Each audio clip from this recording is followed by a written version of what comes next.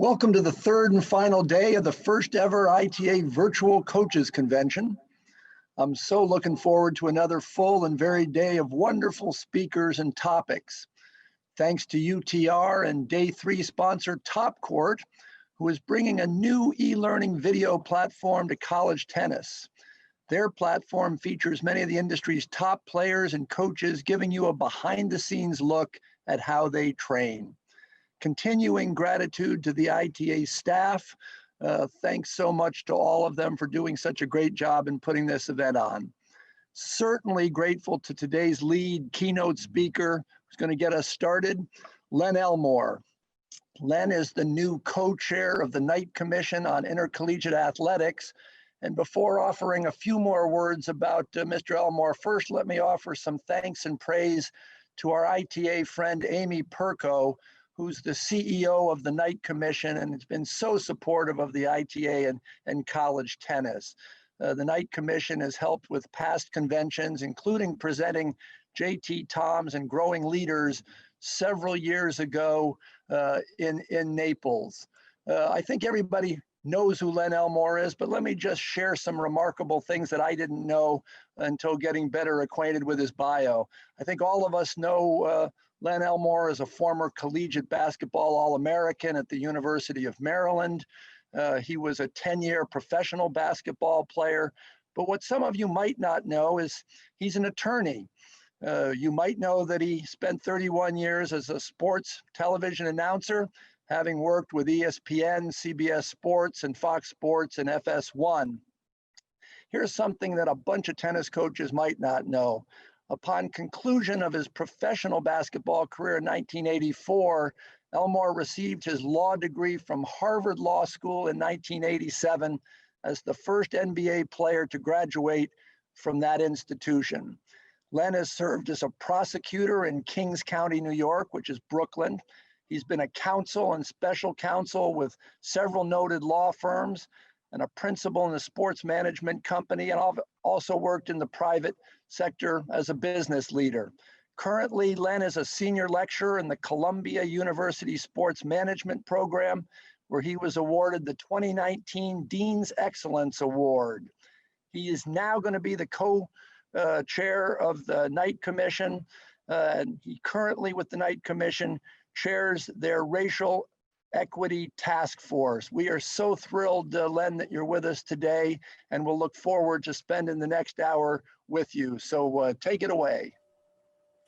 Well, thank you very much, Tim, and I appreciate the introduction. Obviously, what it says is that I try to stay busy. I get bored easily. No, it's an honor to be able to sit and speak with you all today. The title of this talk essentially is the title of the course that I teach at Columbia, and it is Athlete Activism and Social Justice. Now, that course is a survey of the history of athletes, primarily, but not all Black, who use their stature and their platform to speak out against injustice and inequality at a risk and at a price. Now, some were ostracized and some even lost opportunities. Others triumphed in getting their message across and affecting change. And still others persevere to this day. And it was all conducted against a backdrop of social, political, and economic occurrences that shaped America. Now, my purpose here today, it's not to recreate that 12-week course that I teach, nor is it to convene some type of kumbaya session where we all hold hands and sing songs of love and unity, although that is kind of the feeling I hope we leave with today. Nope, we're in an unprecedented moment in human history, and as we face the convergence of two pandemics, two viruses that have taken their toll on our society and on the American social fabric. One virus, of course, is COVID-19, which has claimed too many lives, thrust too many lives, businesses, and livelihoods into turmoil. But the other virus is the virus of racism, too often dormant in most who host the virus. But now, over the past several years, it's taken on epic proportions, manifest by political and social divisions so visible that we find ourselves at a crossroads in our society. And no person, no walk of life is immune, least of all sport. And because sport is such a prominent thread in our social fabric, we cannot speak about either malady without invoking sport. So the goal today is to generate some serious thought, then some dialogue, maybe between us or among yourselves, about where we are today regarding race and sport. For our purposes, we can talk about the sport of tennis in America as well, and how racism had influenced and actually maybe been overcome to a certain extent. But most of all, we want to talk about why and how we got there and where we must go to move forward. Now, we need to know as athletes, as former athletes, as coaches of athletes, and caring global citizens, we need to know how best can we use our platforms, our esteem, our reputations, and the power of caring to affect positive change that, as Dr. Martin Luther King has said, bends the arc of the moral universe towards justice. And that's a job I think we all must undertake. But to get an idea of where we're going or to chart a path to where we want to be, we must first look at where we've been. Racism is defined as a system of economic, political, social, and cultural deprivations that perpetuate an unequal distribution of rights, privileges, resources, and power based on skin color and between people who are white and people of color. And in America, we're talking about Blacks and indigenous people historically. In the United States, the specific dimension of racism is that its operation elevates whites over Blacks and other folks of color. Now, there is no doubt that racial stress exists in our country, a country founded on the purported principle that all men are created equal. It is inarguable that when Black Africans were brought to this country and were not considered the equal of white people. Sure, there were freed Blacks in the Northeast and in isolated regions, yet even they were looked upon as foreign, despite the fact that, except for indigenous people, everyone was foreign. We all came over on boats. But the overwhelming numbers of those Africans and their descendants were defined by law as property from 1619 until the emancipation in 1863. And even then, that law applied to the Union as the Confederacy seceded. It wasn't until the surrender of the Confederacy that under law, all Blacks were free from legalized slavery. But prior to that, the slave codes were in effect. And that's before the Civil War. And the slave codes were laws that existed throughout most of the early United States. And that prevented free travel by slaves, prevented free assembly by slaves, prevented ownership of firearms by slaves, and it prevented slaves from being taught to read and write. And we need to understand what these Black codes did to America and to Americans. Now, after the Civil War, beyond the rejection of Reconstruction, and then the acceptance of Jim Crow, which relied upon the Supreme Court's pronouncement in Plessy versus Ferguson that separate but equal in all walks of life and accommodation in America was accepted law. We've got to see how twisted our views of race have become based upon those things and now looking at ourselves in the modern world. Most prominent is the exploitation of Black labor post-Civil War and post-slavery, and the invocation of white superiority in almost every aspect of American life. The false concept of white superiority has taken many guises throughout the history of the races coexisting in America. And law was used in ways that allowed the elements of slavery to continue, through segregation, through mass incarceration that led to free labor, through the denial of education opportunities, the denial of the right to vote, or making voting an absurd burden. And the goal was to reduce the political impact of freed slaves in the South during the post-Civil War Reconstruction period, and that carried on even almost till today. And who was charged with upholding these Black codes with Jim Crow and the other onerous restrictions upon Blacks? It was law enforcement, of course. And we can't begin to understand the events of today, the reasons for the protests, the outcry and the anguish until we understand the history of policing in the United States and the role it has played in the oppression and subjugation of people of color, most specifically Black people. Now, these codes, along with slavery itself, purportedly ended upon the Civil War. But in other so-called lawful forms, as I mentioned, these codes remained imposed on now free Black people. The 13th Amendment ended the institution of slavery, but in the South, and even in areas in the North and the West, harsh criminal and civil laws continued to keep Blacks unchained, but unmistakably in bondage. The remnants exist today. George Floyd, Breonna Taylor, Ahmaud Arbery, Rayshard Brooks, Jacob Blake, and far too many others are the latest human beings treated as something other than human by law enforcement, and others attempting to act as law enforcement. Why is it that perpetrators of these crimes against humanity often hide behind law enforcement or that guise of law enforcement? The police in the United States have always been used as a method of subjugation and control. The title of police or other law officers has been a tool to intimidate.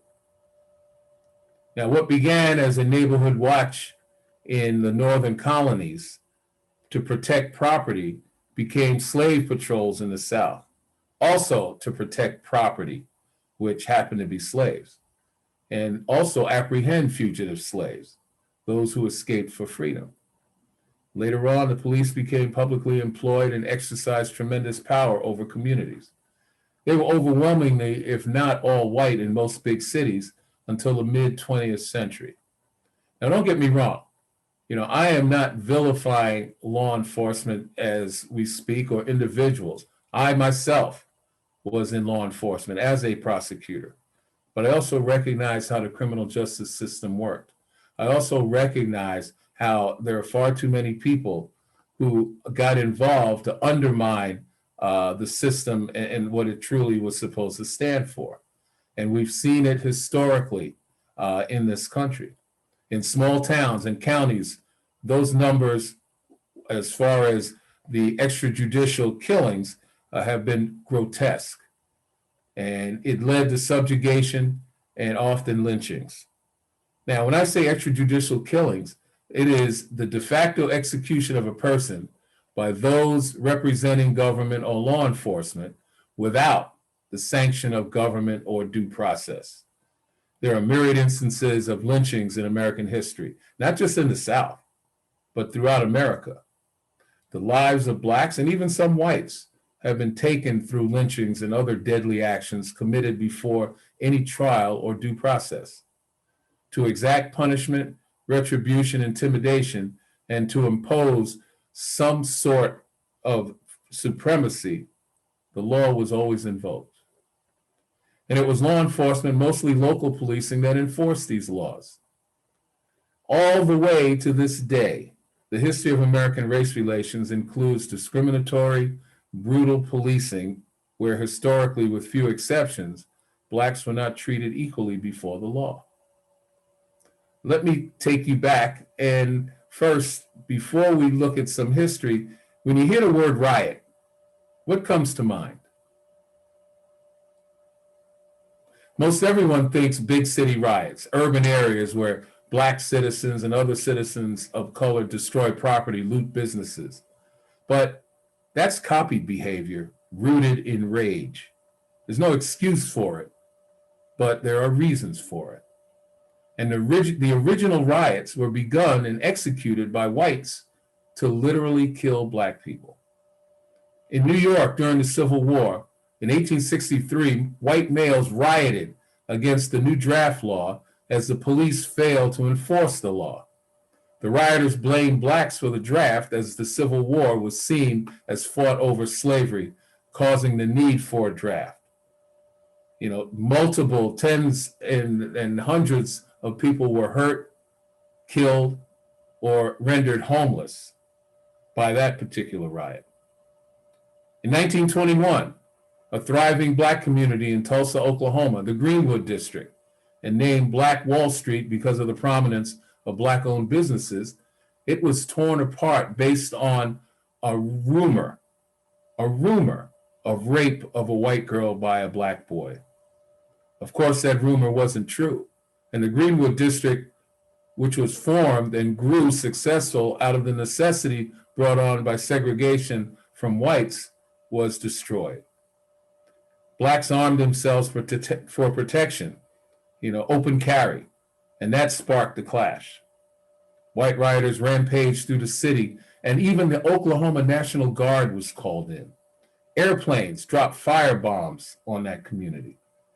And it's been documented, and even several months ago on 60 Minutes. If anybody has the opportunity to go online to take a look and hear that history. The Greenwood District, as I said, was destroyed. Hundreds of people were seriously injured and killed as mobs of whites attacked and destroyed property and businesses. Black people, citizens of that city who helped build community, were buried, nameless, in unmarked graves, their lives seemingly held worthless by the whites who buried them, all under the guise of law enforcement. In 1923, in a Florida town called Rosewood, a small Black town, but it was destroyed and citizens hurt and killed, again, based on another false accusation of Black on white rape. The KKK became involved. Law enforcement wrongly blamed a Black suspect. Families and homes torn apart.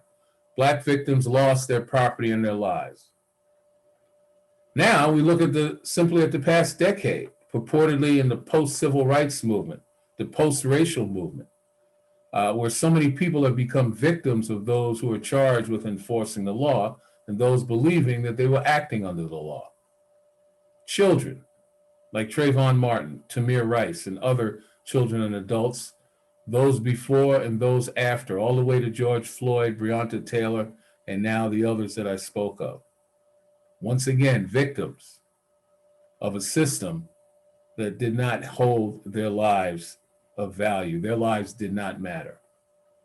And I recall these few examples of so many instances prior and during the civil rights movement of the 50s and 60s, where the law and those who appeared to be acting under the law exercised a privilege that subjected Blacks to a sort of intimidation and subjugation that no white person would ever stand for.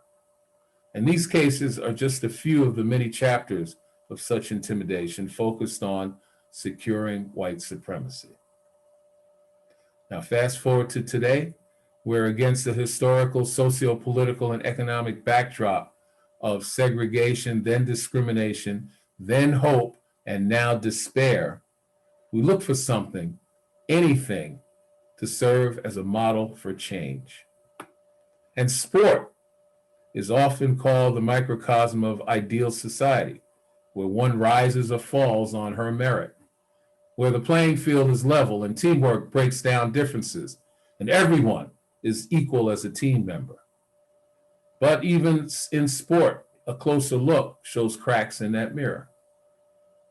Sport may superficially bear those values, but a closer look shows many of the same characteristics of devaluing one's humanity, a disregard of one's merit because of skin color or gender.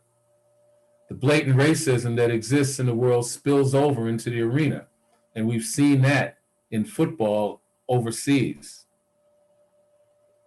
The veiled racism is visible when players take a knee and the reaction turns into a question of their patriotism and ignorance of the type of history I just recounted. It is also manifest in hiring practices by many of the major leagues and their team offices.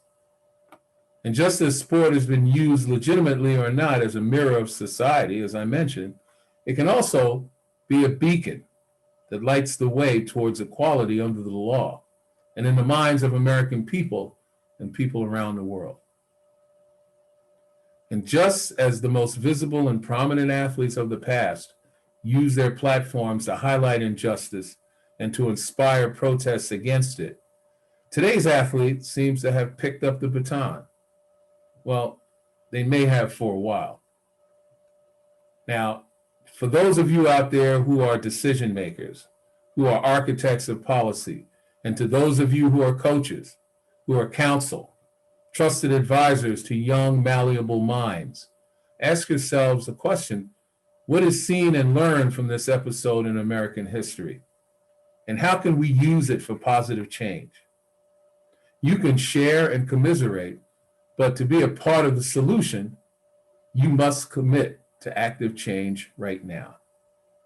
Particularly if you're a coach, a molder of young minds and habits, you can scale the obstacles and light that beacon to illustrate the way towards fairness and equality.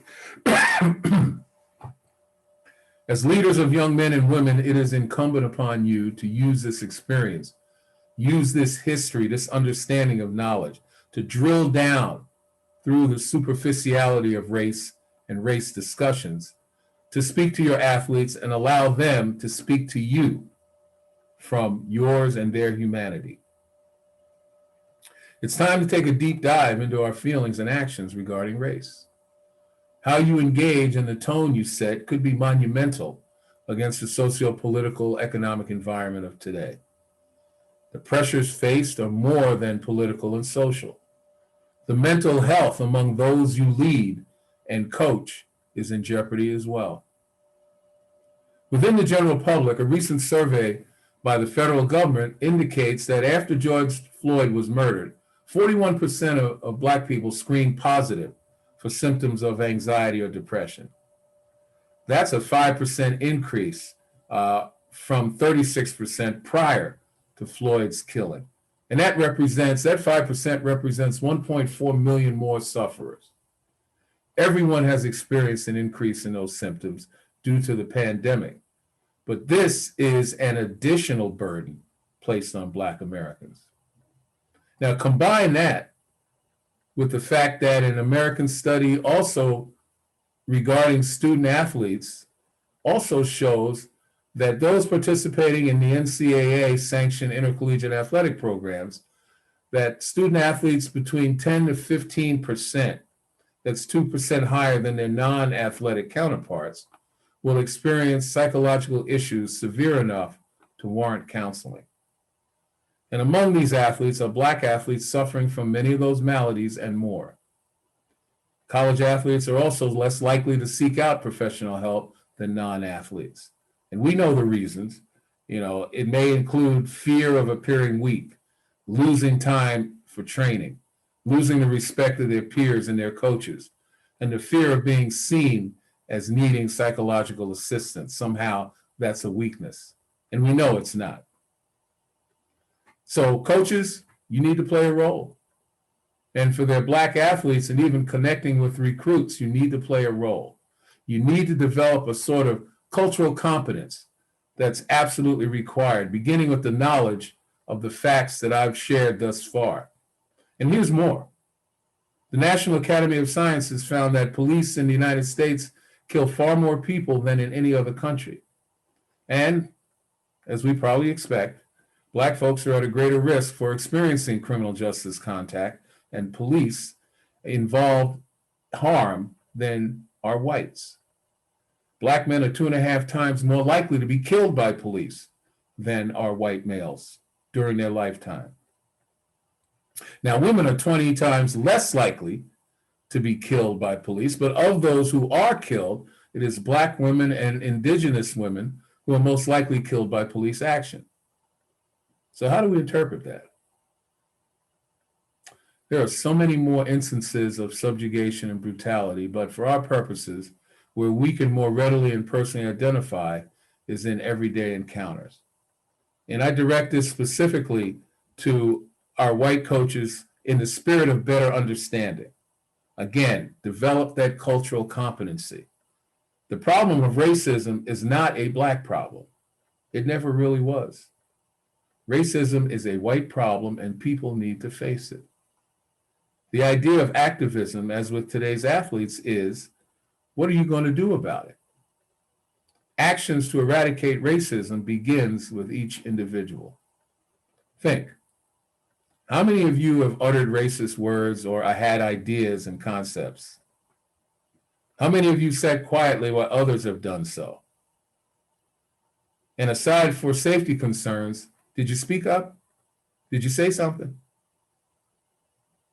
While this has been true for as long as Black and white people have coexisted in America, it is not enough for you not to be racist, as almost all of you probably are saying to yourselves right now. I'm not racist. For meaningful change, though, you have to affirmatively be anti-racist, which requires actions beyond mere words. How many have read or heard of Robin DiAngelo and her book, White Fragility?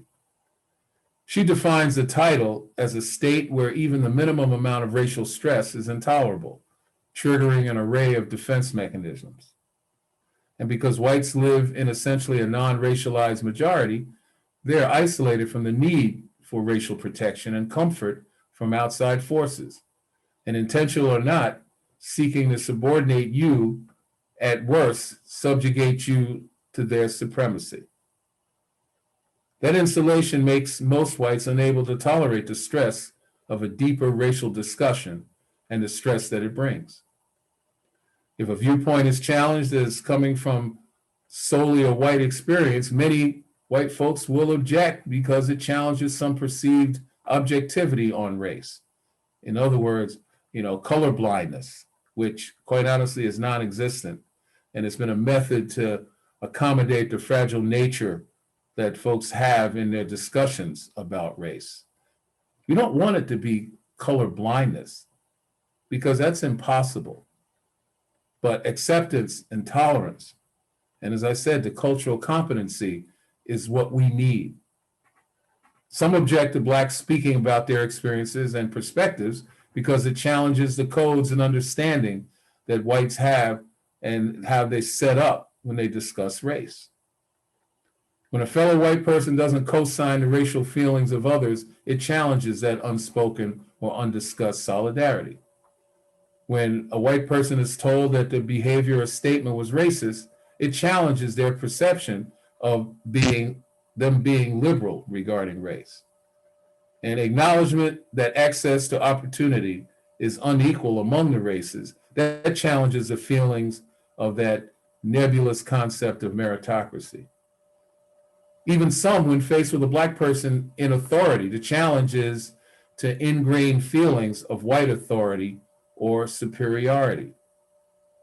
There are so many more challenges that are part of the response expressions of anger, fear, and possibly guilt. And DiAngelo lists those.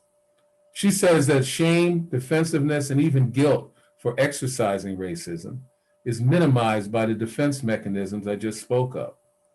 And those defense mechanisms deny the existence of racism, or they divert the issue by saying, what about? What about these people? What about that?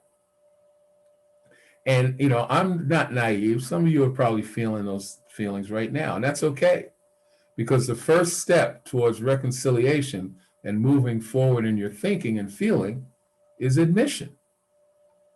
Now, most of you have been bombarded with that term, white privilege. I know. And I know it's exhausting, and I'm sure that people are unnerved by it. But I believe the concept is true. I've been on this earth 68 years. I've seen a lot. What's important to start ridding yourself of that attitude is understanding this. Privilege, it doesn't mean that your life isn't hard. What privilege means is that your life isn't hard because of your skin color. So what we've seen and learned from these episodes in American history that I've related, and even in tennis history, you got to use that for positive change. You can share, understand, commiserate, and then commit to change now. As I said, you can light that beacon and illuminate the way towards fairness and equality. Use this experience, whether you're moved by what I say, whether you're insulted by what I say, whether you're embarrassed by what I say, but use it to drill down through the superficiality of race and speak from your humanity. I read about a young woman, Brienne Minor, who several years ago became the first Black female NCAA singles title winner and the first Black person to win a singles title in NCAA competition since Arthur Ashe won it in 1965.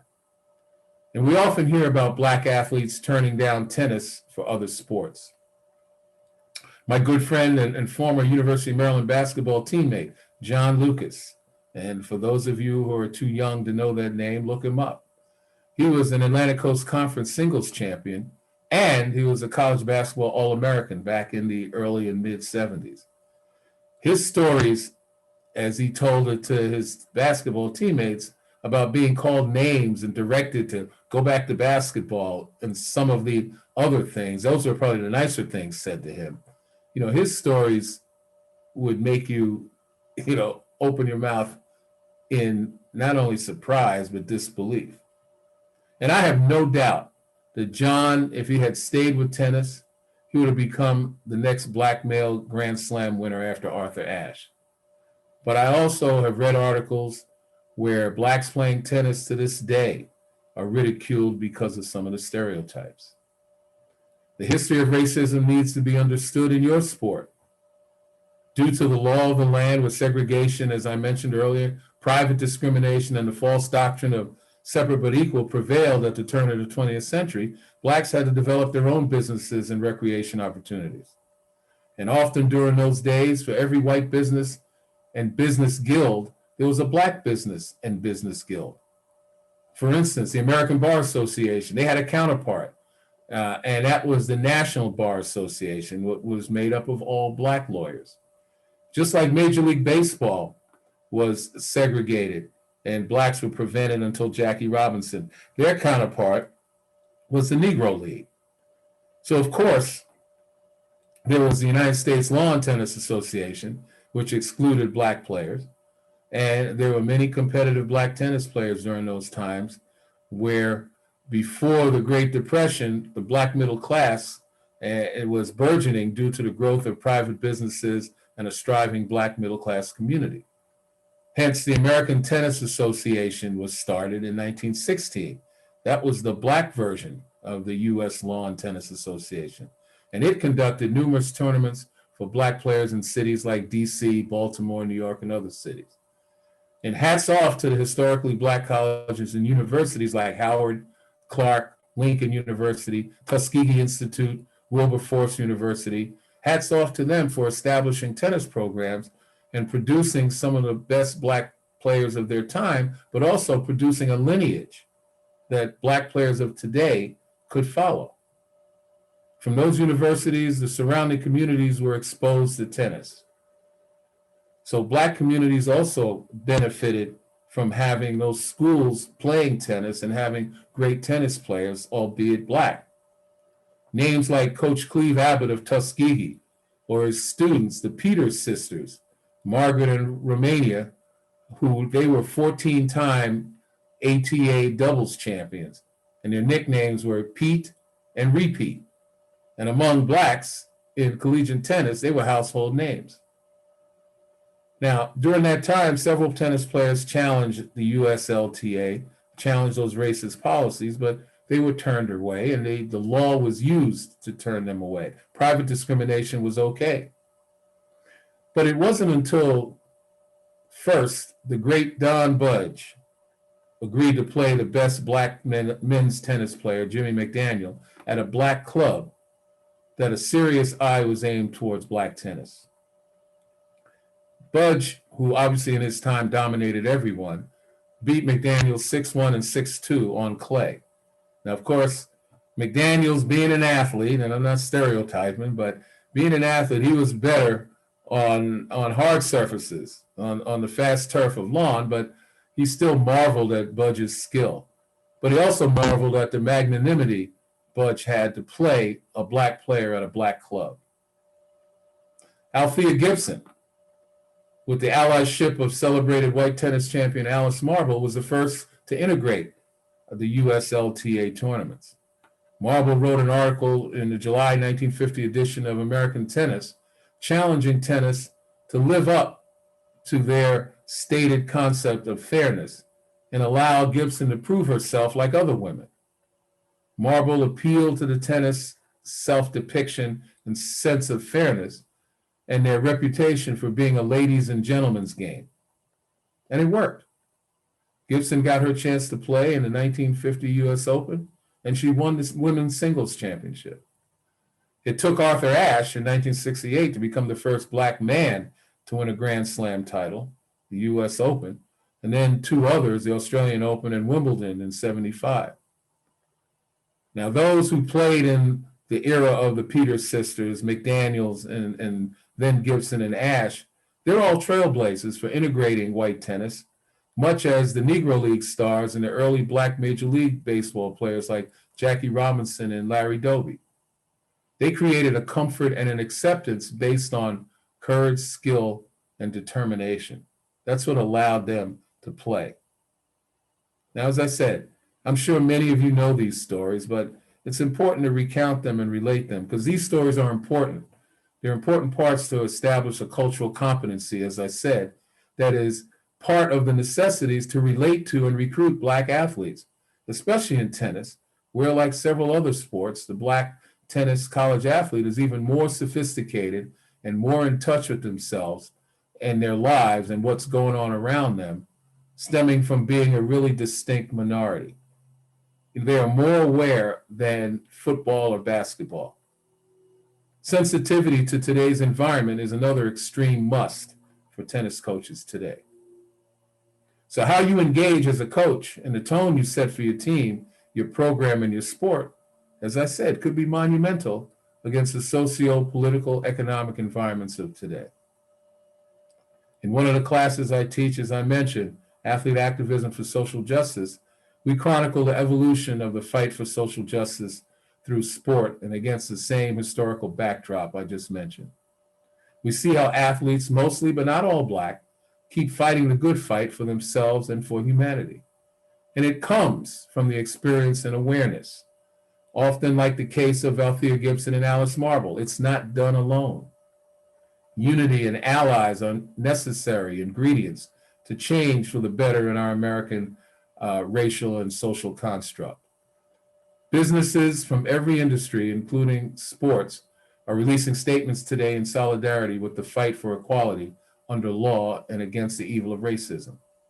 And tennis in particular, collegiate tennis, because of its dearth of black participants, you guys have to speak loudly and in unison. Demonstrate a welcoming environment by knowledge and understanding. What intercollegiate tennis does to support these statements will tell the true story. It can open gates to access a new source of bright athletes who want to compete. This is most important to remember. Justice will not be served until those who are unaffected are as outraged as those who are. I'll repeat it again. It's not enough to be not racist yourself. Humanity and morality requires all of us to be anti-racist. So today we're seeing a difference in the demonstration and petitioning of government.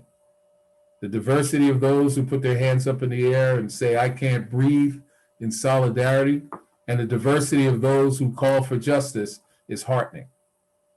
It leaves me optimistic that we as Americans are beginning to see and understand and feel what has happened historically and what continues to happen. We're starting to understand that it's wrong and it threatens our national peace and tranquility. As with other sports, tennis can do its part to change the nation, even the world. It can create those ambassadors, coached by you, taught by you, who might see the sport and the world in your likeness. Nelson Mandela aptly described the value of sport in affecting positive change when he said, "Sport has the power to inspire. It has the power to unite people in a way little else does. Sport can create hope where once there was only despair. And it is important and more powerful than government in breaking down racial barriers." So I'll leave you with this. As coaches, college teachers, mentors, and representatives of your sport, to affect the change you want, you must be the change that you desire. So with that, thanks very much. Hopefully there's something that you got from this little talk. And I guess, Tim, I don't know if you're going to open for questions or however you want to handle it. It's up to you. Indeed, Len, thank you for that profoundly important presentation, which was both scholarly and practical, and your preparation and your knowledge of tennis and college tennis so impressive to all of us. I was personally moved by your statement of what is the commitment to active change. And one of the things that we said yesterday when Dr. Lavoie was on, when we were talking about women's coaches and lifting up women, I had reflected, Len, that in my role as a CEO, I've started to try to have conversations. And this conversation about race is so important, and to have you lead off an institutional association-wide conversation is so important. I did want to share just briefly with the coaches some of the things that the ITA is doing while people are thinking of their questions, and I'd ask you to be writing your questions in the Q&A box, and we'll do like we did yesterday with Dr. Lavoie. But we've not only at the ITA added a commitment to race and racial justice in our strategic plan. People, I think, hopefully saw the statement of solidarity that we posted, but I was really impressed, Len, when you referenced the ATA. I want everybody at the ITA to know that there's a group called TIU, which is Tennis Industry United, and that Roxanne Aaron from the ATA is a leader on that group. The timing of your presentation today was pretty amazing, because the International Tennis Federation today is putting out a new exhibit, and I'm going to ask our team behind the scenes if they can maybe roll a little something on the screen. They're putting out a new exhibit called Breaking Barriers, and this is at the Tennis Hall of Fame, and I certainly would ask everyone to go on the website, and we'll post the link in the chat box. But Breaking Barriers is a new presentation, new exhibit virtual that's gone out about the ATA and Black tennis pioneers, featuring a multimedia timeline spanning more than 120 years of Black tennis history. So the fact, Len, that you were so timely, I don't think any of us knew this was coming out with the Tennis Hall of Fame today. Really impressed with your reminder about Brianne Miner. Certainly want to lift up also Katrina Adams, who was in our ITA Women's Hall of Fame, who's gone on to be the CEO and chairman of the USTA. Some of the things Dave Mullins and I have been doing is having conversations, Len, with our HBCU coaches, ADs, and commissioners. And you were right in sync with Dr. Dennis Thomas, the commissioner of the MEAC, who last week when I was on a call with him, he said to me, Tim, I've been at this for 2 decades. Don't just write something in your strategic plan. Show me what you're going to do. And I was interested to hear you talk about what actions we're going to do. So before we take the first questions, I'm going to put in the chat box, because Len referenced one book. I'm reading 2 wonderful books now, one by Professor Eddie Glaude at Princeton called Begin Again, and then Michael Eric Dyson's new book called Long Time Coming, Reckoning with Race in America. So as our coaches are looking for things to read over the holidays, we'll put those in the chat box. And I would also encourage people to follow Ken Shropshire, who's the CEO of the ASU Global Sport Institute, who really on a day-to-day basis is wrestling with these issues. So with that, let me just turn to our questions, Len. First of all, I just loved how this one started. Jeremy Loomis, amazing presentation, thank you. Played at UMD and have heard many stories about John Lucas.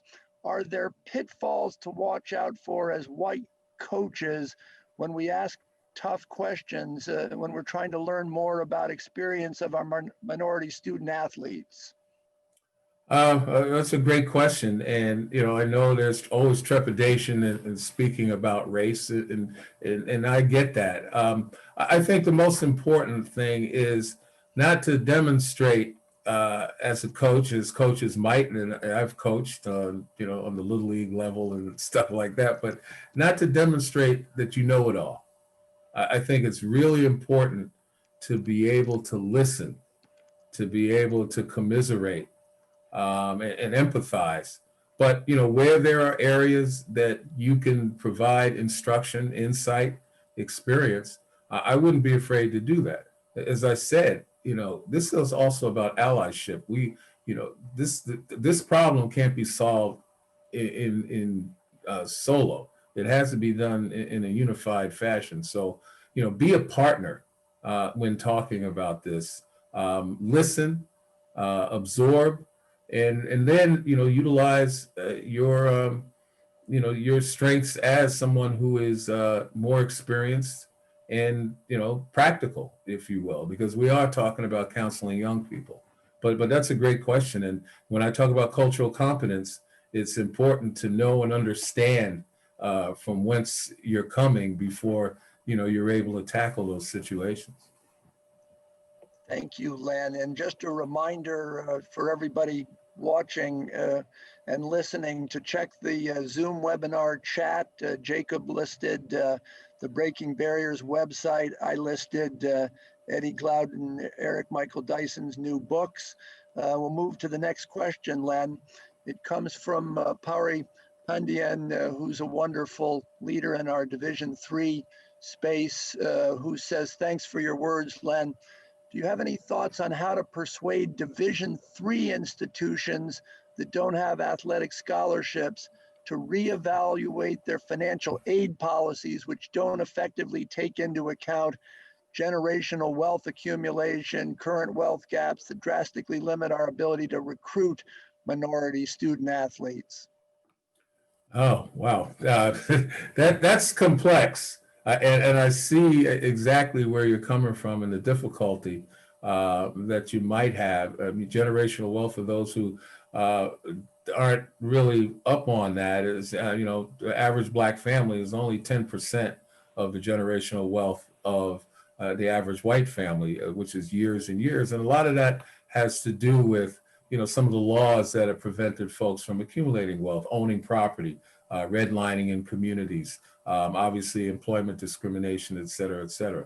I think, though, that the best way is across the board, not just for sport, but across the board, to be able to, bring these facts to light, in a way that, they can understand, and also to show examples of people who have gotten opportunity and have succeeded extraordinarily well. And then I guess invoke the mission, the education mission of the institution, and say that, you can't foreclose, based on these historical barriers.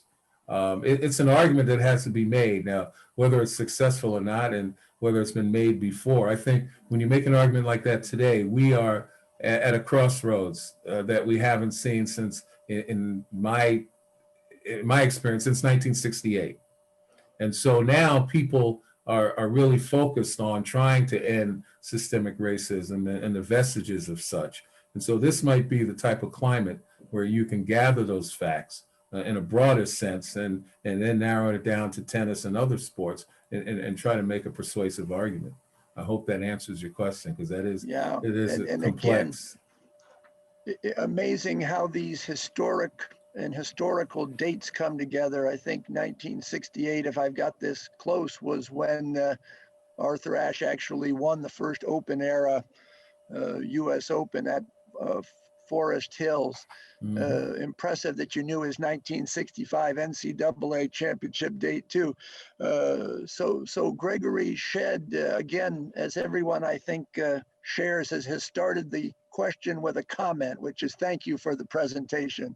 And we all thank you. So it says, I find that BIPOC student athletes are often drawn into these conversations by administration, whether they want to or not. How much pressure should be applied to try and break down those barriers? Well, if you're speaking of a barrier, whether some of these young people don't want to be involved, I just think that, the opportunity has to be offered. And whether or not individuals want to partake, that's fine. And as I said, it's not just the young people of color. I think their white teammates and others need to understand this and probably can avail themselves of it and find benefit from it more so than those student athletes of color. So make it available is what I would say, and then you can take it from there. Amazing the cross-pollination between Dr. Lavoie's presentations and yours, Len, because her advice to us yesterday was very similar. One, to your last question about scholarships, which was when you're going to the administration, be data-driven, show up calmly with the facts. But the other, when we were talking about women coaches, it was how important it was for the men coaches to participate in the conversation. So I'm hearing you say the same thing. This is not just dealing with the players of color, but how our white teammates participate in the conversation as well. So I'm seeing no more open questions, and I think your timing and our timing's been impeccable. Len, you've kept us right on schedule. So if we all had our usual Zoom when we could have reactions, we'd all have our hands clapping and the upward thumbs. We give you a thumbs up for taking the time and give you great rounds of applause and shouts of bravo for joining us. We'll hope to continue our journey with you and hope that you'll continue as part of our conversation. But on behalf of the ITA, we thank you so much for your leadership today and in the world of college sports. Oh, it's been an honor. Thank you very much for the opportunity. Good luck to everyone.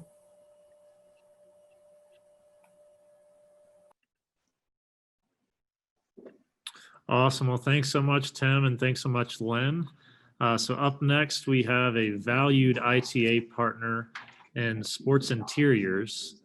Sports Interiors has been the official indoor lighting provider of the ITA for a long time, and they've recently transformed the indoor playing experience for numerous college tennis programs of all levels all over the country through their LED lighting solutions. So we're lucky to have Dan Van Dixhorn here, who is a partner at Sports Interiors.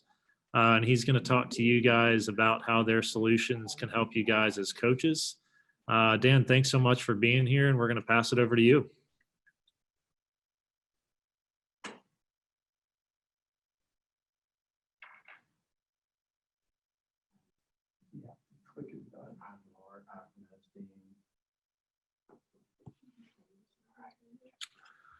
All right, we're trying to connect with Dan here. We're just having a couple technical issues, so stand by just a couple minutes here. Can you hear me now, Corey? Corey, can you hear me now? You, but we can't see you all that well. It's just a blurry screen. Okay. Let me see if this works.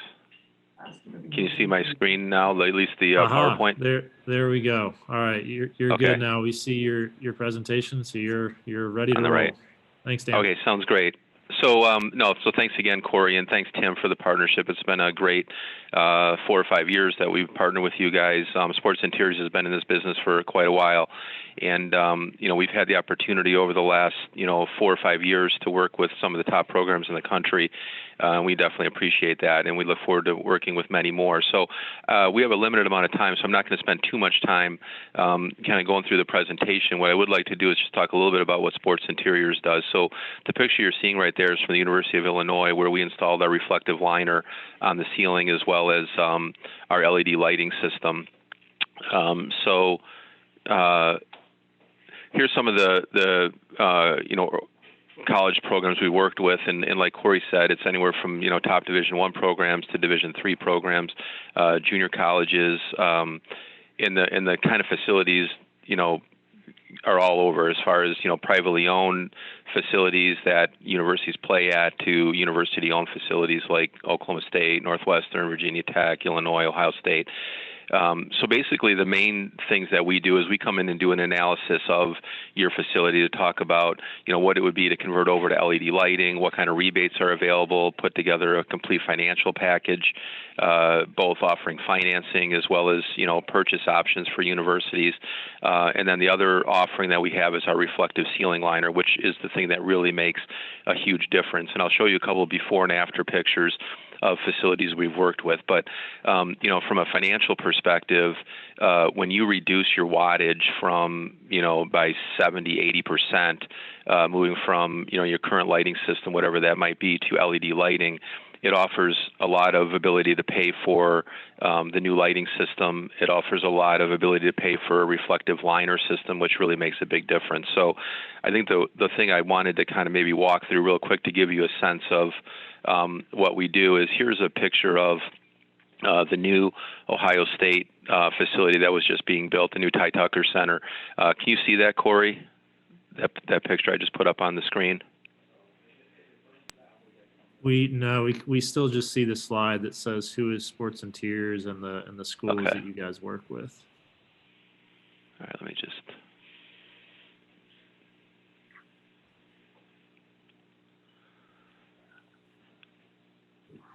How does that look now? Can you see it now? Perfect. There we go. Okay. Yeah, now we see it. So this is the Ohio State facility, and so we go into new facilities as well as existing facilities. So you might have a facility that is not completely up to date, but in this situation you can see this is the shell of the building. The floor hasn't even really been laid down yet, and the walls and ceiling are obviously in a pretty poor condition just because it's just built right now. But here is the difference when you look at what our systems offer. So basically, this is exactly the same building about 2 weeks after we got finished. You can see the reflective ceiling liner in the walls as well. We also installed insulation here, and the light levels obviously are very, very high for this facility. They're going to run anywhere between 125 and 150 foot candles, which is, I would say, one of the brightest facilities in the country. And then kind of going to the next slide, here's now they have the courts laid down, the scoreboards up, and then the final picture here is the lines are laid down and the facility is ready to be used. But this is not an atypical situation when we go into facilities. We did the same thing at Oklahoma State. Before they were supposed to host the NCAA championships, we installed a reflective liner and LED lighting. The light levels increased by about 90%, which is pretty typical. Same with like Northwestern University, University of Virginia, and many other facilities we've had the opportunity to work with. Now, we don't always do reflective liner. So, for instance, Virginia Tech, we just finished installing our LED lighting system in their facility, but they have not installed the liner yet. Hopefully that's a project we'll be working with them on in about a year. Here is this is the Oklahoma State facility before we started there. You can see it's a much different kind of building. It's an open web truss building, and you can see the light levels are something that Chris and his team wanted, increased, obviously. So by installing our liner, removing the current lighting system, and installing our, LED lighting system, these are the after results. So again, increase the light levels pretty dramatically.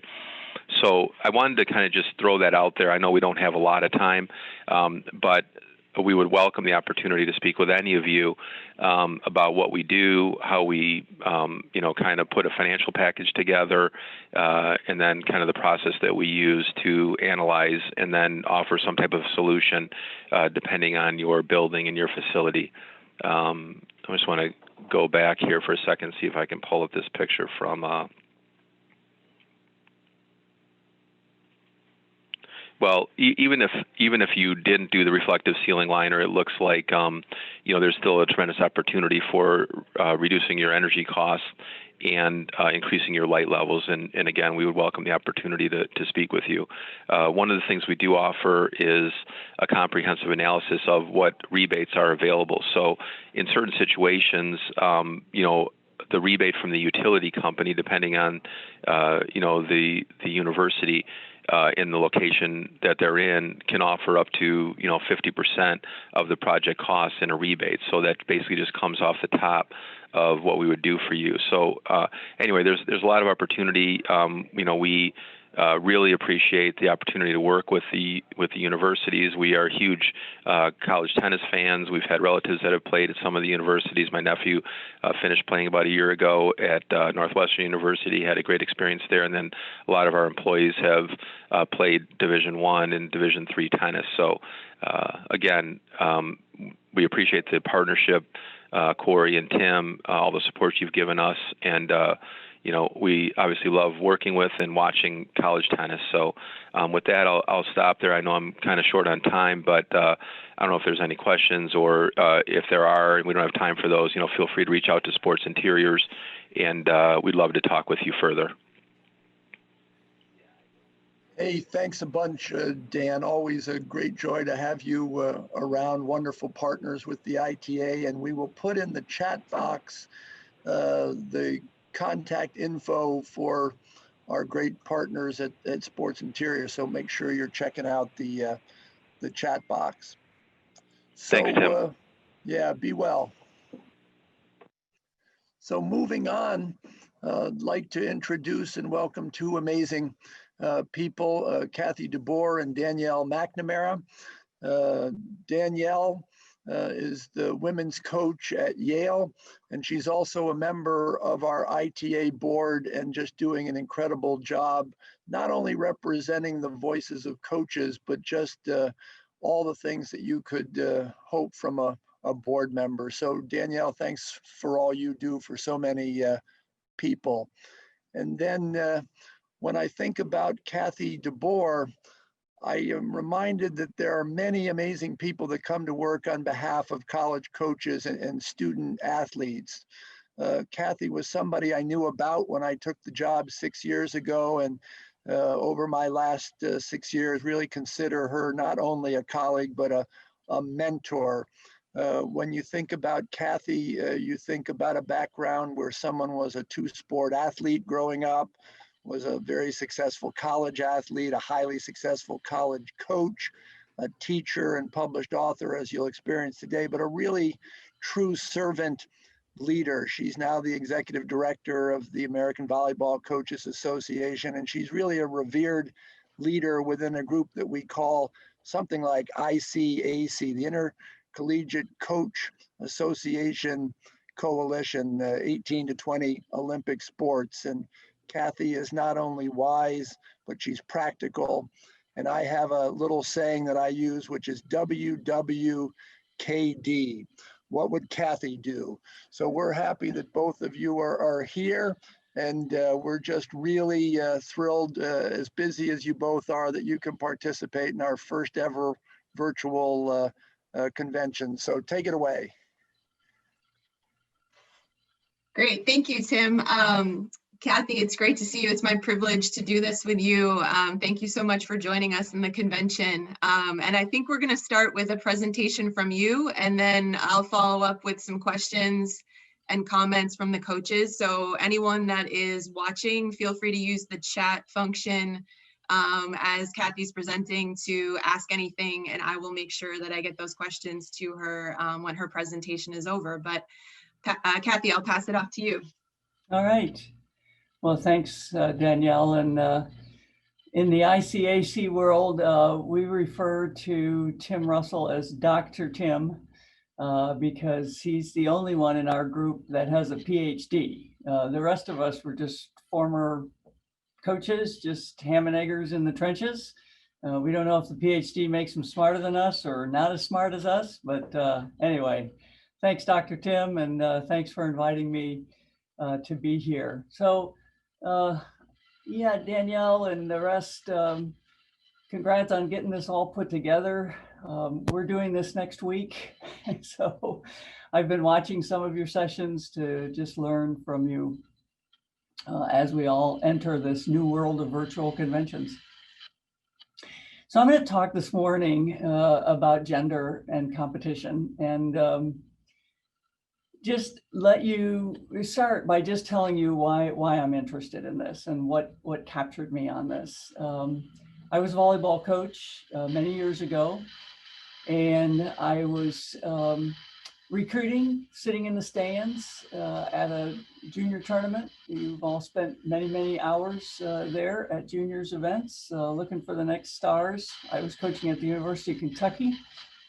And the coach I was sitting with, we had become friends. We'd done clinics together and we had a lot of respect for each other. And his name was Brad. And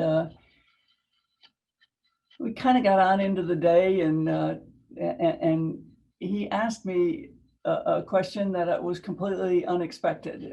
He said to me, I consider you a friend, and so feel like I can ask you this question.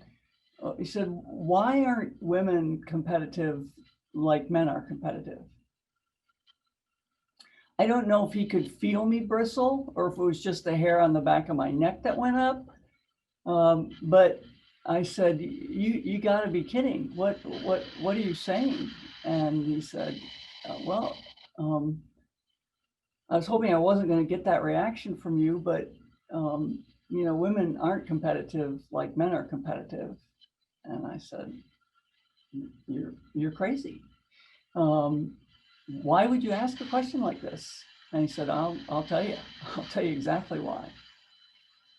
So before I became a women's coach, I was the assistant coach for the men's national team in volleyball. And we were playing in a match.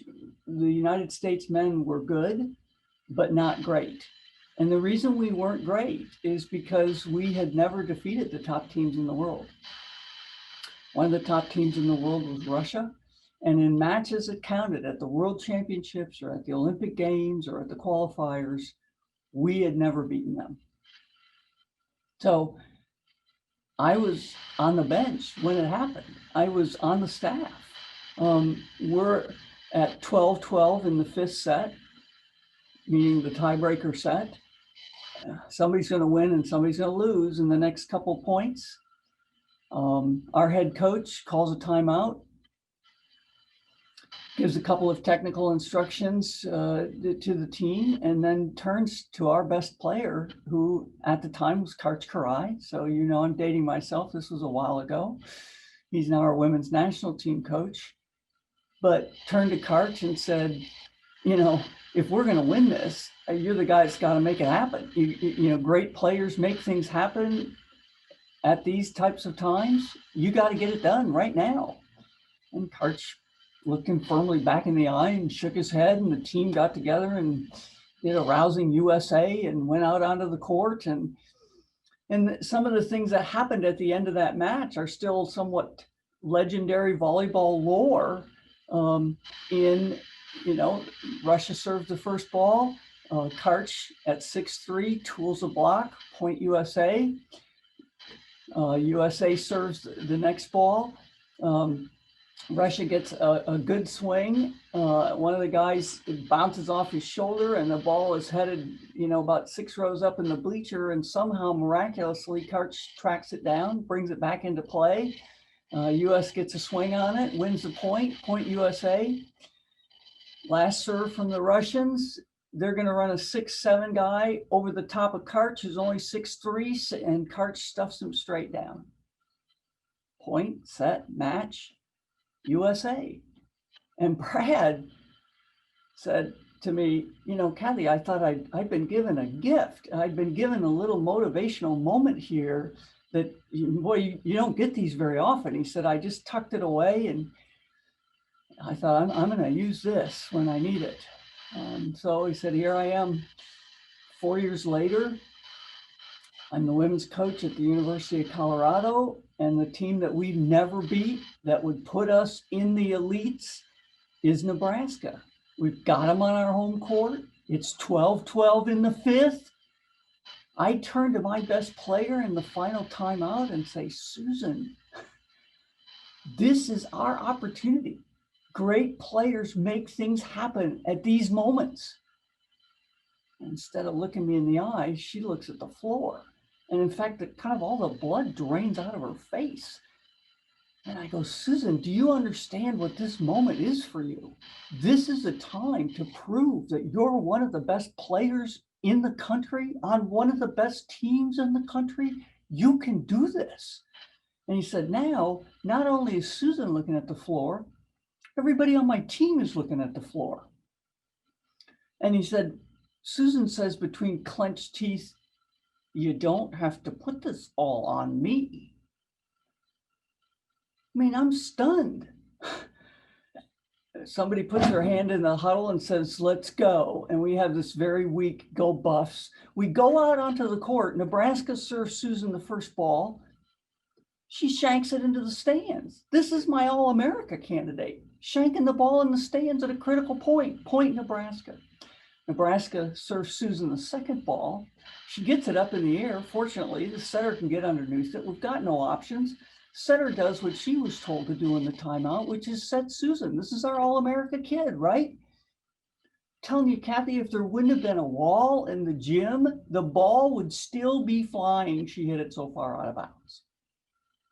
Point Nebraska. Nebraska serves Susan the third ball. They're not dummies. She gets a good pass. The setter's no fool. She's not setting Susan again. She back sets the ball to one of my other players. We get a good swing on a slide, but Nebraska makes a nice save. We're going to get a free ball back. So a free ball in volleyball is an engraved invitation from one team to the other team to run your offense. A good middle school team can side out on a free ball.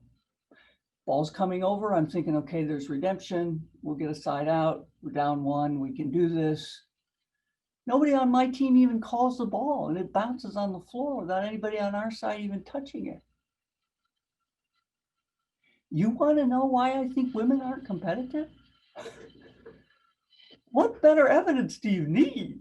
What kind of a collapse is that? How can something like that possibly happen when you have that kind of an opportunity? Okay. So I've told this story quite a few times, and when I tell it to audiences live, there's a very predictable shuffle, movement, giggle in the audience when I get to the line, and now Karch is coaching the University of Colorado women's team. The audience knows something, just like I did. When he was telling me that story, and he got done with the UTA man speech to Karch, and he said, now we're playing against Nebraska, and they're the only critical team we haven't beaten. My gut is going, oh no. Oh no, Brad, you didn't, okay? But frankly, I didn't know what I didn't know.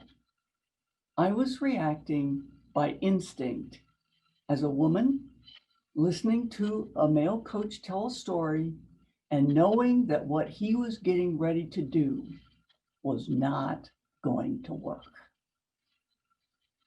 So how did I know that? This is what became the situation that sent me studying, investigating, reading, watching, looking for clues among all of the coaching that I was doing and the coaching that others were doing about, was there really a difference in terms of competitiveness?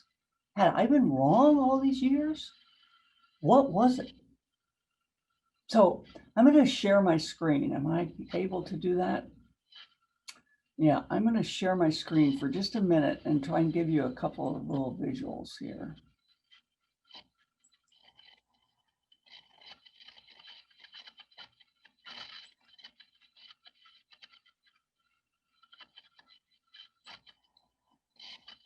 Okay, so we know, I guess first the caveats.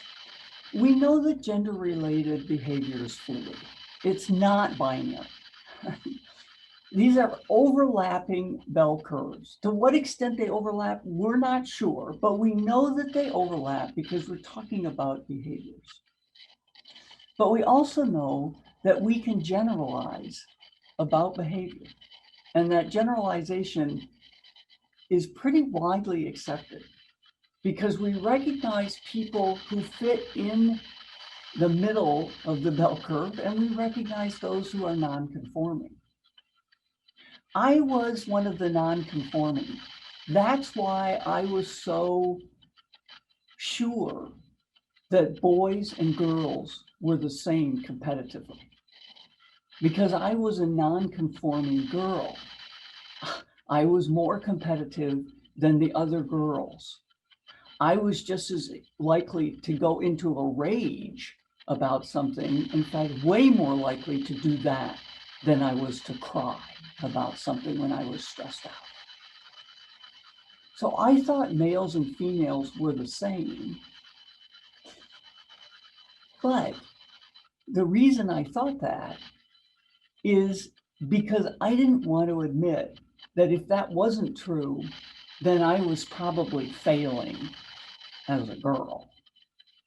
Who wants to fail in their own gender? So I had a slow and lengthy conversion process, but beware, all of you, about people who've been converted from one ideology to another, because then they become prophets. Then they become people who can't stop talking about it. So what I want to discuss with you for a little bit today is just the middle of these bell curves. And to do that, we have to generalize, all right? How did I come to this? I came to it through reading. I came to it through observation. I came to it through marrying a guy who was just as competitive as I was and trying, and we've made it now 38 years, but trying to stay married to that guy. So the middle of these bell curves is what I'd like to talk about here. It's just to give us some shortcuts in dealing with both normative behavior and non-conforming gender-related behavior, all right? We know these bell curves overlap, and one of the other things that we know is that non-conforming examples are more likely to happen in activities that are associated with the other gender. So non-conforming women tennis players, or female volleyball players, or female volleyball coaches, or female tennis coaches. On the men's side, it would be something like dance. You're going to have more non-conforming males in something that's generally been associated with females. So let's talk about these stereotypes. We know, number one, that they're all influenced by two things, by biology and by socialization. So the biology part of it is hormones. Duh. All right. The incidence, the appearance of testosterone in males is about 70 times, 70% time, no, not percent, 70 times more testosterone in males than females. Same with estrogen, progesterone. Those are the ones we generally talk about, but there are other differences also in terms of gender and hormones. And we know that these impact behavior, okay? So we also know that socialization impacts behavior. We know that how someone was raised, what they were taught are the expectations. Girls don't do this, boys do this, boys don't act like this, girls act like this. What are the normative behaviors within the group is also something that impacts behavior. So the middle of these bell curves, all right? I've given you two just very, very simple examples here to generalize. The one on the left is the male view of the world, all right? It's a hierarchy. You're one up or you're one down. You're the hammer or you're the nail. And the place where the general assumption is the place where you really want to be is alone at the top. That's where everyone is striving to go. On the other hand, female worldview, a generalization, it's like a spider web. It's a complex system of interdependent connections that starts to fall apart if the connections are broken. It's more like a beehive. And the assumption is that where you really want to be is in the middle of a healthy, intact web of relationships. If you accept that these are the kind of generalized stereotypes of male worldview and female worldview, it's not hard to see what they lead to in terms of how we approach competitive behavior, in terms of how we approach what's the most important part of things. Males, results. Am I moving up in the food chain? Females, relationships. Am I connecting appropriately? Are those people connecting with me? Males, outcomes. What's the end game? How am I getting? Okay, females, how am I getting there? What's the process? Males, what do I win if I win? Females, what do I lose if I win? I'm going to stop sharing my screen here and come back to you, because I'd like to talk just briefly about how this impacts what we do as coaches. So let's look at motivation, for instance. Let's just take that as an example and how this would be different. So, you know, I'm sure most of you, many of you watch sports on TV, all right? So I do, just like you do. And I'll share two open mics from basketball, right? One of them is John Calipari, who coaches at the University of Kentucky currently, and it's a timeout. And he's talking to one of the guys on his team who has just gotten beat twice defensively, all right? And what he's saying to him is, are you gonna let this guy take you like that? Are you just gonna give up? I mean, what is this? He's beating the crap out of you. He's embarrassing you. Do you know this game's on TV? You know, everybody's watching this. I mean, this guy is destroying you. Okay, motivation to do better, right? The second one I recall, so you have to go back a little bit with me, but it's Pat Head Summit. Mike in the huddle. They're in the semifinals of the NC2As. They're playing against Michigan State. It's late in the game.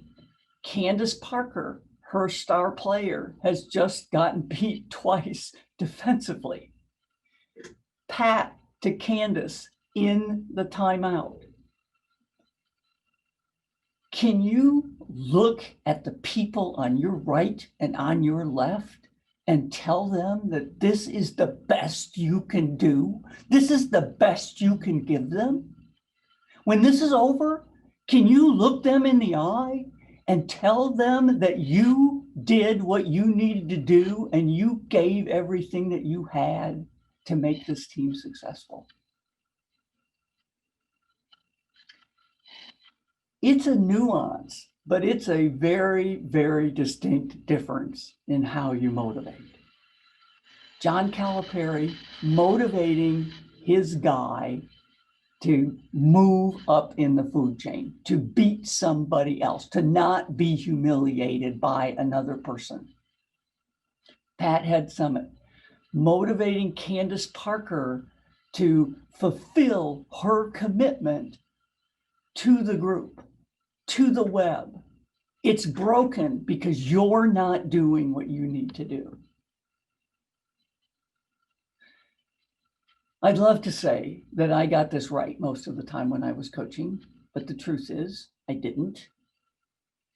Frequently, when I was coaching, I would put kids, women, in mano a mano drills and fatigue them. You're going to see who's competitive, they're tired, who's going to compete, and motivate one of them by challenging her manliness. In other words, are you going to let her destroy you? Are you going to let her beat you? Is this how competitive you are? Let's review the score. One day, I had an athlete just turn to me and say, Gabby, I don't care if I win this drill. She's my friend. Note to self.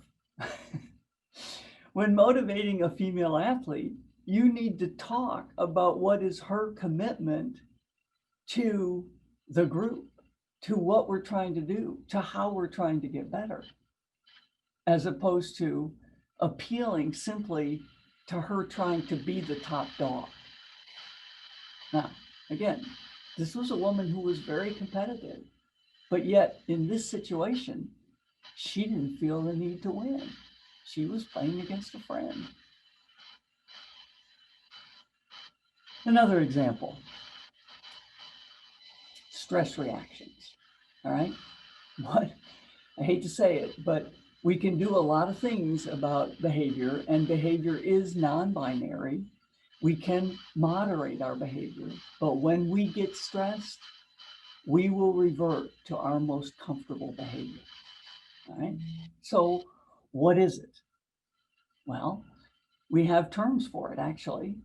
For males, fight or flight, all right? And there is actually literature and medical research that says that when a male loses a contest, it's a temporary impact, but his level of testosterone drops slightly for a period of time. In fact, the research says that the fans, the male fans of the team will have a drop. Flight. Okay? The winning team is emboldened, has a temporary, small, but an increase through victory. Okay? Fight or flight.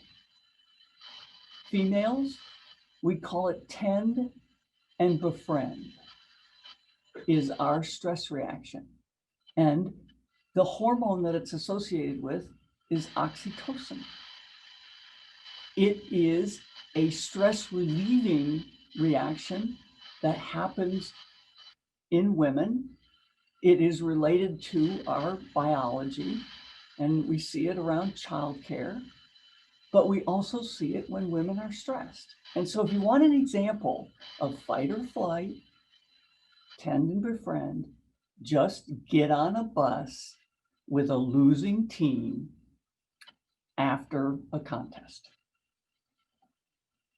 If it's a bus full of men or a carload full of boys, they're quiet, generally.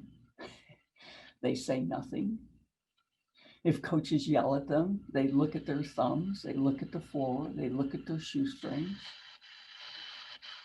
Get on a bus with a group of women who have just lost, and very quickly, there will be lots of conversation. They will change seats, talk to each other. They will be more verbal than they usually are, okay? This is one of the things that drives male coaches crazy, because they go, we just got our asses kicked. You don't even care. No, this is women's stress reaction. Tend and befriend. One last point, and then I'd like to have some discussion with you about what do we do with this information. And it is the whole issue of who keeps the gender norms within a gender. All right, maybe it's kind of a crazy question, but it has a lot of impact on coaching. All right, let me start again with just a short story. I worked for C.M. Newton at the University of Kentucky. I was the Associate Athletics Director for fundraising for him for a while.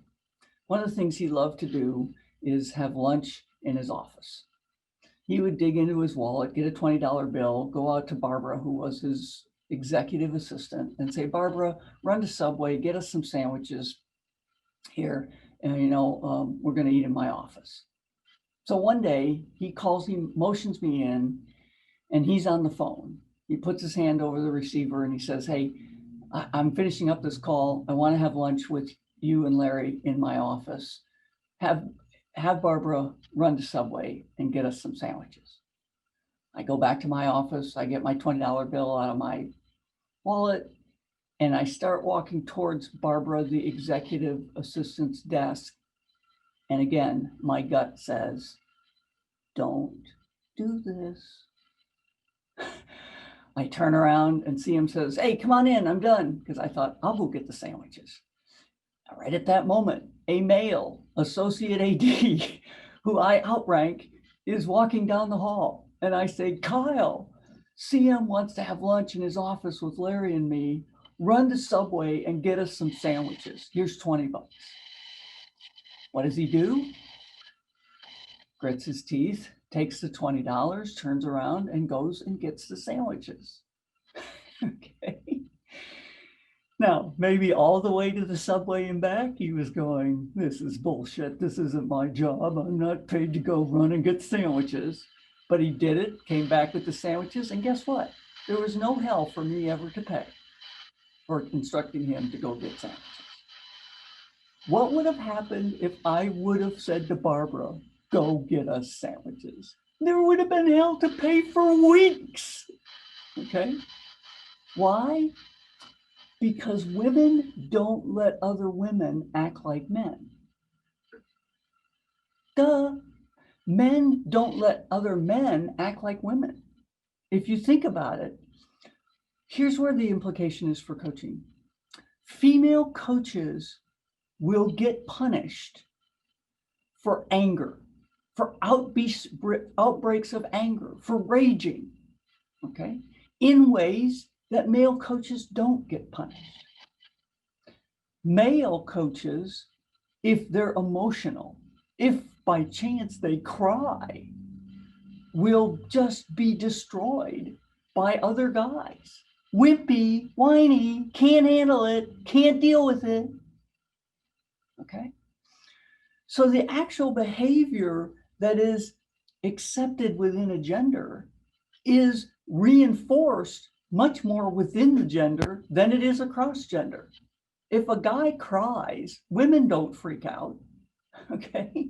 If a woman throws a fit, I mean, men don't freak out. They may not like it either way, but they don't freak out because we recognize these emotions as stress reactions and we're okay with the fact that they happen. So again, I wish I could tell you in my coaching career that I'd never made that mistake, but I did multiple times. I had athletes on the court tell me to sit down and calm down when I was throwing a fit on the sideline. Okay, they weren't going to take it. Now, I've never seen Calipari get that response from any of his male athletes, or Rick Pitino or Tubby Smith or any of the other people that I watched closely in their coaching days at Kentucky. I never saw a guy go, hey, coach, settle down. I got it. Good grief. So gender behavior reinforced within the gender, and it has ramifications for coaching. We let the same gender, our similar gender, we don't let get away with what we'll let the other gender get away with. Mm-hmm. Mm-hmm. So anyway, I'm going to close my part of this presentation with a request that you choose awareness over instinct. Okay. To say, I think with the issue of gender, it's part of our identity. And yet we don't want it to matter. We don't want it to matter when we're coaching. We don't want it to matter when we're applying for a job. We don't want it to matter when we're negotiating our salary. We don't want it to matter in the workplace. We always notice it. Think of the last time that you were with somebody and you didn't know if you were with a male or a female, if you can even remember it. I can tell you you were uncomfortable. I don't even know you, but I can tell you you were uncomfortable. This is something we feel like we need to know, okay? And so if we notice it, it must matter. What I'm asking you to look at today and with this presentation is, where does it matter? It's about behavior. How do we become more effective coaches? And how do we become more effective people within our association, knowing what we know about gender behavior? So choose awareness over instinct. Mm-hmm. So with that, I'd like to hear and have some dialogue with you. Yeah, Danielle. no, this is so interesting, Kathy. Thank you. I know my head was nodding a lot. I'm sure many of our coaches listening to you can relate to so much of what you just said. And I think being a great coach and having a successful program, it's so much more than just the X's and O's. And it's the things like some of the things you're talking about here that can get sometimes overlooked. So thank you for sharing this. And for having the conversation. And I think the first question I'd like to ask you is, most of your work has been done with team sports. So how would you say this can apply to individual sport athletes like tennis players? Yeah. Well, the first thing would be, what's the significance of the coach-player relationship? Okay, and does it differ by gender? All right. And I guess I would say it both ways. Does it differ with female coaches coaching female athletes? And does it differ with male coaches coaching female athletes? And I think it does. And then female coaches coaching male athletes. What are the critical things in the coach-player relationship? When you're coaching women, the critical things, the first thing is she's going to want to know, do you care about her? Not as a tennis player. Do you care about her as a human? Whether you're a male coach or you're a female coach, do you care about her? Mm-hmm. Okay, would be number one. And then the second thing is, does she like you? And if you're a female coach, does she like you is more important than if you're a male coach. Right? So, one, do you care about me? Two, do I like you? If you're coaching guys, number one, can you make me better? Can you make me a better tennis player? Okay. And if you can make me a better tennis player, I don't have to like you. Two, do I respect you? If I respect you, I can hate your guts. But it's like, okay, hey, he's a good tennis coach. Hate his guts. Hate her guts. But she's a good tennis coach. And boy, you know, I've become a better tennis player because of her, because of him. And so that's good enough. So I think that one is probably one of the biggest issues. What would you say? Do you see things about motivating female athletes along gender lines? I think so, yeah. What you said about what matters to the female athlete coached by a female coach really resonates with me. I can feel sometimes, you know, the eyes on the coaches. I have a female assistant as well. And it's like they kind of hang on your every word, or like the tone of voice, or like you said, is she upset with me? Even though you may not be upset, the things that, especially as a younger coach, I wouldn't really pay any attention to that, or not nearly as much, I should say. And I think you're right. Like the relationships, the trust, really matters so much with the female athletes. I've only coached one boys high school team. That was the extent of coaching men or boys. So I don't have nearly as much experience there. But yeah, no, that makes a lot of sense. Yeah, I have a good friend who has a male and a female, I mean, a son and a daughter. Okay. And so the son is a little bit older than the daughter, and they were both soccer players. And his name is Kyle, my friend, and it's Kurt and Kristen. And so they were pretty close in age.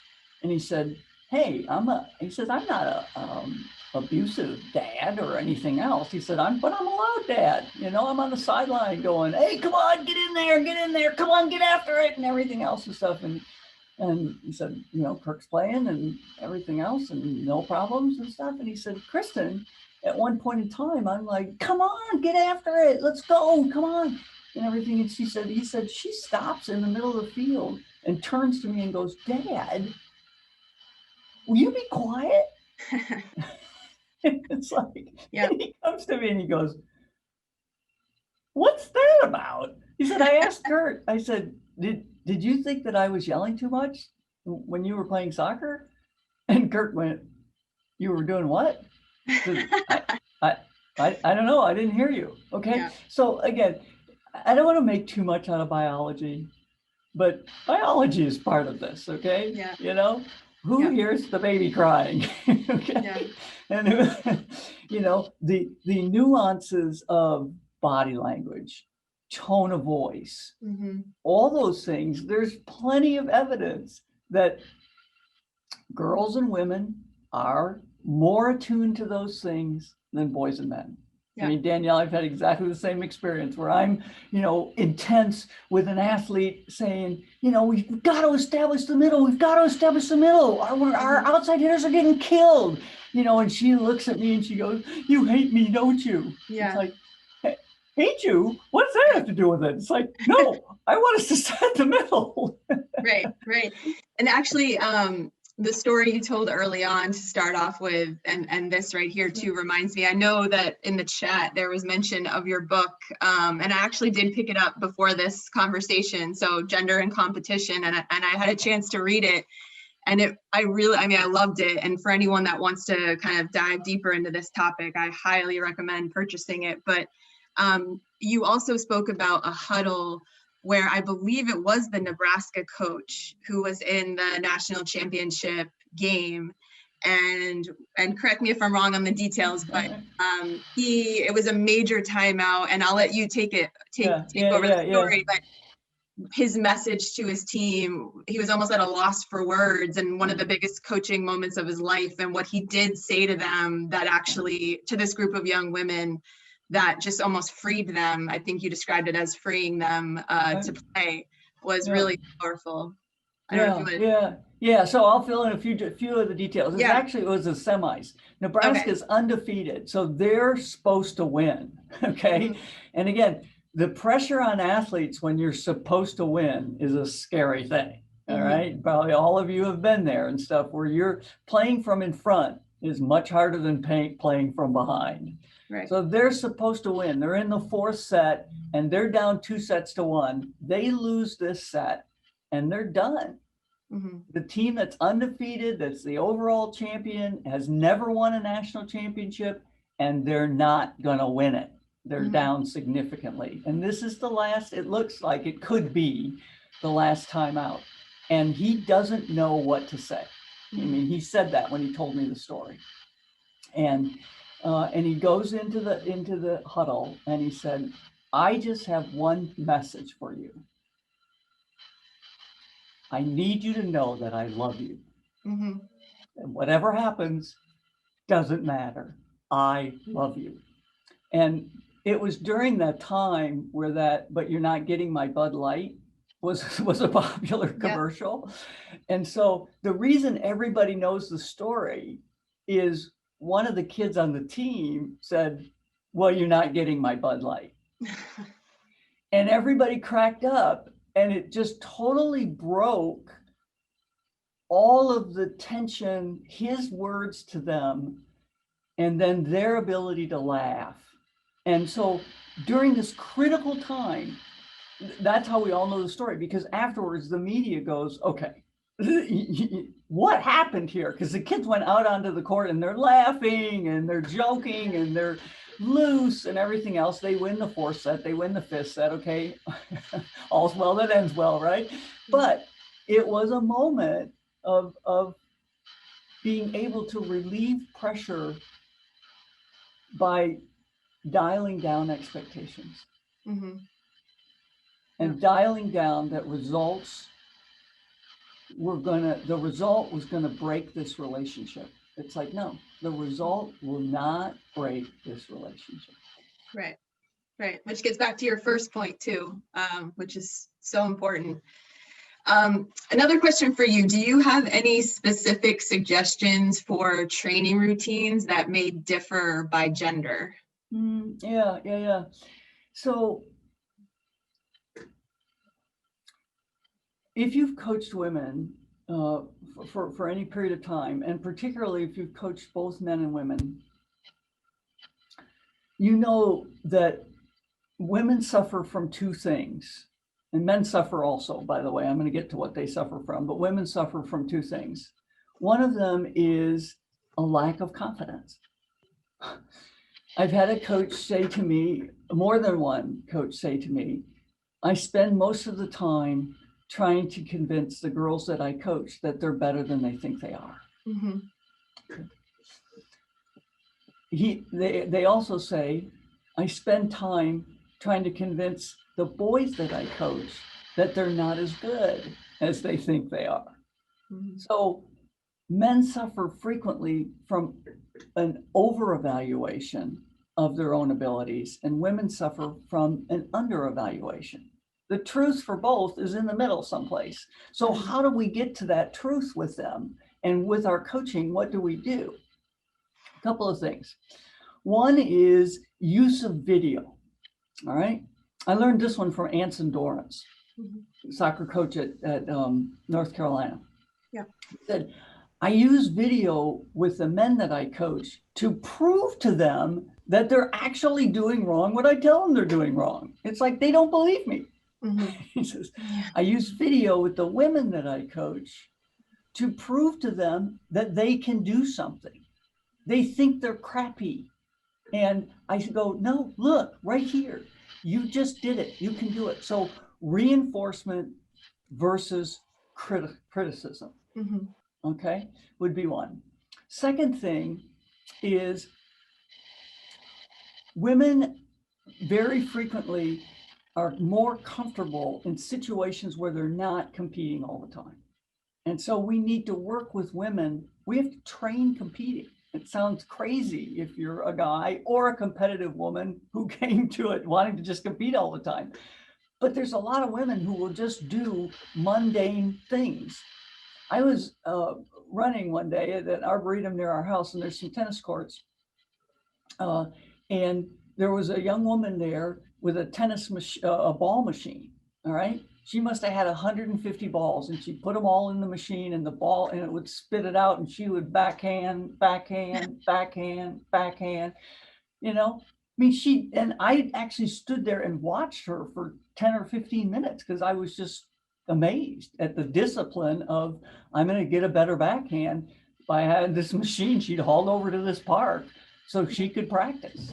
All right. Now, I'm not saying you'd never see a guy doing that, but I've never seen a guy doing that. It's like, who can I play against here?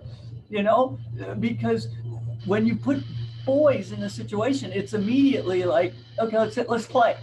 Let's keep score. Why would I just practice? So what we need to do, again, with both genders, we need to teach men how to train, how to focus on technique, and not just be okay with the fact, hey, yeah, you won, but it was because the guy never took advantage of the fact that your backhand is terrible.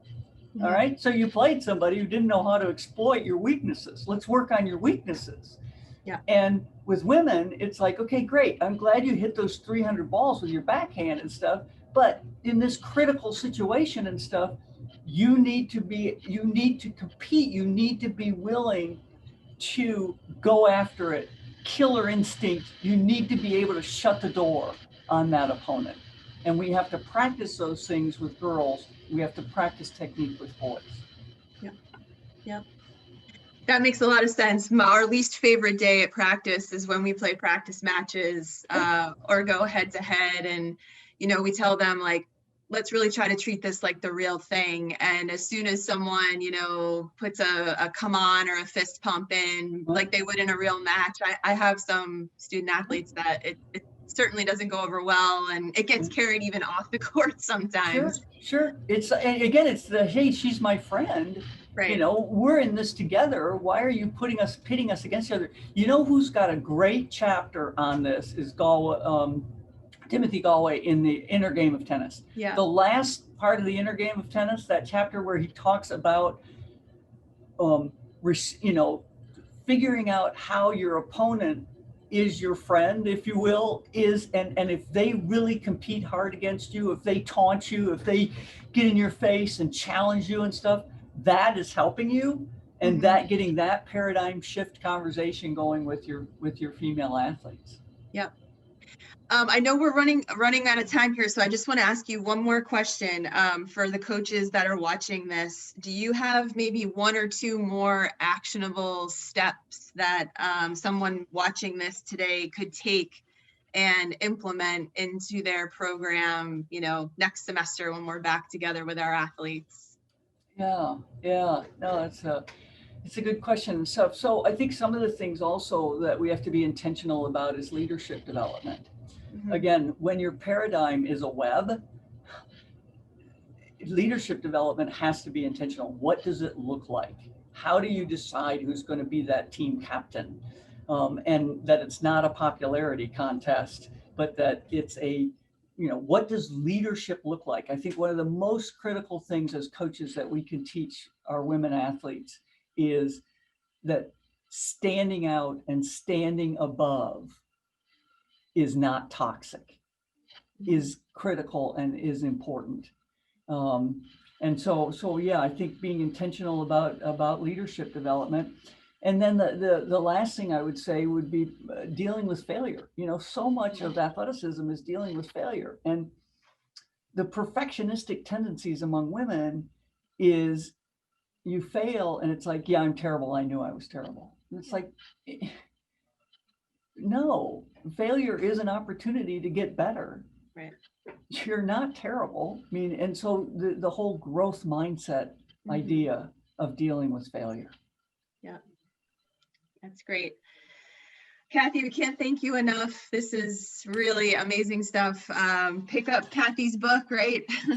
Gender and Competition.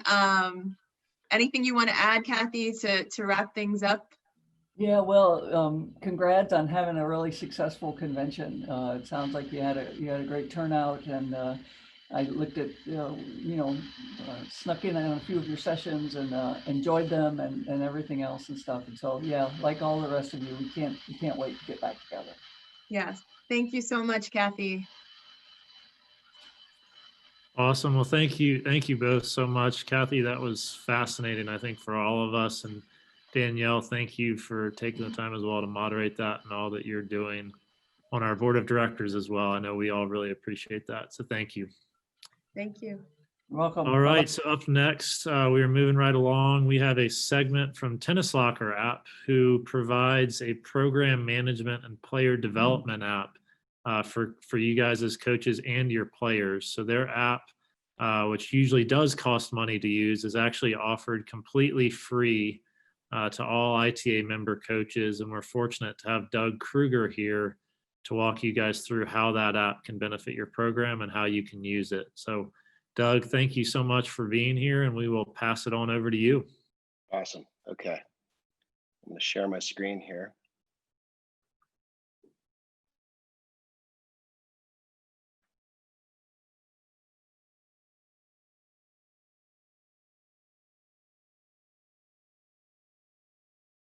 So first of all, thanks for having us. And those coaches that have not heard of Tennis Locker, or maybe didn't see the email, you should have received, if you're a head coach, you should have received an email in July with your login credentials. If you are a head coach, you get the Tennis Locker for Coaches app on your phone, and you can just use your school email address and then hit forgot password, and that will resend you login credentials to get the app. You can then log in, change your password and whatnot. But what I'm going to do, I'm going to go over some of the features that you guys as college coaches are likely going to be interested in. So if I tap the players tab, that's going to be all my players. If you coach both men's and women's, you can check your groups here, and you can basically see both your teams or categorize both your teams if you want to categorize that. If you want to track things like if players are late for practice or if they leave early from practice, you can easily track attendance and things like that. You can also create sessions. So if you have fitness sessions, you can add your fitness coach to this to the app as a coach, and then they can actually track things like that too as well. If you want to keep track of things and give feedback on practices, if you go to evals, this gives you an easy way to either you can do this daily, weekly, monthly, whatnot, to give players quick grades on effort, engagement, compete level, attitude, and then you can also type or dictate any comments in the bottom here. So it just gives you something tangible that you're already doing, giving feedback on how players are doing, but then this is creating analytics, right? So all of these things goes into charts and graphs that you can go back to and see. It also creates leaderboards, so you can see on your team how everybody stands, and they can see it as well. Same thing goes for fitness tests and custom tests. So we have some stock tests on here. We have individual and group time tests as well, so you can test multiple players at once if you'd like. You can also create your own tests. You hit the plus button and you can name it, put a description. Either you can do it or your fitness folks can do it as well. Once you create that, that's going to create that chart in the player's profile, as well as create a leaderboard for that particular test as well. Next feature I'll go over is practice matches. So an easy way for you to be able to track players' scores, creates head-to-head records. You can also put in comments about the matches. So an easy way for you to, if you're keeping track of challenge matches or just overall, how many sets have they played, how have they done against each other, and what kind of feedback has been given. You can easily see that stuff as well. Goal setting, if you tap on that, tap on a player, you can see all their current goals. To add a goal, you just hit title, description, goal type are physical, mental, technical, tactical, sportsmanship related.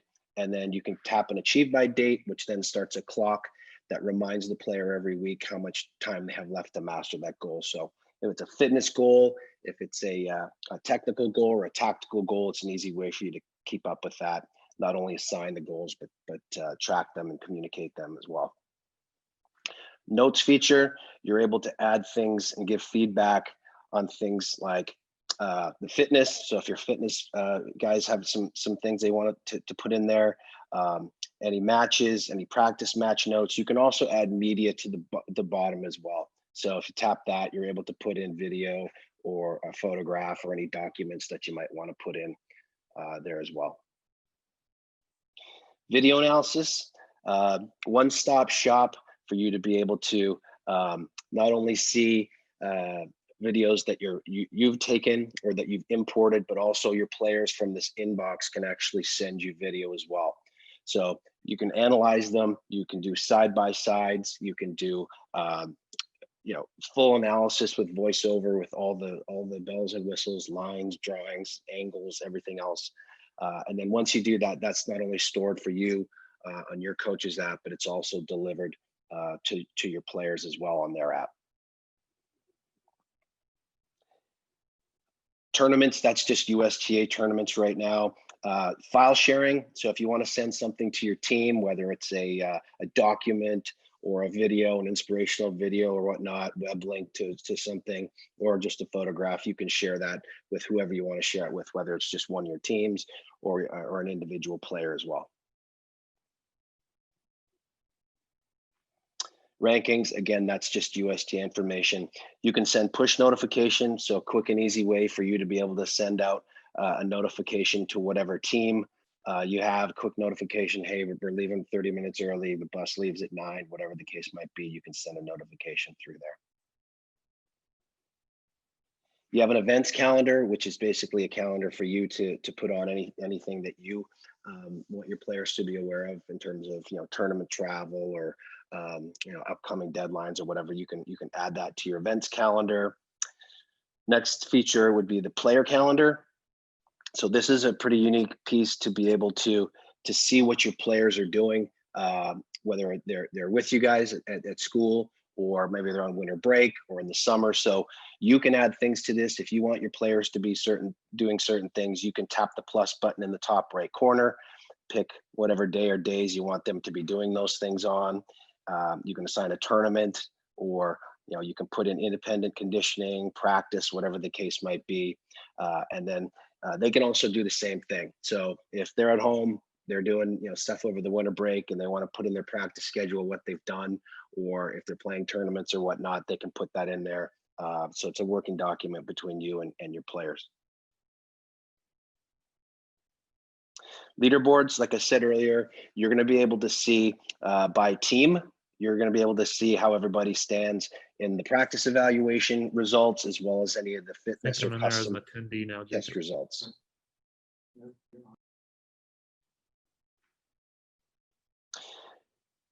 Analytics, this is where you're able to see if you want to compare things. If you go to players, you're able to compare, how they compare player over player on things like their practice evaluations or any of the fitness tests.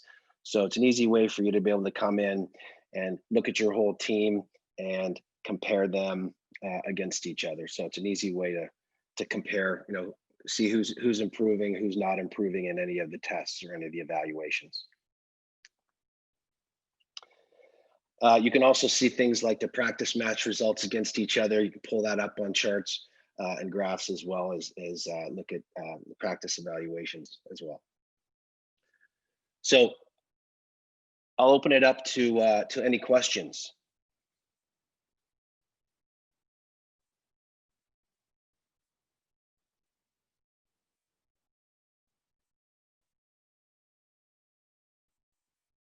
So if we don't have any questions, let's see here.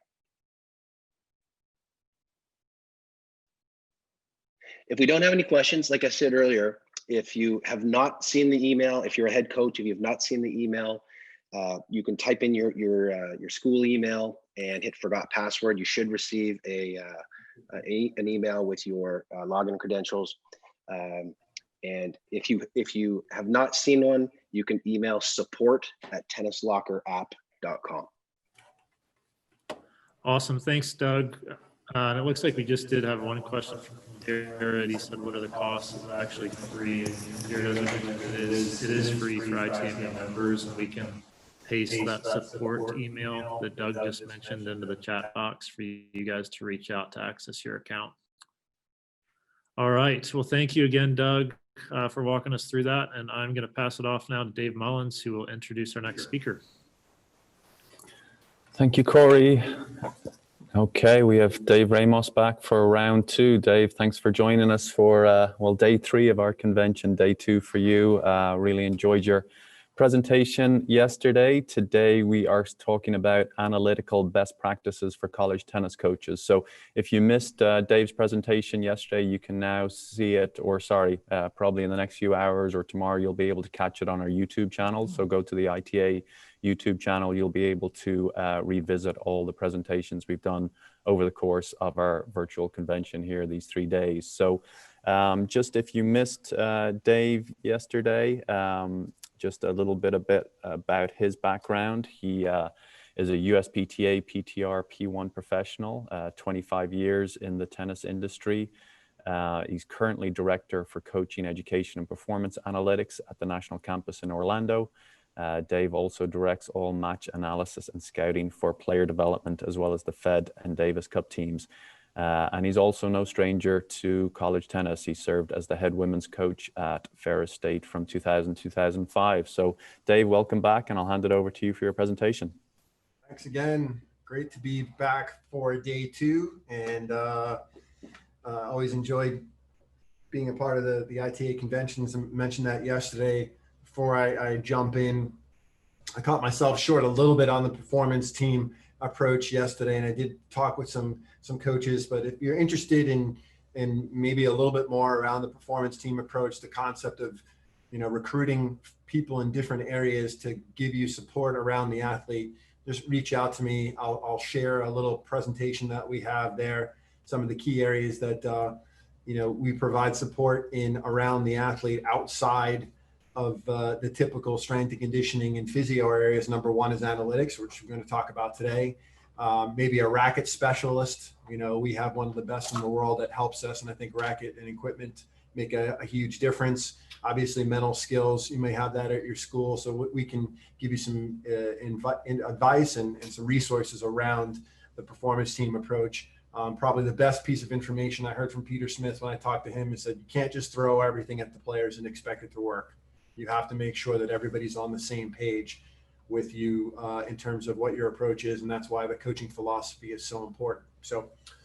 But today's topic is performance analytics, and it's a pretty broad topic. I know that you heard from Craig O'Shaughnessy and Warren Pretorius, around the information specific to college tennis. That's not exactly what we're going to be talking about today. We're going to talk broadly about player development and what we do in performance analytics in terms of providing services to the best players in the world to help them win and also understand their games.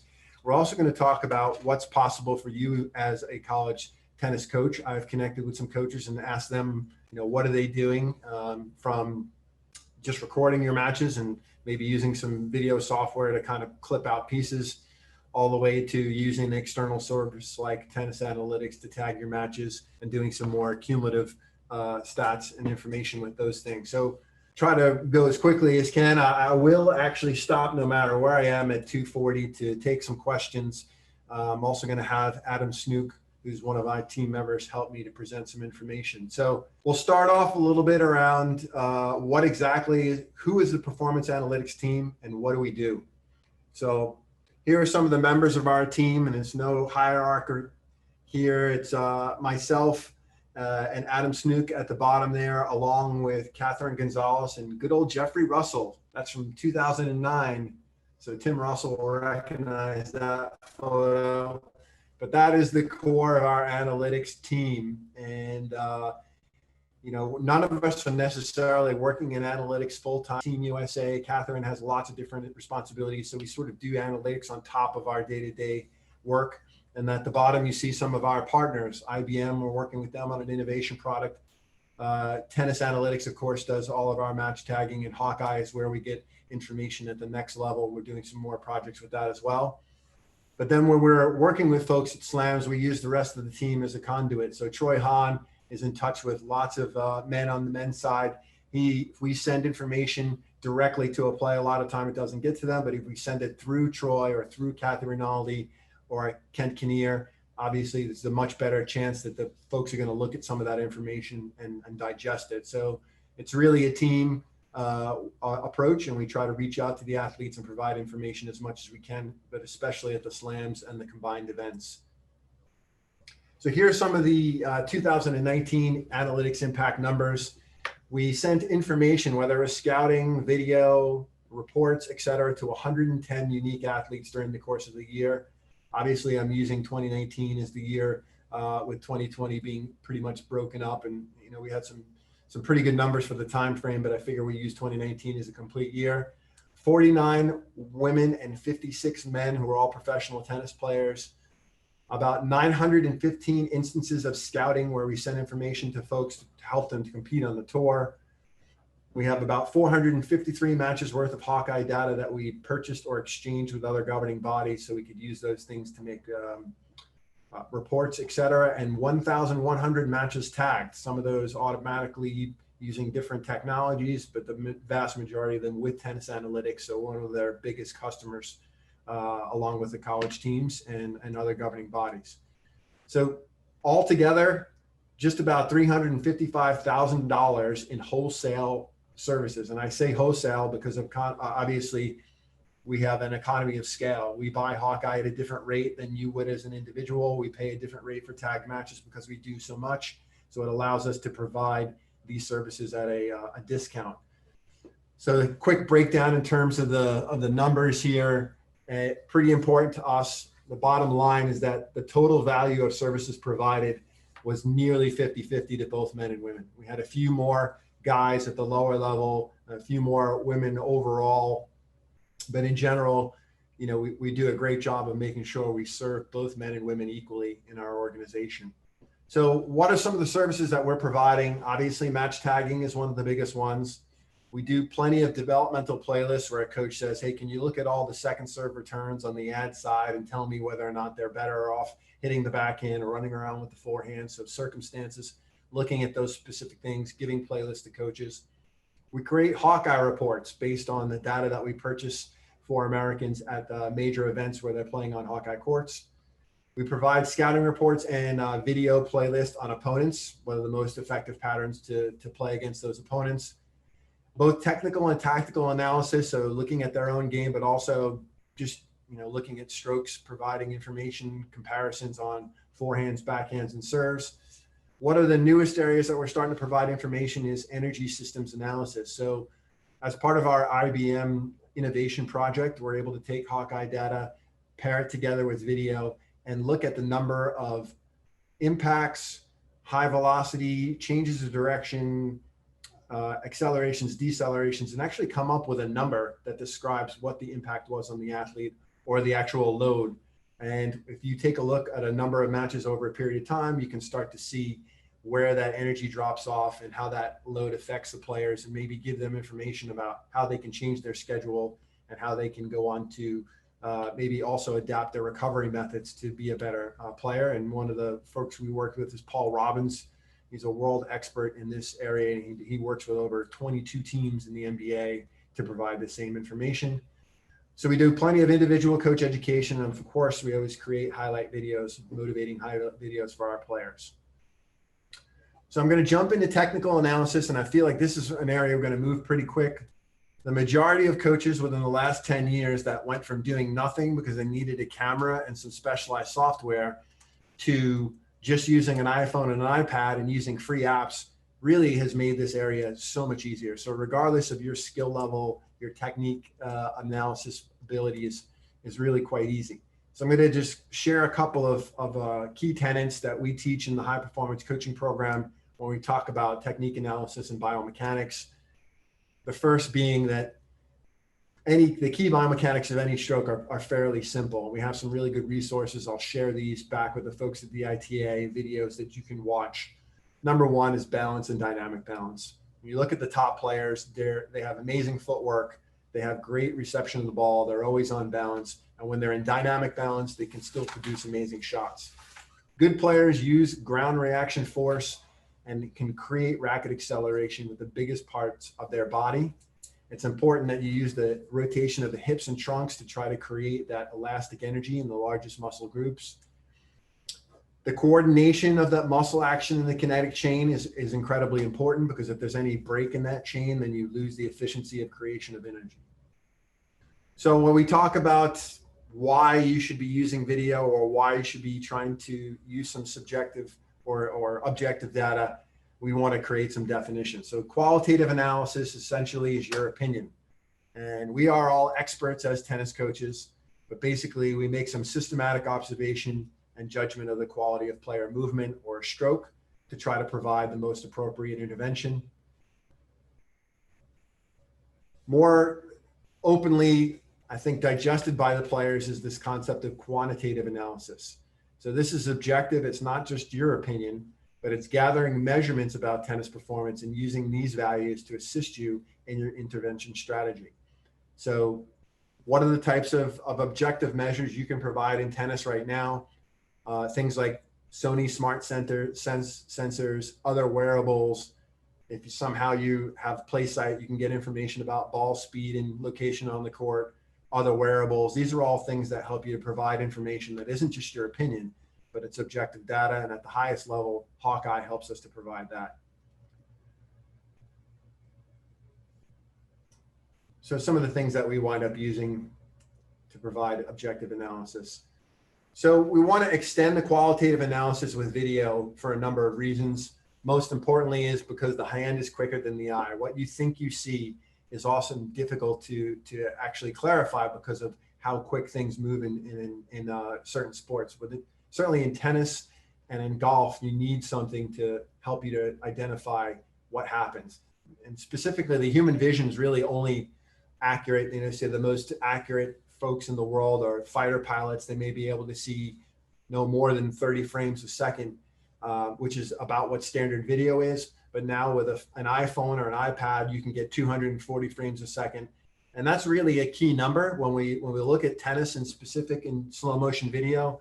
If you're using 240 frames, you're going to see the ball on the strings every time. And that's the difference between being able to see, let's say, the grip relaxing and re-grabbing, all these key elements. And it's important that you're able to use video at that level to help you make your analysis.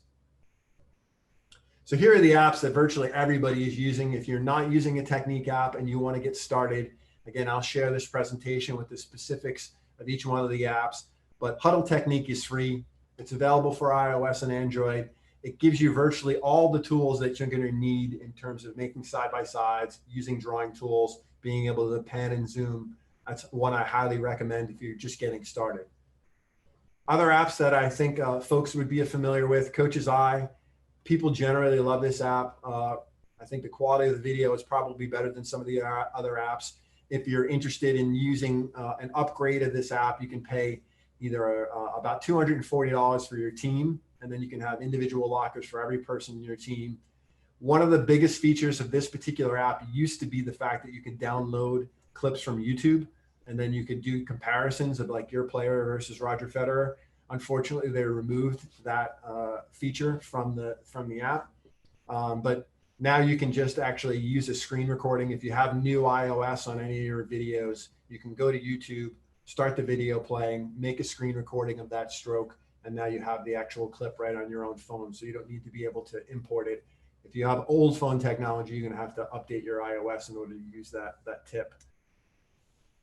Then we have Dartfish Express. And there's things I like about Dartfish Express and things I don't like. This key position technology is fantastic. It allows you to go to a certain spot and make a still shot, use drawing tools, use a voiceover on that specific key position.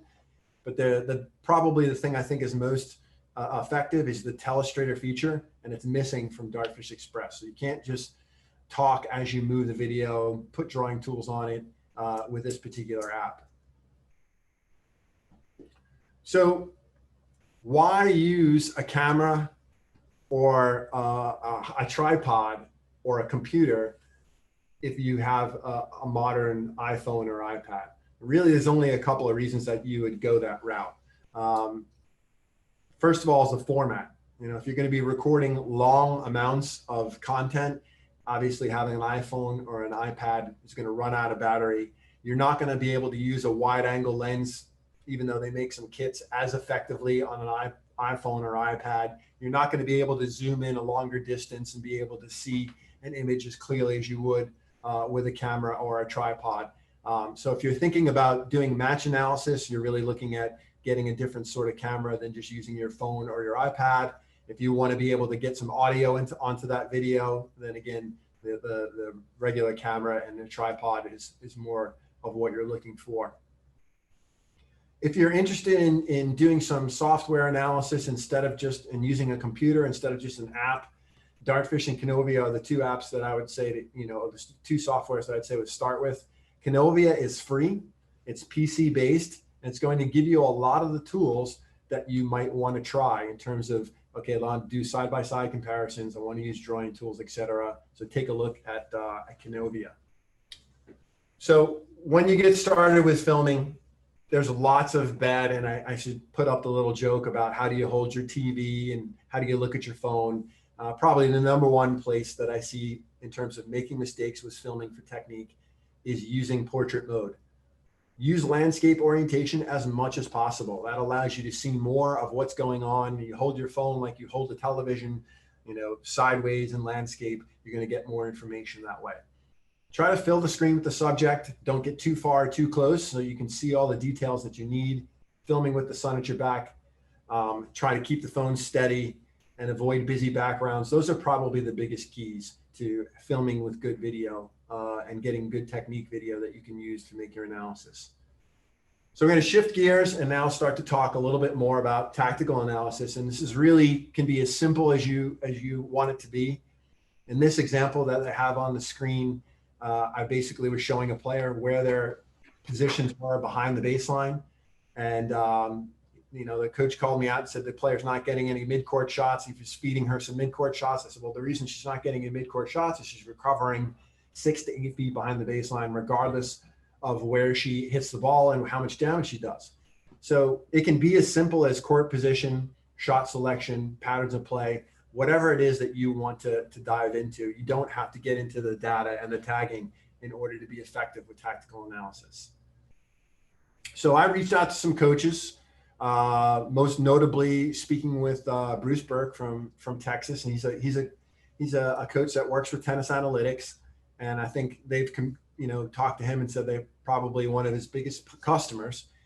And he actually uses the video to analyze matches. He determines what's most important to his players and how to develop practices, and uses it to measure improvement over time, because has multiple matches from one player that he can look at over time and see if they're getting better in certain areas. Also uses it for mental training to take a look at the behaviors of some of the players, the time that they take in between points. And I think those are all really critical areas in which you can use tactical analysis or use match video. I think one of the things that Bruce highlighted, he called it his strength. He said the drills that he does in practice are all done for a reason. And he's able to really look at the video and the match play and say, this is the drill that I need to design. And the players are more receptive because they know where those drills came from. I also spoke with Christophe Noblet. And again, he's not using Tennis Analytics. He is recording matches and then having some of the students or players go back and use an app and just tag maybe one set of that match with the app and get some statistics. And I guess Tennis Analytics wrote an article where they compared Texas, who won the NCAAs in 2019, against all their opponents, and they had some top level stats. And so he's just basically using that article as a reference and saying, where are my players according to the best players in college tennis? And so you don't need to have the service in order to get some basic stats and measure where your players are versus the top players in college tennis. Thanks to Bruce to allow Tennis Analytics to publish that study last year. So why bother using video? I think in college tennis, it's virtually impossible to know where matches are truly won and lost without it, right? You have 7 singles matches going on at a time in most cases. Even if you have 3 coaches and you have assistants watching individual matches, you pretty much still don't really know what's going on as a whole when you stop in and out of a match. Generally, the players don't know what's going on. And when they did studies looking at international level soccer coaches, generally the soccer coaches could only recollect 30% of the key factors that determine success in a soccer match. And these are international coaches at the highest level. Experienced coaches produce many more false positives and we're also very confident in their decisions even when they were wrong, which I call the Andy Brandy effect. Andy Brandy is a legendary college coach. He was a national coach, and he was pretty confident in his opinions. And I think as a society and definitely in player development, we learned to ask questions about what we thought was the reality. And many times we can prove the coach right or wrong based on what we see. I call it the monkey business illusion.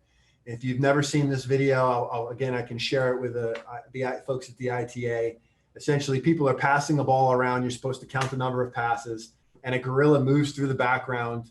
And in many cases, if you're so busy counting the passes, you miss the gorilla altogether. And that happens a lot in college tennis. You come in to a match, you see a couple of minutes of it, you think you know what happened, but in reality, that's only a small part of the story.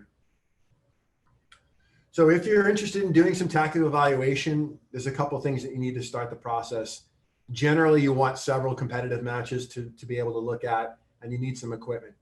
If your school has built-in video cameras or some sort of streaming system, then you're all set in terms of having the video for each one of the matches.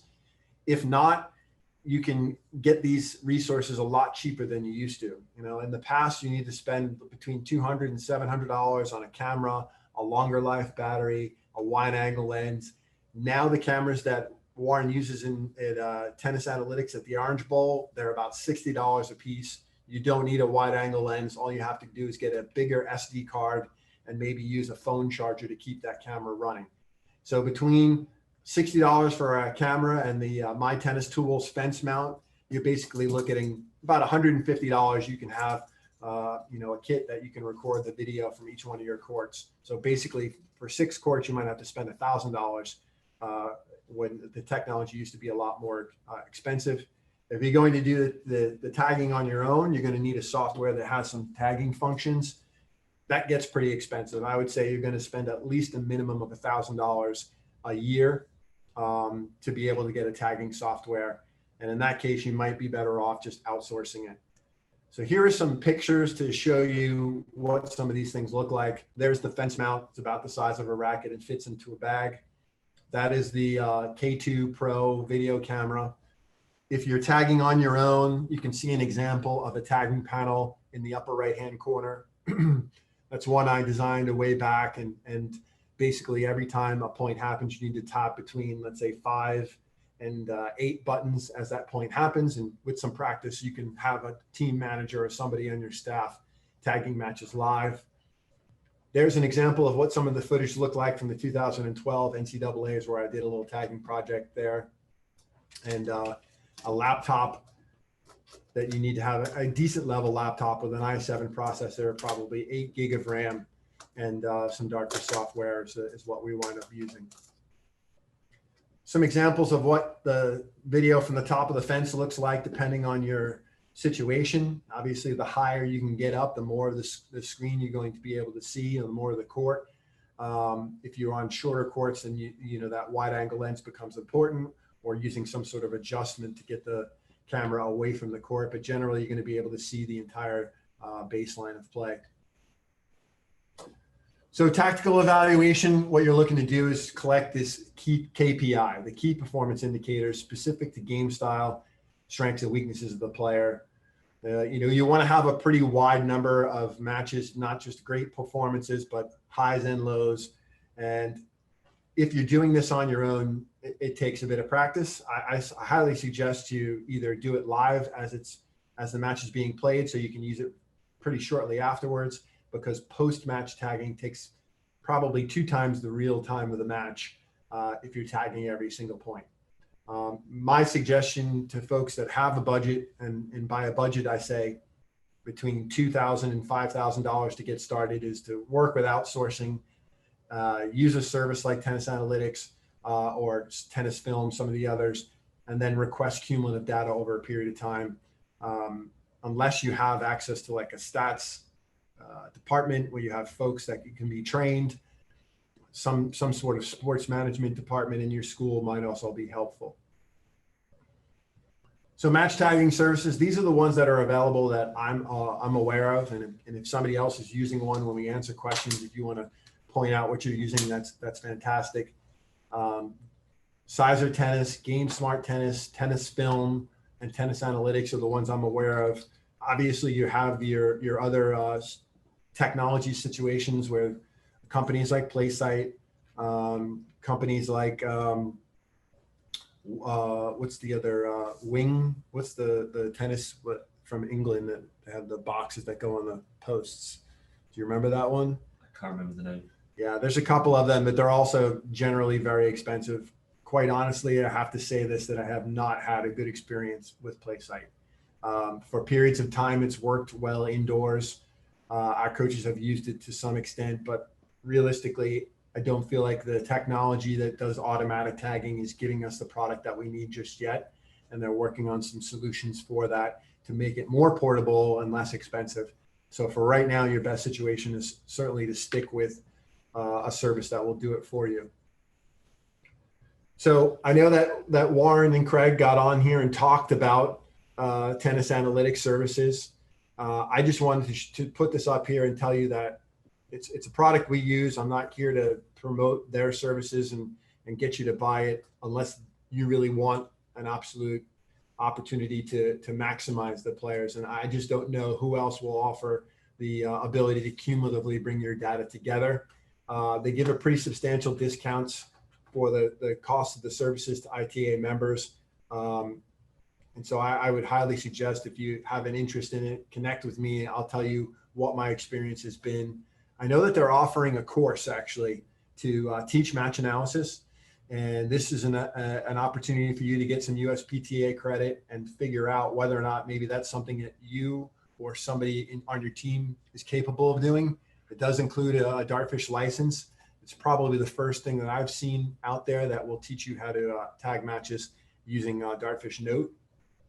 if you're currently using Tennis Analytics, and by the way, I'll show some of what that looks like from our specific channel once the video's up on Dartfish TV and what the filters are. If you're using it and you don't have the software, I would highly recommend spend another $840 a year, get into downloading the matches, attaching the data, and do some cumulative match review. And you can do this for both singles and doubles. And you're really going to get a lot closer to seeing what are the common areas that your team needs to work on? What are the videos that I can put together very quickly and in a 5-minute session, show my players, this is exactly what we're going to practice today and why. And I guarantee you're going to get even more value out of what you're spending to tag your video. And I'm going to work with Dave and the ITA. Maybe we can put together some training sessions for college coaches that are using tagged video to try to get a little more out of it. The table functions is probably one of the coolest things that we use in preparation for Fed Cup and Davis Cup, where you're within the software able to make a table, and on demand, you're able to look at all the first serve points in which were placed out wide, and everyone on your team hit a forehand and what happened in those points. So it gives you a lot of power, and probably the thing that I think we've done most of now is player and coach review. So we put a playlist of all the net approaches together, 100 net approaches. We have the players sit there and go through all of their own net approaches and break them up into how did you get to the net? And then we have them understand, like, here's your winning percentage in these different areas and what are your strongest patterns. And when the player goes through the video, again, 15, 20 minutes of video of themselves coming to the net, their awareness of how to position themselves at the net and what their patterns are going to get much better. Move quickly here because we have a few more things. So if interested in doing it for yourself, you're going to have to spend some money on cameras, mounts, and software. The two things I would recommend are Dartfish Note, and if you've not used Tennis Tracker, it has a hidden feature that's incredible. So when you use Dartfish Note, the statistics that you get and the way that they're represented in the app look like this. It's not all that exciting. You basically see the percentage of errors, the percentage of first serves and second serves. And again, we can provide you with free tagging panels if you want to do this, but you need a subscription to use them. It's not very motivating, or it doesn't give you a whole lot of information other than percentages. If you use this app, Tennis Tracker Pro, first you have to pay $35 for the app, which sounds like a lot, but you get 2 licenses, one on the phone, one on the iPad. Multiple people can use them. This is my example of what ATP Cup was the final between Rafa and Djokovic. You can see all the stats in terms of first serves, your typical stats that you get. But what's really powerful about this software is what you get in terms of the visuals. So you can take a look at the percentages of serves in or out. It doesn't do body wide or tee. You can also see, this is Novak Djokovic's returns, how many were in the court. So he basically made 74% of his returns in play, and you can see exactly where they were hit, forehands or backhands. Pretty impressive.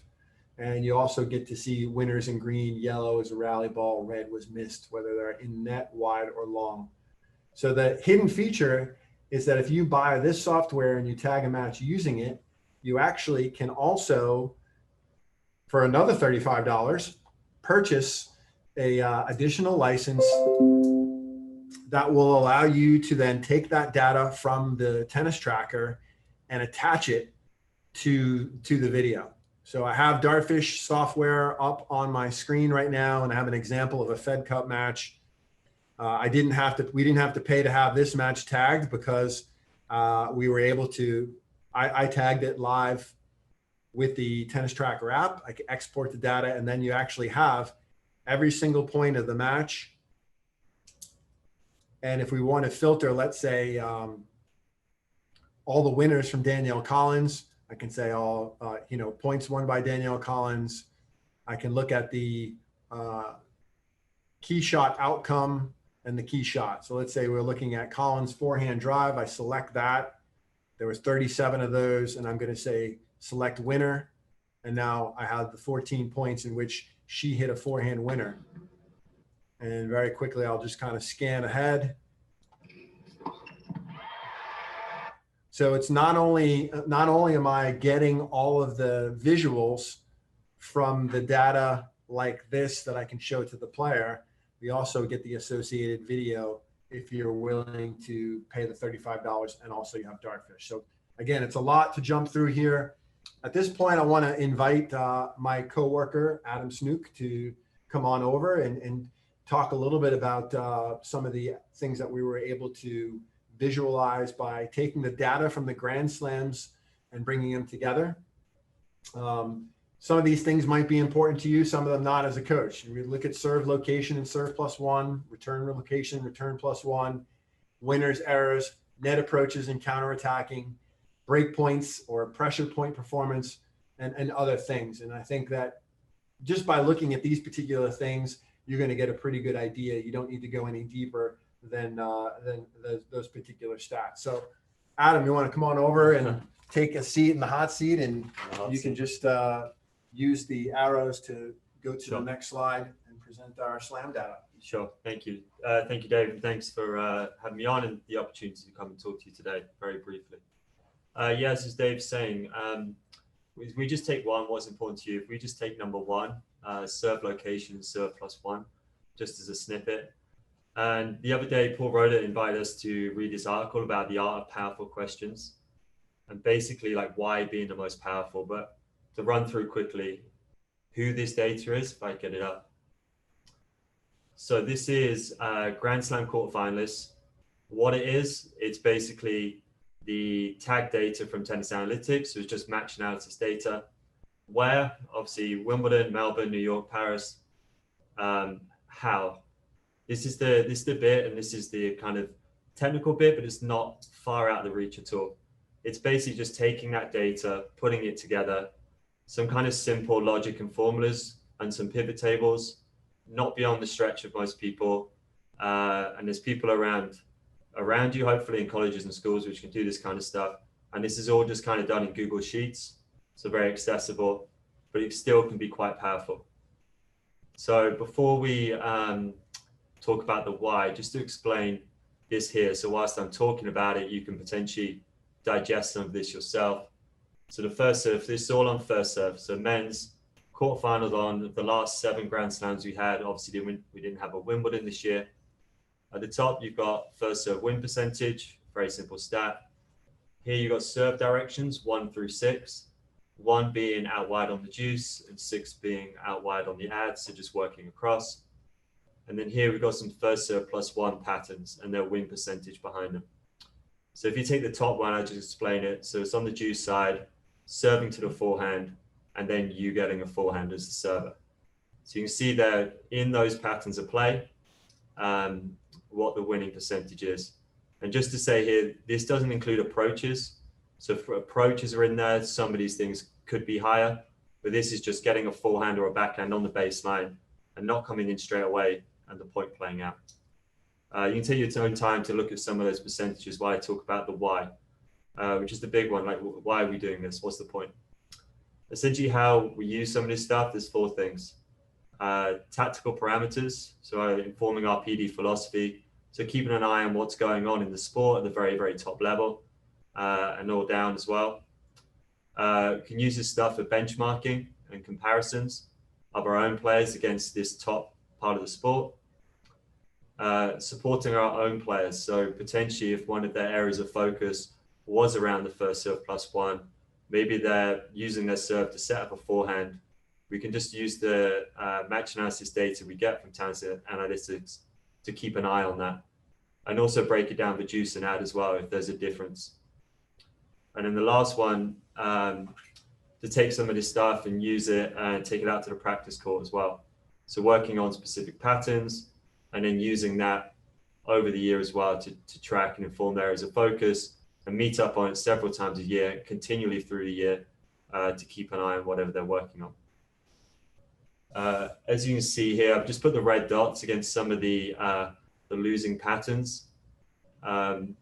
And then you can see there the 2 which come out at the end. So deuce court, serving to the backhand and getting a forehand, and same on the ad, serving to the backhand and getting the forehand. So this is the men. And then just to show the women now, we see a slight drop, 6% in the first serve win percentage, a really even split on the serve location, so mixing up the serve, a lot more body, which potentially either body serves or are they not hitting the spots, or something you have to kind of think about. And then just some more of the first serve +1 patterns win percentage. The one interesting thing when I was looking through this was if you look at the bottom one, ad court backhand to backhand, on the men it's a losing pattern, and on the women it kind of tips over just into the server's favor. So it's really interesting.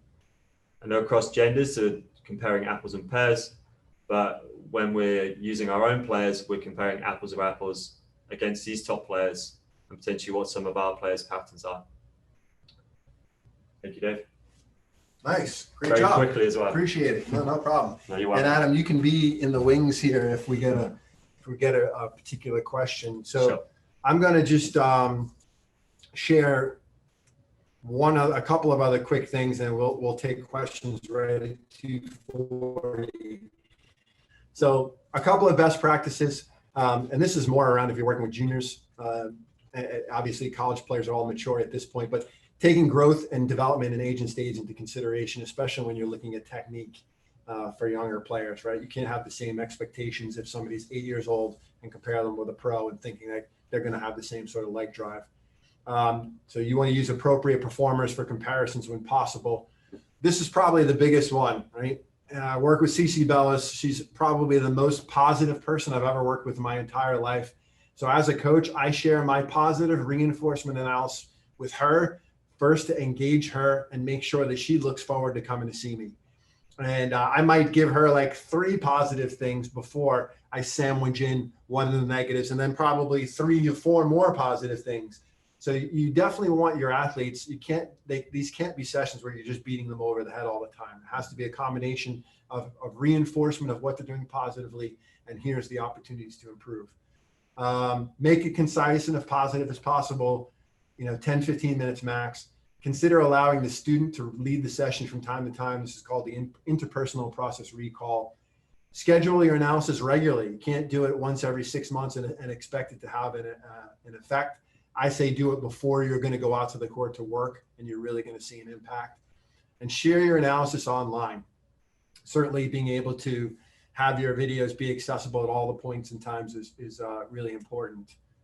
So the last piece here that I'll just put up, and then I'll have Dave, if there are any kind of questions out there. Here are some books. If you're interested in this performance analytics approach, the Essentials of Performance Analysis from Mike Hughes, Notational Analysis of Sport from Hughes and Franks. And these are just some websites that you can get video analysts. I know coaches are always looking for technical clips. If you have a subscription to tennisplayer.net and you have QuickTime Pro, you can download free clips from that website. And don't forget, you can also use the capture of your phone screen to be able to get technique clips as well. Use Download Helper for Firefox if you want free matches from YouTube or Tennis TV, etc. Anything else that's beyond the scope of this presentation, if you want to reach out to me, feel free to do that. But Dave, do we have any questions, concerns, comments? Yeah, Dave, a few coming in, and coaches, please continue to put your questions in the chat box. So could you just go over again exactly what tagging is? Sure. So tagging essentially is watching matches, and as you watch the match, you're clicking on buttons and adding data to that match so that you can have an indexed match and call up any one of the pieces that you want to on demand.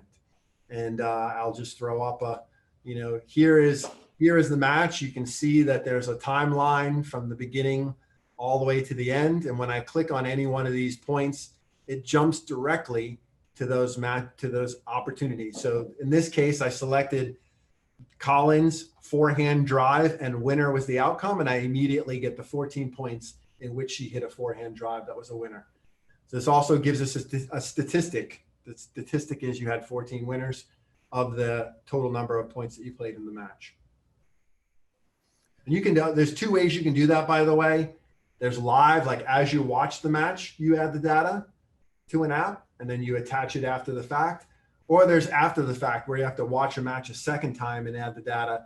And to me, live tagging is critical because it allows you to share the insights with the player the same evening and not have to wait longer or send the match away to an expert in order to tag it. And Dave, just, and I think this is on a lot of coaches' minds, if you have nothing, you've no technology other than your phone maybe, what is a good place to get started? The coach here is asking maybe 2 cameras and 2 mounts, and what would you recommend as software? Yeah, I mean, I would say, and I'm going to go back and put this up. Let me minimize. So if I was starting off today and I had, you know, what's the best advice to me? Again, that K2 camera, you can get it for $60, $100. You have to get an SD card that goes into that and a fence mount. Now and a phone charger. Basically now for $150, you can record as many hours of video as you need on that mount. And Tennis Tracker Pro is the app that I would start with. It is $35. You do get 2 licenses for it. But again, if you look at the visuals that you're able to create, you very specifically can show somebody where their serves are bouncing on the court. You can very specifically show them how many balls they're missing in the net, how many they put in the court, how many they miss long and wide. This app is by far the most informative and the most detailed in terms of the stats that you get. And again, like when I show you here, you're basically getting all the sort of stuff that you would have from a high level tag match in an app that you can learn to use in 15 or 20 minutes. So Tennis Tracker Pro, K2 app, and the fence mount will get you started and on your way. Yeah, and I did, Dave, you when I was with you in January, showed me this app, and in groups, I think we worked on it for about 20 minutes. I got a good handle on it, and about 3 weeks later, I just tried it at a tennis match. And first few games were a little dodgy, but then really got the hang of it, and it was so simple. So really after maybe, yeah, like I said, 20, 30 minutes, you've got a handle on this app, and it's, yeah, it's gold. So, the stats here, like if you look at this particular match, Novak and Rafa, right? Very quickly, it jumps out to you like who won and why, right? Novak 12 aces, Rafa 5. Novak aggressive margin was a +1 or +2, Rafa -10. You know, 10 errors to 2 winners plus. I mean, that's pretty much the difference in the match. It's very easy to use, and really the things knock you over the head as to what it is.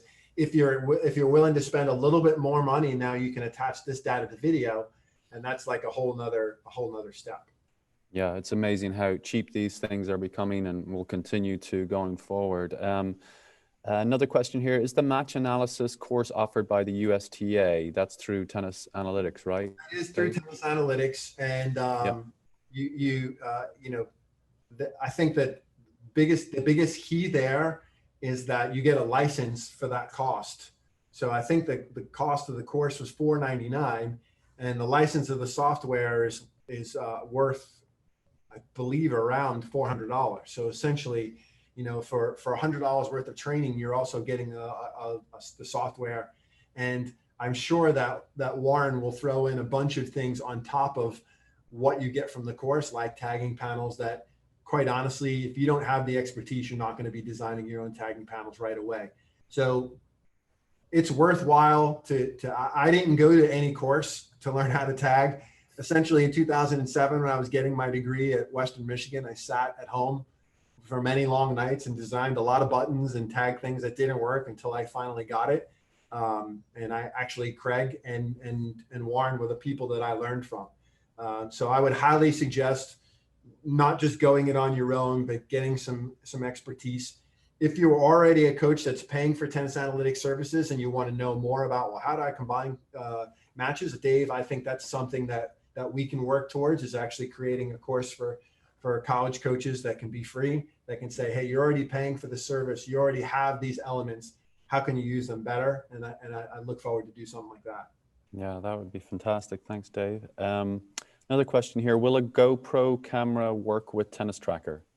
Absolutely, yeah. I mean, it's Tennis Tracker works in isolation from the video.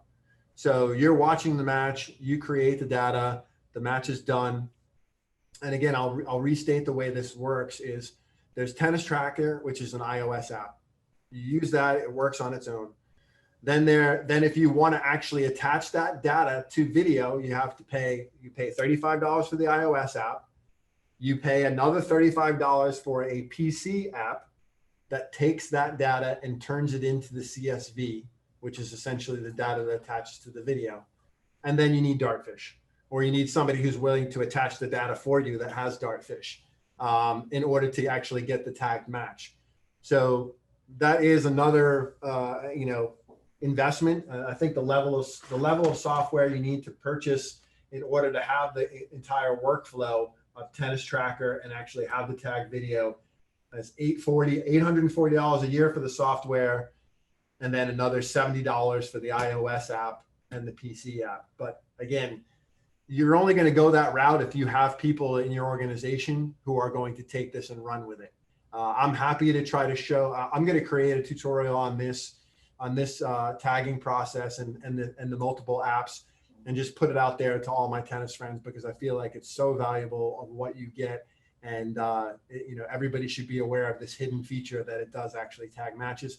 I'm going to try to coordinate with the folks in this company and actually see if they can expand some of it as well and do more training in that area. Okay, well, look forward to seeing more of that, Dave. Thank you so much for yesterday and today, and thank Adam there. I'm not sure if you can hear me. It was good to see him. Yeah, good stuff. But we're really looking forward to continuing to work with you guys in the years to come, and partnership with USTA continues to grow, and really appreciate all your help with this, Dave. So we hope to see you in person on court in Las Vegas this time next year. Me as well. Okay. All right, Dave. Appreciate it. Thank you. Yes. Over to you, Corey. Awesome. Thanks, Dave and Dave. So moving right along, and actually before we do, I do want to remind people to thank Top Court for our Day 3 sponsorship. They were generous enough to do that this year. As Tim mentioned earlier, they are a new e-learning video platform for both coaches and players alike, where top players and coaches show some behind-the-scenes training on how they get better every day. So we'll post that in the chat box. So up next, we have a segment from Cliff Drysdale Tennis. They are, as many of you know, a full-service tennis management company that consults and manages numerous tennis facilities nationally. So they actually hire many tennis professionals to teach at those facilities, and they've made a concerted effort to keep college players in the industry through quality job opportunities, which we really appreciate. So Joey Hunt from their team, excuse me, who played college tennis at Ithaca College, is here to talk to you guys about some of the ways Cliff Drysdale Tennis can help your student athletes. So Joey, thanks so much for being here, and over to you. Thanks, Corey. First off, I want to thank Corey, Tim, the ITA for giving us the opportunity. And like Corey said, both myself and from everyone at Cliff Drysdale Tennis, we're big college tennis fans, and a big fan of what college tennis does to grow the game of tennis. And at CDC, that's our goal as well. It's what we try and do across the country, internationally now. Grow the game of tennis, a slightly different lane than college tennis, but again, like Corey said, we have upwards of 200 employees, many of which played at the collegiate level, whether it was Division 1, 2, or 3. And we have a lot of opportunities if you have players that want to continue their career in tennis, either maybe during the summer or after college. So I'm gonna go ahead and quickly share my screen, just have a few slides to go through, and then if you guys have any questions, feel free to send them in to the ITA, and I can answer those at the end, but I'll try and keep it pretty brief. Hopefully everyone can see my screen here. Just to give you guys a little bit of a background on what our company does, if maybe you don't know, we're a tennis management company, and that ranges from marketing, sales, operations, events, and experiences. Just a little bit about sort of our divisions. Our headquarters are based in New Braunfels, Texas. We have an operations team, accounting team, HR, sales and marketing, facility design, consulting, and new business development. Those are sort of our main pillars. And then our three kind of channels there We have our experience and travel business. Think BNP Paribas Open, think Wimbledon, or unique tennis camps for adult recreational players or maybe even junior players.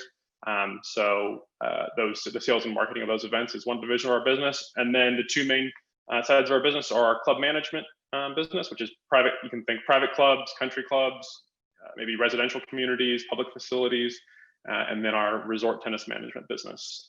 Resorts like Ritz-Carlton Key Biscayne, on the Amelia Island Plantation. We have 10 resorts in our portfolio. So each of those things is a little bit different. On this next slide here, you can see a portfolio of our managed facilities. We have a few international there, Bermuda, Costa Rica, and Panama, as well as across the US. A little over 2 years ago, our company was acquired by Troon, who's the leader in golf management across the world. And so since being acquired by Troon, we have continued to grow and provide programming, membership, and staffing at many more locations. Now we'll continue to grow each year. So you can get a little bit of a snapshot there of where we are, where we try and grow the game of tennis. Many of those are in college tennis markets, so we try and partner with schools and colleges and do as much as we can to support that local tennis community. So again, and you can see all these locations at clifftriasol.com after the conference if you guys have time. So I'll quickly go to sort of the main point, I think, of where you guys can benefit or where we can work together at Cliff Triasol Tennis. So like I said, we do staff over 100 tennis professionals each year with an additional 50 plus corporate staff and support staff. And each summer we have dozens of job openings, both full-time and part-time. Like we just looked at, we have locations across the US and internationally. In a lot of situations, we provide housing, travel costs, and opportunities to train working at our facilities. So if you have players that maybe are looking for something to do over the summer, a lot of our clubs have seasonal positions, have the chance to play with other high-level players, and also build their resume by maybe not just teaching tennis, but learning about the tennis management business. That's one of the big things that we feel is important. And as we go to this next slide, one of our signature programs over the last 2.5, 3 years has been really trying to build the pathway for a career after tennis, not just teaching private lessons for 40 hours a week, but actually understanding the business behind tennis management, behind managing a club, behind being a director of tennis, whether that's from the accounting side, from the marketing side, HR, operations, membership. I'm trying to teach a tennis pro to be really proficient in all these things with a really specific tennis focus. And so we have each year we accept between 8 and 12 candidates for this program. This is only the third year of the PTU program, but already we have over a dozen of them who have become directors of tennis and are in leadership roles in our company. Really a great opportunity for people who really love tennis, want to stay in tennis after college. There's so many career path opportunities, and really there's a shortage of tennis pros right now. So we are always looking for good talent to join us. A little bit more about the program. Very much it's on-the-job experience, on-the-job training, but also you get a lot of off-court learning and seminars from the experts in those different departments. A lot of times I think you think of a tennis pro, but you might not think of what they have to do before, during, and after they're on the court. So that's really what this program is all about. Finally, if you do have candidates or players in mind, we really do prioritize references from college coaches. The reason I got the job I have at this company was I got a really amazing reference from a college coach, and immediately that was the difference maker for me. And so we really do take those references from you guys, and we know you have players with a lot of character, work ethic, and players who love the sport, and those are the people who we want representing our company, representing our brand. So if you have people who feel like you're looking for something to do over the summer or post college, whether they're alumni or about to be alumni, we're working with the ITA and hopefully promoting our jobs through their alumni network.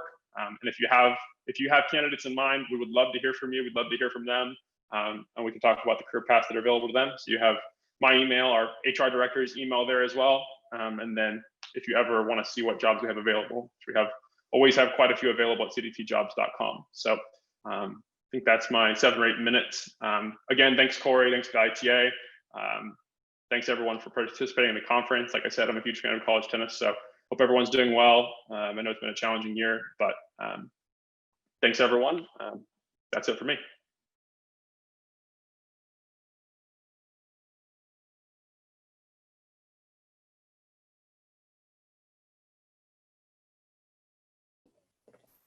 Okay, thanks very much for that, Joey. We will be moving on to our next session now with Kim Bastable.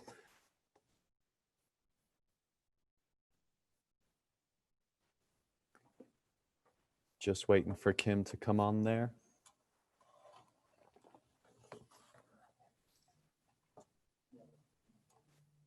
I'm on. Do you want me to start my video?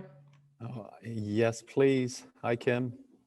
Hello, how are you? I'm doing great. Great to see you. Thank you. Yeah, thank you. How's it going this week? It's been a busy week, but we're coming to the end of day 3, and I think we've worked out how to do these virtual conventions. So maybe we'll do more in the future. But Kim, you're here today to talk about athlete-centered coaching. Just a quick introduction. Kim is Director of Professional Tennis Management at the University of Florida. Kim is dedicated to helping tennis professionals reach their full potential as leaders in the tennis industry. She is passionate about equipping good tennis players and good tennis pros to become great ambassadors of tennis, to grow the sport as a vehicle of health and well-being and not just about trophies and titles. Kim holds a Master's of Education in Counseling, Psychology, and Positive Coaching from the University of Missouri, and has achieved certifications from the Human Performance Institute as a mental toughness specialist, a mental game coach from Peak Performance Sports, and as an expert in leadership from Notre Dame University. As a tennis player herself, Kim had on-court success as a D1 All-American and 2-time SEC champion at the University of Florida. And for the past 30 years, she has coached players of all ages and levels, including a year as the women's assistant coach at the University of Kansas. When she isn't running the online program for UF, she continues to coach athletes on how to be mentally tough under pressure, and she consults with coaches on how to create athlete-centered programs. So, Kim, thanks for joining us, and I'll pass it over to you. All right, well, I am going to start with a little screen share here. So let's see if we can do that.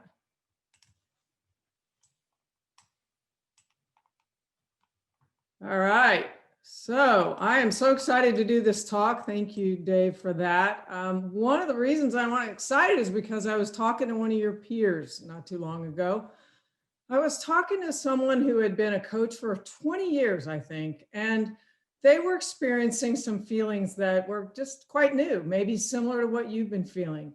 I was this fall, things I think everyone thought were going to get started better, but they didn't quite go as the way we were expecting. So they're experiencing, budget cuts, restricted play, practice restrictions, uncertain future players opting out, everything. COVID had just changed everything for him.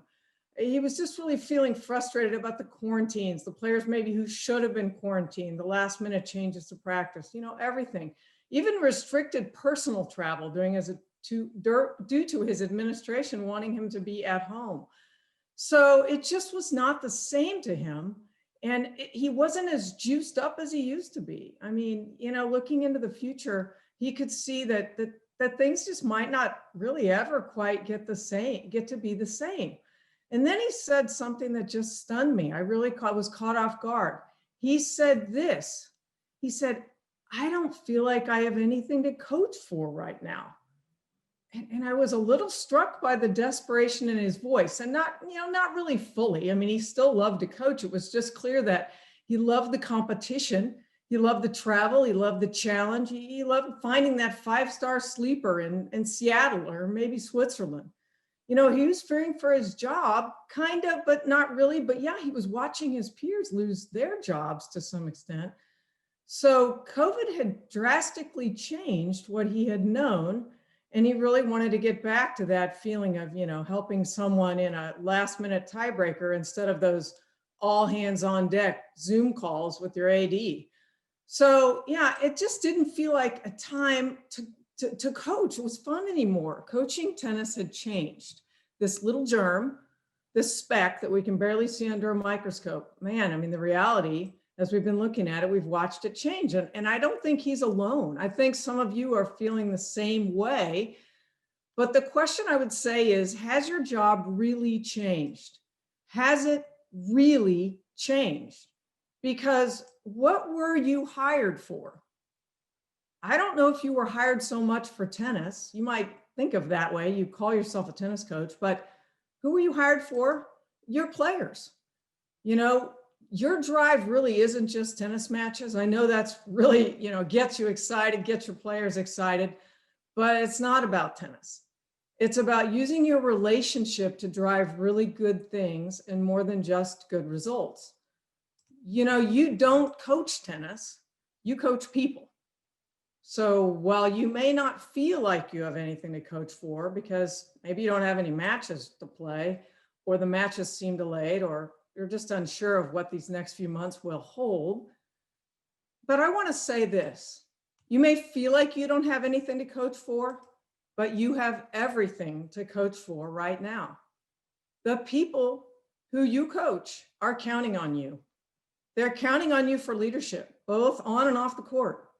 I mean, your role is just not a ball feeder. You know, you play big roles in the lives of athletes. You might feel a little displaced in your job right now, but you have a vital role to play. So let's go back to the question of maybe you've asked this of yourself before, why do you coach? But let's ask it again since COVID. Why do you coach? And for what? What's the definition of success? You know, there's a book called The Power of Moments, and it speaks to the power of certain times in a player's life or person's life, the power of those small moments to influence them. So they give the example of Disney. At Disney, you know, you might rate moments, they ask them to rate the moments from 1, terrible, to 10, terrific. So waiting in lines in the 90-degree heat, a 3.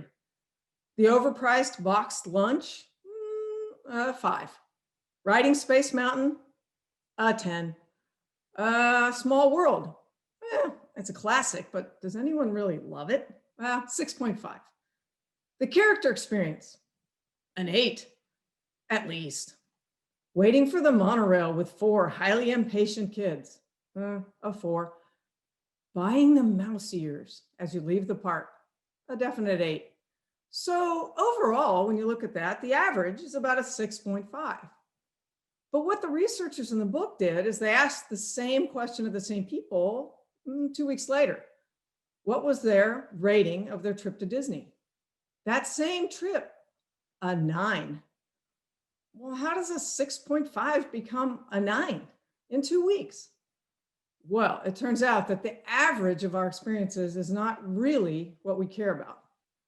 We care about the peak, Space Mountain, and the end, those mouse ears. We took those home. Hence the rating of a 9. So the gist of this is moments matter. So to apply this to you, I'm here to help you find or create a few peak moments in this time that feels mostly like the pits. And how can we make this COVID thing end on a high note? I want you to consider how to make 2021 so good that 2020 is lost in the dust. We need to find a way to spin growth and positivity from struggle. Wait, you've been doing that for years. You do that after a bad tennis match, don't you? So this isn't really all that new. We just might need a refresher.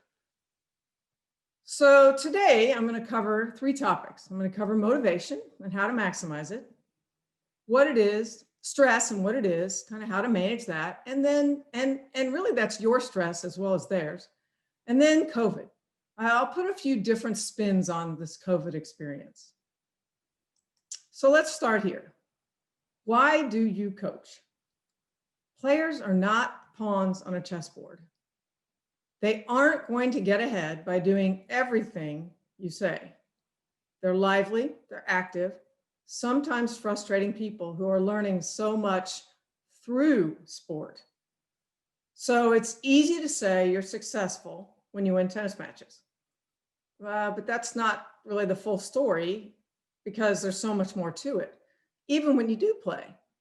But now that you're not playing, maybe we need to look to what's life after tennis. Because in the UF class I teach called athlete-centered coaching, it's really about asking the question, what's best for this player today that will help them win, but that will also help them as a person. Really, we will know how successful they are after they leave sport, when sport is over. So we know this from one example. Some of you may remember him quite well, others not as well, but Andre Agassi. So I heard a recent interview with Andre and Steffi. Andre shared his perspective, which might be a good reminder today. He discussed the importance of using the first third of life to prepare us for the later 2/3 of life.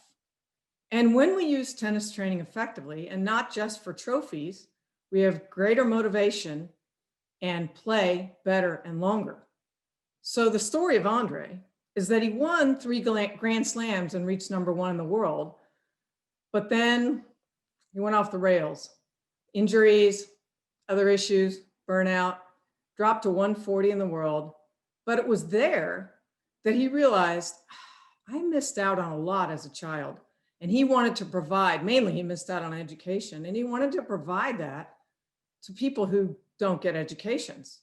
So he purposed his life differently, and he decided to use tennis to be a tool to provide education for those who had none in his hometown of Las Vegas. And then he got fully motivated. When tennis wasn't so much about winning as it was to prepare him for the final 2/3 of his life, he won 5 more Grand Slams. He would have been much different had he not found that motivation. So looking at his life past tennis really fired up his life in tennis. So I know this is a crazy question, but how is COVID actually helping us? Could it be? Well, I will argue that it is. I mean, it's more important than ever to get something good out of everything. And we need to work on these vital skills now as we're experiencing them to realize that they really do have some positives. COVID is the ultimate super tough opponent. It's requiring us to use skills we're not really focused on. Think about it. Usually your players are super busy. They don't necessarily need to self-start because their calendar is packed. You provide some of that, but college, just life, their drive. But right now, they may need a little bit of initiative on their own, and they may need to do things that, the default might not be Netflix all the time, something bigger than that. And they need to find strengths outside themselves because they might not be getting so many ego boosts from their tennis. It's just not possible right now. And frankly, this is good training for their life after tennis to realize they are more than a tennis player.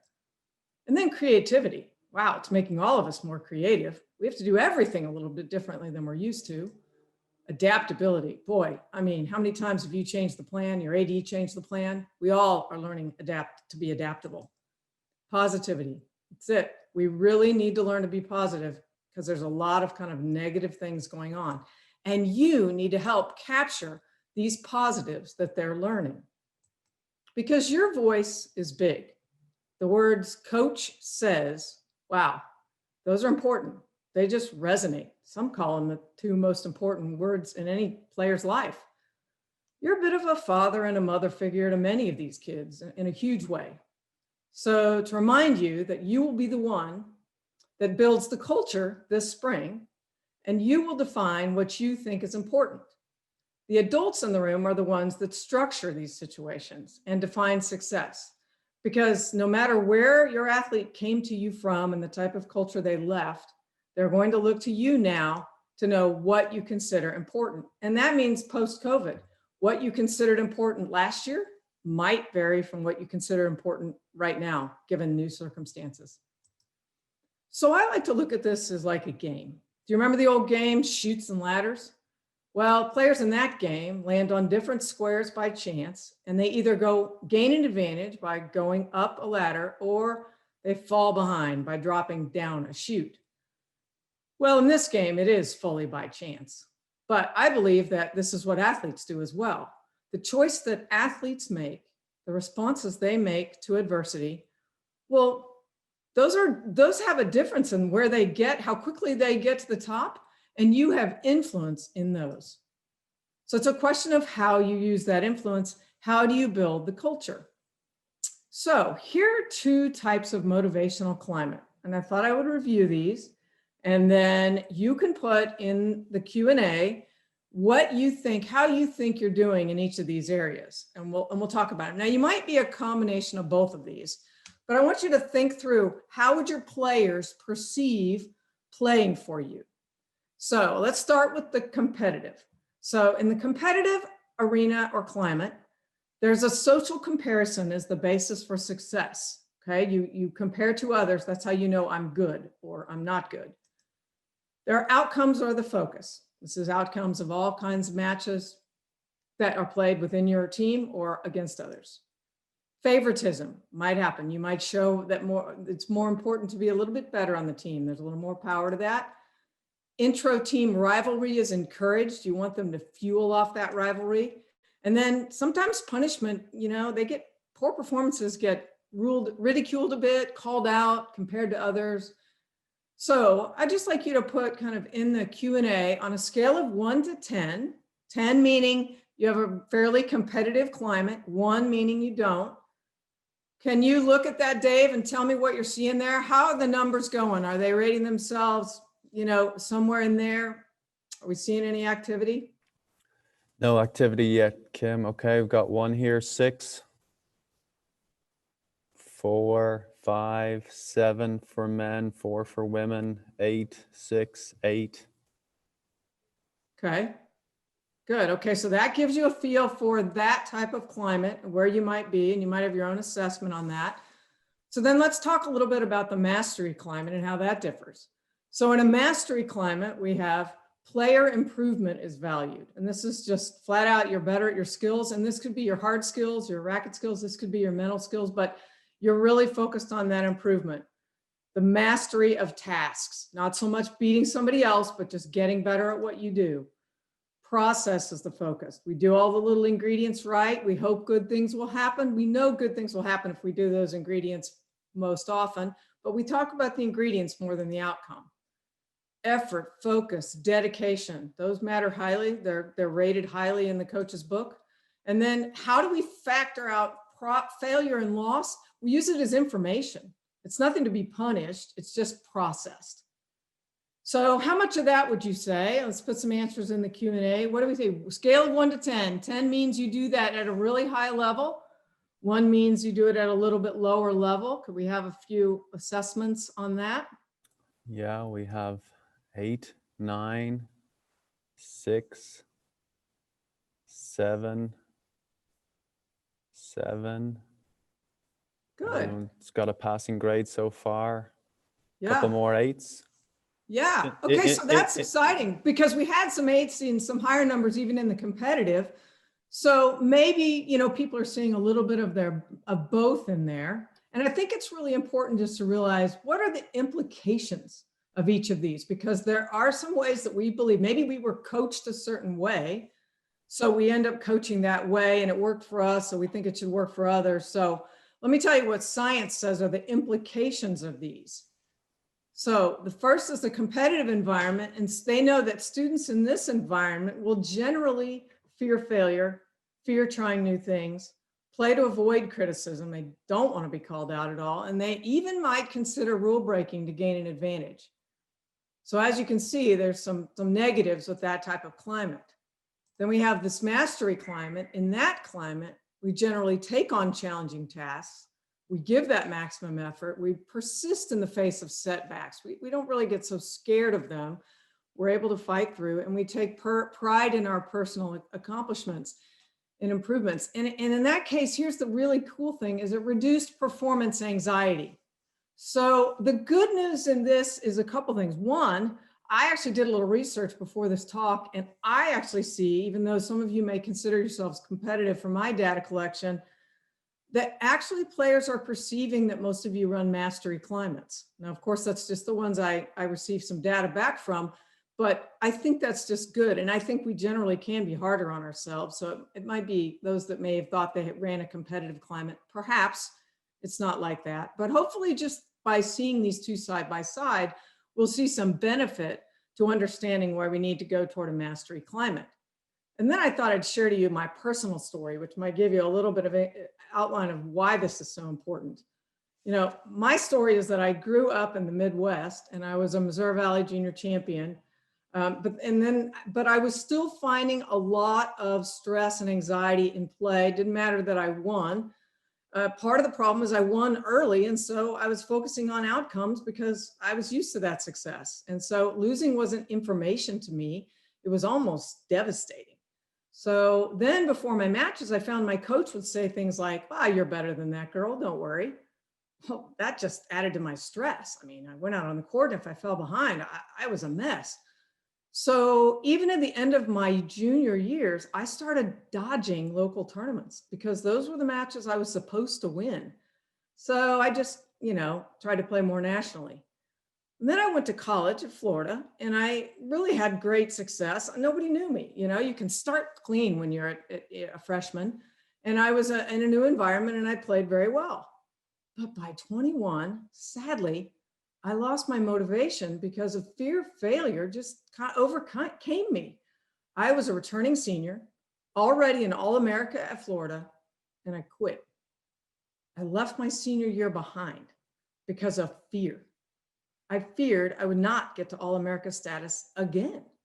And I thought, I can't handle that. If I don't get to it again, then that's like going backwards. And that means I'm a total fail for this investment of 15 years. Well, I still reel and embarrassed when I think back of how short-sighted that was. But I didn't have a coach to help me see that the definition of success could be something different.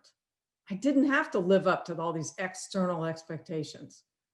I didn't have to let the world decide what was good and what was bad. I needed to overcome the pressure instead of let the pressure overcome me. So mastery is the way to coach if you want to reduce performance anxiety. And if you do that, I think you'll get motivated players who play relaxed and they enjoy the challenges and they won't quit early like I did, I hope. So, all right, so you have everything to coach for right now. I want you to remember that. We're going to now cover the topic of stress. So, frankly, we sometimes want to reduce stress, like get rid of it entirely, but we need stress. We need it to challenge us. We really would be empty without it. It's just what is stress, and let's understand it so we can manage it. The simple definition of stress is when a person perceives the demands of the situation to exceed their perceived resources. And as you can see, the key to this is perceived. What threat does a player perceive that's not quite truth? I'm sure you've seen them consider an opponent far better than they are, or you've seen them perceive their strengths to be not strengths, to be rather weaknesses. So it's this perception that's important. And you have to really help them understand that they do get distorted in that. Maybe they feel now like they won't have enough practice time. So actually that may be stressful to them. Maybe they feel like now because of COVID, they won't get a job after graduation. That's a perceived. We don't know if that's true, but that's creating stress in them because there's perceptions there.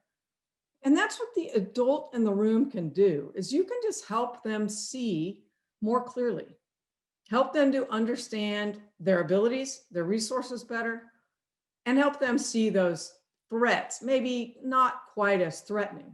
Obviously, there's a lot of unknowns there, but it's just that we need other people to help us see things that we can't see for ourselves in this area. So let's talk a minute about good stress and bad stress, because we don't want to minimize stress down to nothing. Because think about that. That's like putting one of your players in novice tournaments constantly. Well, I asked this of one girl recently. I said, would you want to play in a novice tournament every week? And she said, well, no, but maybe one. I thought, well, that's kind of funny. I mean, none of your college players would want to win every match 0-0. I really doubt it. They really value that challenge. So they do want some level of stress. It's challenging to them and it drives them for more. So we must challenge them. It's just that we don't want them to get caught up focusing on the negatives, placing blame, feeling like a victim. You need to help them coach against those things. So it goes back to this game. the athletes need you to help pull them out of poor self-talk or to stay calm under pressure. Coaches can create doubt in players when they're overly critical and negative, and they can inspire players and create confidence in the players and their ability to manage these perceived threats. Now, this is a learned skill, something that I frankly didn't learn when I was in my tennis playing days, and it's very important. The coach can calm a problem, and frankly, that's your job. So the big problem we have right now, though, doesn't really hit a forehand, except it seems like they have a very big forehand. This COVID is quite sneaky, quite unpredictable, and frankly, it's the opponent across the net in a lot of ways. So let's see how the athletes are viewing it, and see also in the end, I'm going to show you a little bit about some history to help us understand how this is different, similar and different to other times in the life of our country. So, all right, I took a survey. I did this because I thought I don't want to do a talk without really knowing what the players think or feel. So I randomly decided I'm going to ask several of the players that I know to answer several questions, and then I asked them to forward that survey on to other players I know that I don't know. So it could have, I don't even know where it went. It started in Texas, Michigan, Missouri, and Florida, and I think it went on, I'm not sure where. But it really gave me a good feel for how players are playing, because as the last few results came in, I could see that the numbers weren't changing very much. I had reached a point of saturation in the data, and I feel like we have a fairly good idea that this could be reflective of what's going on more nationally. So I asked questions using a scale of 0 meant that they disagree with the statement that I made, and 100 meant that they fully agree with the statement that I made. So let's see what the results are. In general, I see very positive things. My first question was, since COVID, coaches have been a very good resource for me and helpful for my decisions. As you can see, that rated up to a 70. So they agree with that statement. Now, not 100%, but a 70 is quite good. So you all have been very available to them. And if you jump down too, you get to the, since COVID, coaches have been more connected to the players. So that's at almost 60. So they're seeing more activity from you. They're not just seeing you hide in your office or not be available to them. So at a positive level, I think they are feeling you, and they're feeling that you are available to them, which is excellent and positive. So the one thing at the bottom here is, since COVID, I would consider myself depressed a good amount of time. Now, everybody can take their own interpretation of this, but the score of 29, I would say, is actually not that bad. I spoke to another researcher at Florida who said, compared to other studies that have been done on athletes and depression, in general, what we know is that athletes are less depressed than the normal college population, because they have the team, they have these coaches, they have a unit where they can be known and cared for. And if they're feeling low, someone will notice. So in general, given that we have COVID going on, and given that we have a college population who is connected to you as players, this researcher thought 29 was really not a high level of depression. However, some of you might say, that's kind of concerning. And I think we can take that both ways. At some level, some of your players are depressed at a high level, but even the word depressed can be a little kind of a hot button, and maybe they didn't even know what it is or want to respond. So that number, is hard to read. But the key is we have to ask the question. And that's what I wanted to do, was to ask the question. So one of the other things I asked is, what are your greatest feelings right now? And they had to select 3. So what's great about this is they selected, I put the positive ones in green and the more negative ones in red. So the managing well and I am ready to be with my teammates and help the team no matter what, overwhelmingly won. So they are ready, and largely they are doing well. Now, I know we are going to see in some later comments, there are some people that are struggling. There really are. And we need to be careful that we find those people. But I think this is exciting information from a motivation standpoint. You guys are going to have some fired up players when you get back this spring and some ready to play players. You guys remember Sloane Stephens? Do you remember her US Open title? Now, she hasn't won one since and really didn't get that close before. And the one she won in 2017, she won after sitting out 11 months from the tour. And she was 4 months from being in a boot. She had surgery in January of that year.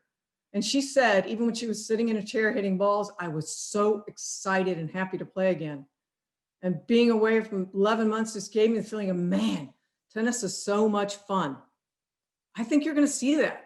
I think you're going to see a great appreciation for this experience. And I think you're going to have a lot of fun with that. And it's exciting that that will be a positive that comes out of this. So one thing, though, we do need to notice, though, without getting too excited on that motivation front, is that there are those people that are struggling. And what we know about COVID is that it is the same storm, but vastly different boats.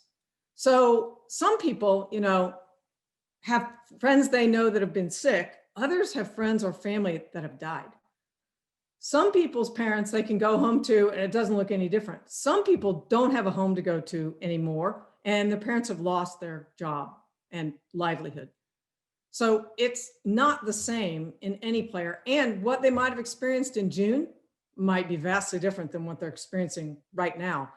I know one player whose father was struggling in June and has now fully lost their business by November. So it's different and it's always changing. So we need to really think about, you know, what is it that these players are deeply thinking? And I asked the question, some of my data came back, could any of these be your player?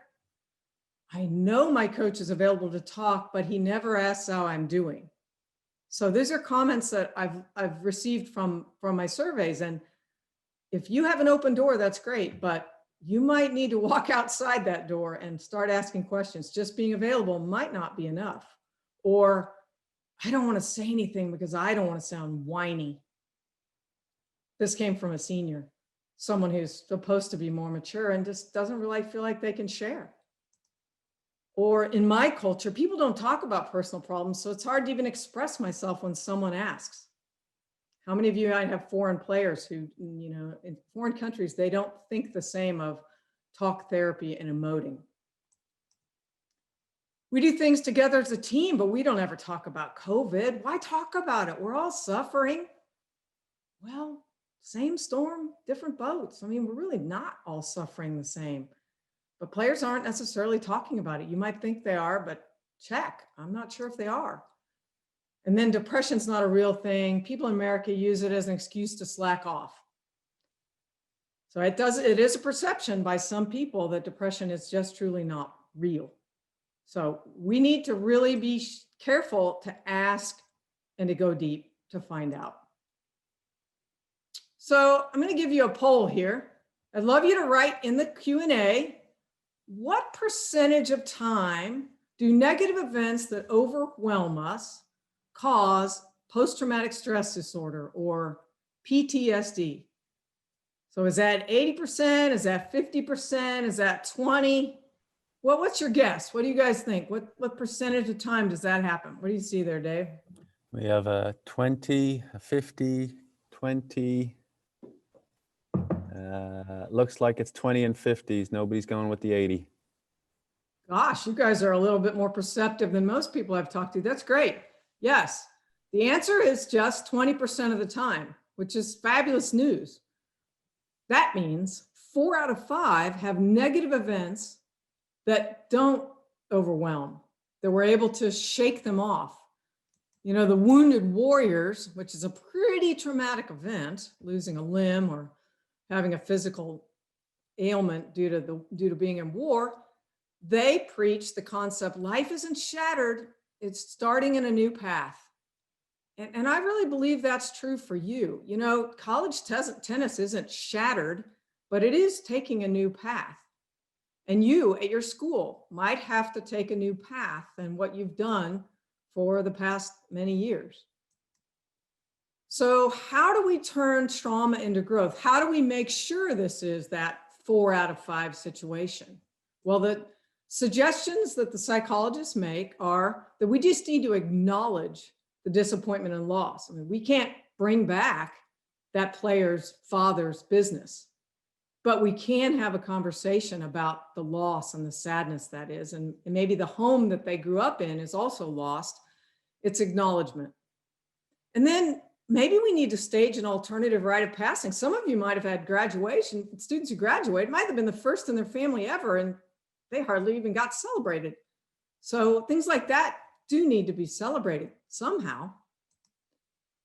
And then it's including peers and experiences. Sometimes we get very isolated, and this COVID has caused this to be a great level. So what can we do to connect people together? You're connected as teams, but even more, maybe connect them intimately into partners.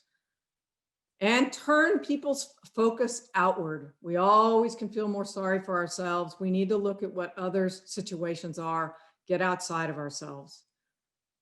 And then share stories of people who have overcome, people who have made the choice to be positive amid negatives. Maybe you have some experiences of your own that you could share. Model that habit of a silver lining. That's that glass half full. You probably talk about that a lot in practice, but I think we all need to maybe remember that. And then just help them shape their internal narrative. And I think if we just think about COVID as being that opponent across the tennis court, it's kind of interesting to think you would never let any of your players make these statements. Coach never lets me play, or I really belong in the lineup, or that guy was cheating, or I can't play in the wind. I mean, you wouldn't allow that. Those are victim statements. Those are, rationalizations, blaming. You wouldn't let that happen. But in COVID, I think some people are saying some similar things. Life's so hard, it's not worth it. I'll never get to the degree I want, the med school I want, the pro tennis tour, ranking I want, looking out and making predictions that who knows if those are true or not. And even the statement, tennis has no purpose without matches. Again, I argue tennis has a huge purpose without matches. Just being in a group of people with someone like you to lead them, even if it's just on Zoom calls and at practice right now, that teamwork, that experience of going to practice, vital. We can't forget it. So here's some ways that you can nurture your players. I thought I'd put together a list of action items. I don't know how many of these might already be done by you, being done, but these are some ideas of really getting down to the action items of helping them. Meet with each player via Zoom. This is this holiday break, ask them specific questions until you know what their needs are. Even identify that small group of support people. It's amazing if people don't share their feelings, there could be very few people that even know how someone's feeling. So who's in the small club, and make sure they are talking to a few people, you and some others. Identify those people. And then create a communication schedule for anyone who's quarantined. I know we've had quarantines in dorm rooms and quarantines in hotels, and how horrible to come from a foreign country to spend your first 2 weeks quarantined in a hotel. But it's been necessary, and it may be necessary again. So what is your responsibility? And just to put them on a text stream with the other players, well, that doesn't really make sure anybody's directly reaching out. Just maybe assign each player a day where they have a 30-minute call with that player and ask questions and get to know them. If they're new to the team, there's a lot they need to learn about them. But it needs to be scheduled, and it can't be assumed to just happen. And then have those group Zoom calls to share feelings. I want you to think about that same storm, different boats. What are their stories? Does anyone on the team know that that girl's father lost her business just a month ago? No, probably not. She's probably not going to share it, but that really gives perspective to the rest of the team. It's important. And then how can you nurture your team as a group?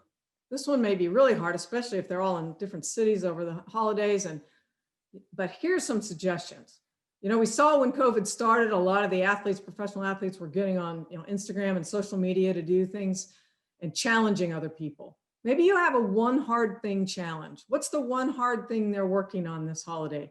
Maybe they're learning a new on-court skill, and that's what they're really focusing on their own, and that's fine. But maybe they need to do something extra, like learn an instrument or learn a language or focus on some skill that they'll be necessary once they graduate. So it's just, what can they do to go deeper and maybe identify what's the hard thing you're learning at this time too. Share with them, take on something new. So it's an important little challenge you could share with the whole team. Purpose gets everyone up each day. And maybe when the schedule's not so full and packed, people tend to sleep in and watch a lot of Netflix. We don't want that. And then partner up the teammates, put them together as couples or twos or threes and help them be accountable to just making a phone call to say, hey, did you work out today? You know, or hey, what'd you do today? I mean, it doesn't have to be like you're checking up on them, but it's just a care, like make sure that's their job, that they will be caring for each other in some small way of checking in. And then creating those powerful peak moments. I mean, a goofy moment was the one that sent, you know, someone from a 6.5 to a 9. What's the goofy moment that you can show? What's the peak moment you can create on your team that can be powerful to those players? So that's your assignment. And as I told you, I wanted to give you also a little perspective on just COVID in the world of historical events and how athletes have really they've been disabled, taken away from their sports before. This really isn't the first time, although we may not think of it this way. And I did a little research and this made me feel better that, you know, we have had sort of COVID type moments in the past. In 1919, the Spanish flu caused there to be no Stanley Cup winner. The Montreal Canadiens had only 3 healthy players, so they forfeited in Game 6. But the Seattle Metropolitans didn't even take the forfeit. They didn't want it. There's no Stanley Cup awarded in that year. And that was a pandemic that had 4 waves and 50 million people died worldwide. So it was as bad as this one, worse, I don't know. We don't know yet, but it was significant. Then in World War II, there were lines, even in the US. We didn't have the war here, but we had to ration things. We had to ration food. Listen, there was a toilet paper shortage, but there could have been, in World War II, there was a cookie shortage. That might cause real mutiny on your team.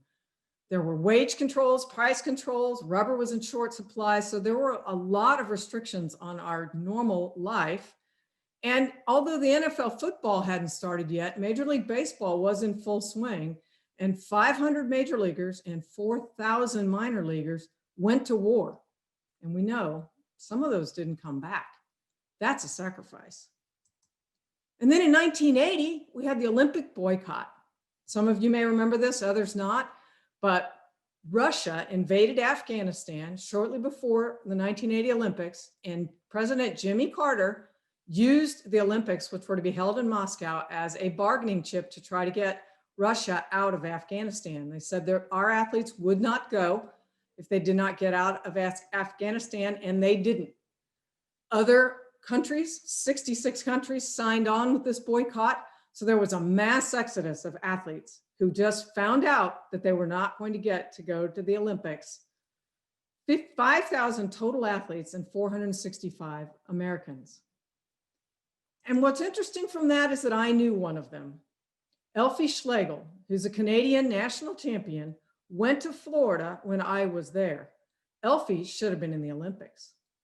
She was one of those people who just found out she didn't have her Olympic dream that she was going to have. She said to me, I would have loved to have had them tell me that I was going to have my Olympics delayed for a year, but no, they canceled it. She thought she would make the team in '84, but by then, you know, by gymnast standards, she was a little maybe too old, and they didn't.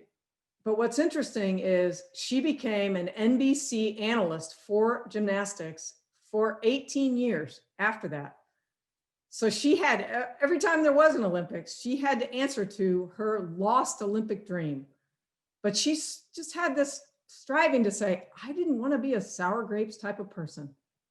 She let that not change. She had a new door open and she ended up at the University of Florida, where she competed and had a fabulous experience as a collegiate gymnast.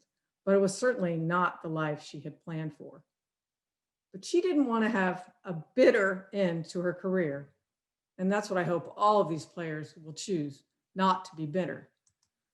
So I know you feel like, you know, COVID is making things different. And in some ways, you don't really have much to coach for right now. It just feels so different. But I just want to continue to remind you that you have everything to coach for. I spoke to another coach this fall who shared about a player he had, great kid, excellent student. He seemed like the All-American with a good family, lots of potential.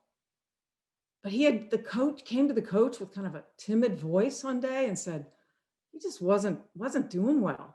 He was feeling things he'd never felt before and thinking things he had never thought of before.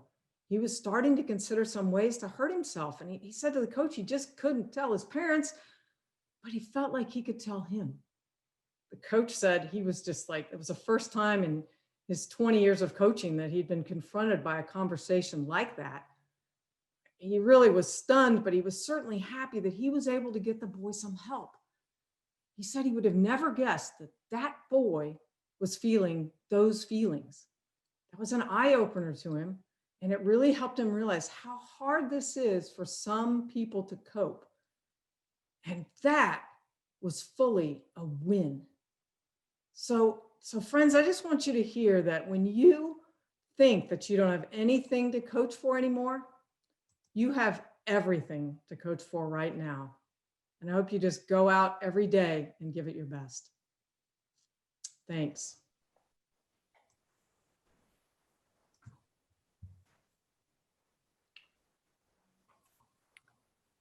Okay, Kim, thank you for that beautiful presentation, the positive message, the research that you conducted to make this as timely and also as specific to our audience as possible. I really appreciate you going to all that effort for our coaches. Coaches, if you have any questions, we have a few minutes for Q&A with Kim. Just Kim, one thing that really stood out to me was around the connection that players are feeling to their coaches. They said that the connection level has gone up over the last few months, which is fantastic to hear. But it's how do coaches maybe continue that when we get past COVID, maybe this time next year, say, when things have gone back to whatever normal is going to be? How can they continue to, I guess, not only maintain those scores, but increase those scores? Oh, that's a great question, Dave. I think that's the key to my athlete-centered coaching class, and it's a key to the research of today. You know, we've known in coaching for years that that dictator model that some of us might have grown up with and seen really doesn't create the best performances. So the best performances come out of this attention to the person, valuing that person, helping that person be well-rounded and see themselves as an athlete, but also as a person, and see themselves, how is tennis making them a better person? Because that makes adversity something they really want to learn to overcome. I know I missed this chapter in my own life. I did not really get that through tennis. And so I realized later in life that I was always sort of running from adversity in situations. So I think it's that mastery climate. It's that just caring about, and I think the key, essentially they say the key in the research is ask questions. And they come off the court, don't tell them what they did wrong. Ask them what they felt, ask them what they thought, ask them to analyze what they need to do better. They'll probably figure out those answers on their own, but it's nurturing that type of relationship with them that's going to go so far to making that open door a two-way situation. They will feel that they can come to you to be approached, be approachable, and not feel like they are just always being judged, which can be what practice begins to be when matches start.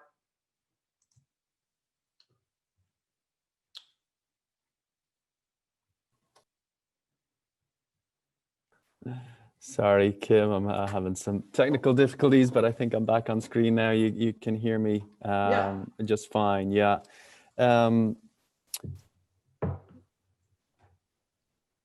Yeah, were there any other things that came out of that research, Kim, that really stood out to you, that maybe surprised you, that worried you or concerned you? Just some of the feedback that you were hearing from the student athletes? You know, actually, as I said, the way I did it is I asked them a little bit about the culture of their programs. And then I asked them about how they felt the coaches were responding to them during COVID, because I wanted to know where our starting place was before I knew where we were going. And I think that the piece that is very reassuring to me is for the people that I got research on, they did feel that their coaches were valuing improvement, and they were not, there was not a huge level of favoritism, and there was not a huge level of punishment for their performances. So I was actually really encouraged, because I think that what I've witnessed, I guess maybe probably 60% of my students that come into my class are pretty surprised at the information and the data and the research of athlete-centered coaching. They think coaching should be more harsh. They think coaching should be a little bit dictatorial, but that's just not what the research says. So no, actually I was really encouraged. I just want to cheerlead this group of coaches and encourage you, though, you can always get better. I mean, the mastery climate, I mean, we don't want to fall into those punishment. We definitely, you have to have challenge matches, for instance, but you don't have to have challenge matches every day. That's just harsh, and that's going to make your players pit against each other. So it's the happy medium of using challenge and pushing them while also just encouraging them, getting them to compare themselves to how good they were yesterday and have them feel free enough to actually try some new things on court. You know, if you're trying to get them to hit a topspin backhand, but every time they go into matches, they go back to the slice, you're not getting very far. They have to be free enough to try that stuff in competition. So they have to feel that there's no repercussions for that failure. And that comes from the coaches. It comes from the way they're responded to. Mm-hmm. So I think that's encouragement for the coaches to continue. Players will play better and longer and fight harder if they are encouraged. Mm-hmm. And have you seen coaches make that shift in?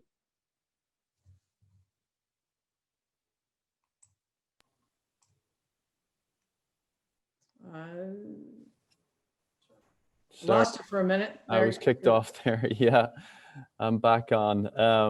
I was just asking, have you seen coaches kind of make that shift away from that more dictatorial kind of philosophy, you know, into that mastery mode? And do you have any advice as to what, you know, what steps they can take to start shifting their mindset? Is it you know, reading the data? Is it, you know, having conversations with other coaches who have maybe made that shift? What advice would you have for them to start pursuing that at a greater length? Well, there's a lot of good books. I like two particularly that I would say are great start is one is the Jim Lair book, Only Way to Win. That's an excellent one. And then one is one based on football, but I think it's eye-opening because most people would even say, well, okay, well, I'll be an athlete-centered coach during tennis, but in football, you can never do that. But there's a book called Inside Out Coaching by Joe Ehrman, a former NFL player, that talks about using this concept in a football environment. So it's a bit eye-opening because I think people would say, wow, and that really works. And it does. I mean, the science just reinforces that. I mean, it really does. Now, you're going to have an isolated person who gets inspired by negativity. I mean, all of us, I think, would look at potentially like John McEnroe as a tennis player who probably fed off of negativity. But that's what we're saying is that's not the norm. And that's certainly not probably what most females, if any females, would be motivated by. Mm-hmm. Yeah, we had Kathy Deboer on earlier with one of our coaches, Danielle Mcnamara, and was talking about some of the gender differences and really, incredible presentation, just some of the data that's out there, and I think eye-opening for a lot of our coaches. So we'll continue to push that message. I know you will too, Kim, and thank you so much for all your time and again, all your preparation for this presentation today. It was just truly outstanding and inspiring. So thank you. Oh, you're welcome. And I look forward to answering any questions by anybody after this presentation. I'm happy to help in any way I can. Thank you, Kim. We'll be in touch and look forward to seeing you in 2021, hopefully here in Arizona. Yes, definitely. All right. Okay. Thanks, Dave. Thanks, Kim. Bye-bye. Bye.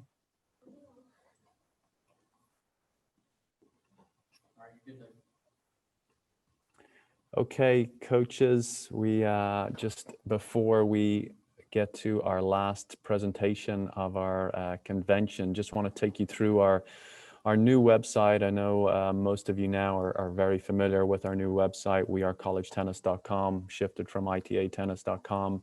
But I want to draw your attention to a few things, because as we speak with coaches, especially last week during our roundtable and operating committees, it was dawning on me that a number of our coaches were just unaware of where they could find certain things. So if you go to wearecollegetennis.com and you go to the coaches link here, so a lot of you, the coach's workspace, at one point you needed a login to get into this particular page, and you will at some point in the new year. But right now this is open to anybody who's on our website. But we've referenced the Coach Masterclass a number of times. This is where it's held. We're up to 11 chapters now. You can see in each chapter we have a couple of videos with either coaches or experts. We have, you'll see here in fundraising with Billy Pate, Princeton, Lauren Conchi, and HPU. And then we have other content. So we'll have links to podcasts, we'll have links to documents. We have video footage from our convention last year. And this is where all the sessions from this year's convention will lie going forward. So if there was a particular session that you missed in the coming weeks, you'll probably be able to find it in one of these chapters. We also have a number of chapters coming out in the new year. The next one is going to be on mental health, not just for student athletes, but for coaches as well. We're going to have a chapter on diversity and inclusion, doubles. There's several more chapters that we have. And my goal is to build all the chapters out by next summer.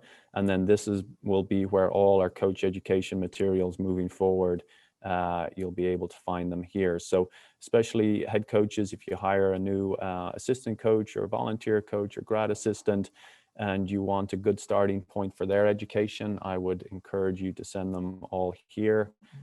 Even those of you who have been in the industry a long time, I've no doubt that there's things you can pick up here. So continue to check in on this, maybe once a week. We'll continue to update, and hopefully you'll find something there that's helpful.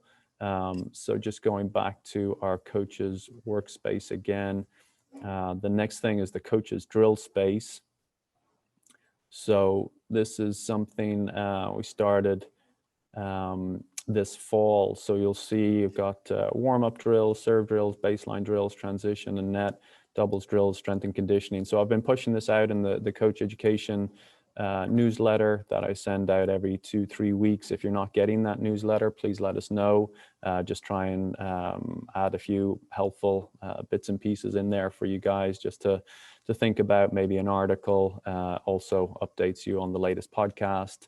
But we haven't received a lot of drills from you guys yet. So I think we've had 3 coaches send in a drill, and we're making it as easy as possible. You just need your iPhone, iPad, take it. If you're listening to Dave Ramos's presentation earlier, just sun at your back, landscape view, hit record, and then just send it to us via wetransfer.com. So would really love to try, and my goal is to get 1 drill from every coach and have hundreds of drills in here for you guys. So myself, Claire Pollard, and Mark Artizone worked to put together a few drills last August, and I'll try and do some over the Christmas break as well, but really need your guys' help on this. So please send me a drill over the break or when you get your team back early in the new year. And then the next thing is open dates. This was something that came up on one of the operating committees. The coach was asking, could we put together a page that coaches could look to see if there was any other teams looking for matches. And this is something we've had for years. This is one of your benefits as an ITA member. You can see now it's separated by division. So you can go down to your division, see if there's any open matches, what dates. So again, with COVID this year, there's likely to be a number of cancellations. Your schedule is probably going to change on several different occasions. And so if you're looking for matches, if you have open dates, please let us know. We'll put it up here, and everybody should be able to see that. One more thing, just taking you back to the coaches workspace here, is the ITA program health index. So again, this is something that's been around for several years.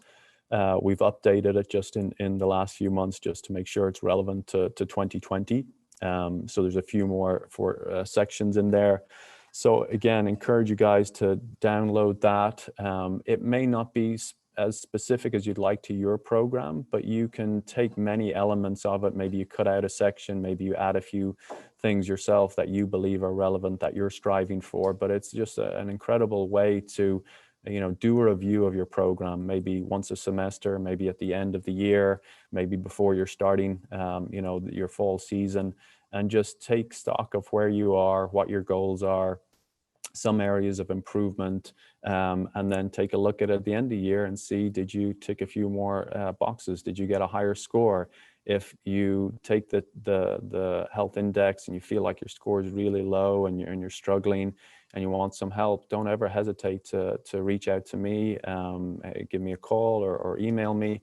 Always happy to help. If I don't feel like I can help, I'm sure I can find you somebody that can. So please, we're here to help in any way that we can. So that's really the review of the website. Again, encourage you guys to really come on this website on a daily basis. If you go back to our homepage, you can see the articles that are here. This when I was a coach, we didn't have this going on. So please come on here, see what the new stories are, see what the updates are. We got your webinars here that you can sign up for, listen to recordings. We've got coach education material coming out all the time. I've received some great feedback on the podcast. We'll continue to push those out in the new year. And if you haven't signed up for the podcasts on Apple iTunes or Spotify, again, definitely encourage you to do so. So if this is all new to you, you can have a lot of fun over the Christmas break. You can get a ton of coach education material. I don't know what the hours are, 30, 40, 50 hours at this point between podcasts, webinars, material that we have on our Coach Masterclass space. So okay, well, with that, I am going to hand you back to our CEO, Tim Russell, for the final presentation of our first ITA virtual convention. Over to you, Tim. Hey, thank you, Dave, and thanks for all you've done with the rest of our team to put this wonderful event on. But thanks also to everything you've been doing since you have joined the ITA. It's been a wonderfully full and rich 3 days, the brave new world of a virtual convention. Again, gratitude to the staff of the ITA as well as to all of our presenters and sponsors. As we transition into this last session, I'm thinking about Doug Conant, a great friend of the ITA and college tennis. Many of you know that he wrote 2 great books, Touch Points, and then now his recent book, Blueprint.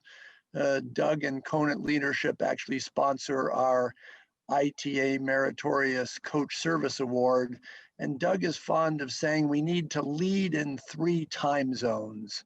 Leaders need to lead in 3 time zones. And certainly we all think about the glorious past, the history of the ITA and college tennis.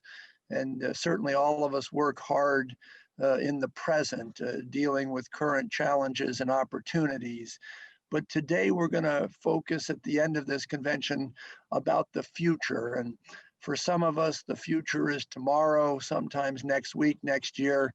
But we'd like to think a little bit about what college tennis will look like in 3 to 5 and maybe even in 10 years. The primary focus on today is Division 1, but we want everyone who's on the call to not only listen and share, but to be thinking about the future and whether it's your division or our sport as a whole. So what I'd like to do is to welcome 3 great friends of the ITA and college tennis. I'm going to make brief introductions of all of them, and then I'm going to make a few remarks, and then we're going to have a slide presentation, and then we'll continue our conversation. And as has been the custom the last couple of days, please, as we move along, feel free to put questions and comments in the Q&A box. So first, I'd like to welcome Tim Cass from the USTA, who also presented on Tuesday, was a college player and a college coach, is a member of our ITA Men's Tennis Hall of Fame, and now the general manager at the USTA's national campus and the general manager for college tennis. Tom Jacobs, who's had a varied career, an illustrious career, a director of championships at the NCAA for 17 years, went on to be the managing director for administration and business affairs for player development for the USTA, and is now the senior associate commissioner and chief operating officer for the A10. And then in his spare time, works with Snodgrass Partners. And many of you know Tom and his team helped us with the search for Dave Mullins and worked on our ITA compensation survey last year. And then finally, a great friend of mine and a great mentor, Dr. Chuck Ambrose.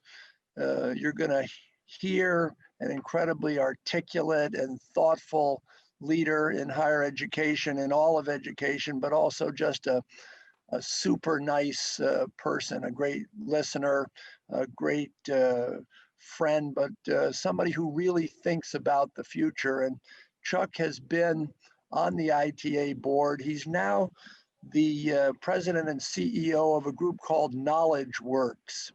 And in the past, Chuck came from the University of Central Missouri. Before that, president at Pfeiffer University, I think North Carolina's youngest serving president at age 36. But so you get the full picture. Chuck attended Furman, was a 4-year letterman and captain of the soccer team, has 2 advanced degrees in higher education administration, a master's from University of Louisville and a doctor of education from the University of Georgia. So we've got a great panel here together. And what I'd like to do is have all of us think for just a moment about the ITA's vision and mission. Dave actually just walked you through our website. And if you go onto the website and you go just under the ITA tab, you're going to see that the ITA's vision is to ensure the long-term prosperity of college tennis as one of the most vibrant college sports. College tennis is one of the most vibrant college sports. That has been our mission for the last number of years. And following that following that vision is our mission, where what we say at the ITA is we come to work to serve all of college tennis within the world of higher education, to try to advance our sport and then return leaders of tomorrow. And I really want to use that as the context today. What do we need to do to reach that vision of ensuring the prosperity of college tennis? So a few introductory thoughts from me, and then I'm going to ask Tim Cass to offer a few, and then we're going to get into Tom's presentation, and then we're going to really listen a lot to Dr. Ambrose. So one of the things I would encourage all of us to do as leaders in this opportunity is to look for both big solutions as well as incremental changes, some of which have already been happening organically.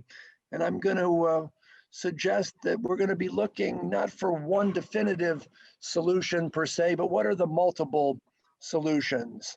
I think it's important for all of us as leaders to step up and shape the future of our sport. And the opportunities for change are ripe, even though not a lot of people like change. One of the things I've noticed since the pandemic is that our coaches really have been having a lot of important conversations. And this is one of the things that inspired Tim Cass and I to move forward with actually a formalized process that's going to study the D1 model. And obviously there'll be implications for all 5 of our divisions. Just let me make it clear that I think all of us on this call and all of you agree that dropping Olympic sports is simply not acceptable. I tried to write a pretty major thought piece about this in April. I think it had pretty wide exposure. And I will submit again today that dropping sports like tennis is simply not consistent with the values of a higher education model for college athletics. 2 years ago at our convention in Naples, I was actually asked by a couple of coaches to opine a little bit on what might keep me up at night in my role, what might make me sleep with one eye open. And I actually offered 6 or 8 what have turned out to be kind of prophetic insights. I suggested that the next stock market crash could be a challenge, the loss of media rights, which we saw with the NCAA's March Madness not happening last year. I've observed the massive debt at universities, whether it's $300 million football stadiums or other projects, the nuclear arms race in football and basketball that's included $2 million assistant coach salaries, ADs not saving for a rainy day. And then I even really worried about presidents asking how many sports would be needed to sponsor or host a D1 athletic program. I was very proud this spring with Kathy Deboer and others that the ITA actually helped fight off the group of 5 ADs request this year to actually lower that number. And with that as a starting point, I would ask all of you to consider, where does your program stand in your athletics department? Would it be in the top 3, top 25%? Bottom 25%. We had a number of discussions at our board meeting last weekend, and some of our athletic directors said, even though they are personal fans of tennis, this was a quote, is always on the lips of ADs when they're thinking about sports that are being considered for elimination. So what the ITA is trying to do in partnership with the USTA is to get ahead of this topic. Tim Cass and I hosted an ad hoc task force that met in April. Tom Jacobs served on that, as did Chuck. We met again in September. I think everyone knows that for the last 4 or 5 years, the USTA and the ITA have been working very closely together. Right as the pandemic hit, I was giving interviews where I said college tennis had never been stronger. And that was because so many people were coming to work on its behalf. Early in my career in the world of higher education and college athletics, it was Tom Jacobs who reminded me about what he liked to call the 3-legged stool, or the triangle, where the most successful college sports are the one where the Coaches Association, the national governing body, and the NCAA are in sync and work together.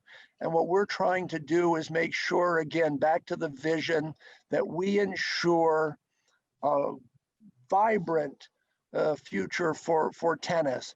So today what we want to do is share a little bit about the process, and we want to get a little bit of conversation going. So with that as a start, I'd like to welcome and thank Tim Cass and ask him to offer his opening remarks. Tim, thanks for that introduction and framing today's discussion. And I want to thank you and your staff on an absolutely fantastic convention. The undertaking of pulling this off is really remarkable. And I participated as just a watcher online of many of the sessions, and I found them very valuable, and I looked at all the content, and I believe the coaches did too. So a huge congratulations to you and your team on a very successful convention. And hopefully next year we're together in person. I do just want to echo, Tim, your comments about the 3-legged stool and our partnership with the ITA. And I think we share a proudness when we say that we've never worked more closely together. And I think at this particular time, and I think what the pandemic has taught me is that, with crisis comes opportunity. One of the things that's happening in tennis, in probably I can't speak for the world, but in America, but is new participation in the sport of tennis is up about 30%. And as you know, our mission for the USTA is to grow the game of tennis. And so in some odd way, with this pandemic, the crisis, it's provided an opportunity for growth. And now our challenge from the USTA's perspective is how do we retain those new players to the sport? And so I think as we look at this moment in time with Division I tennis particular, but all of college tennis, is how do we take advantage of this situation? And when we look, as you said, whether it's 3 years, 5 years, 10 years down the road, what changes can we make collectively that actually will benefit our sport and grow our sport? And so I'm not going to take up any more time than that. I really am very much looking forward to Dr. Ambrose's comments, Tom Jacobs' presentation that he's walked us through prior to this. We're very excited. The USTA is excited to partner jointly with the ITA in this study. And we look forward to the next 6 months of working together on this and what might be some possible outcomes that would be positive for our sport. So thank you. Hey, thank you, Tim. And it's really a great joy to work with you and your team on a regular basis. You referenced the fact that you've seen part of the presentation, and that's because we've rolled it out to the members of our Division I operating committee. So some will have seen this, and we're happy that some are with us today. We really appreciate Tom Jacobs being with us. He has a hard stop because he has the rest of his day job. I think all the ADs at the A10 are getting together at the bottom of the hour. So Tom, thanks for joining us amidst your busy day. And if you can walk us through what you're hoping to do as our facilitator in this process.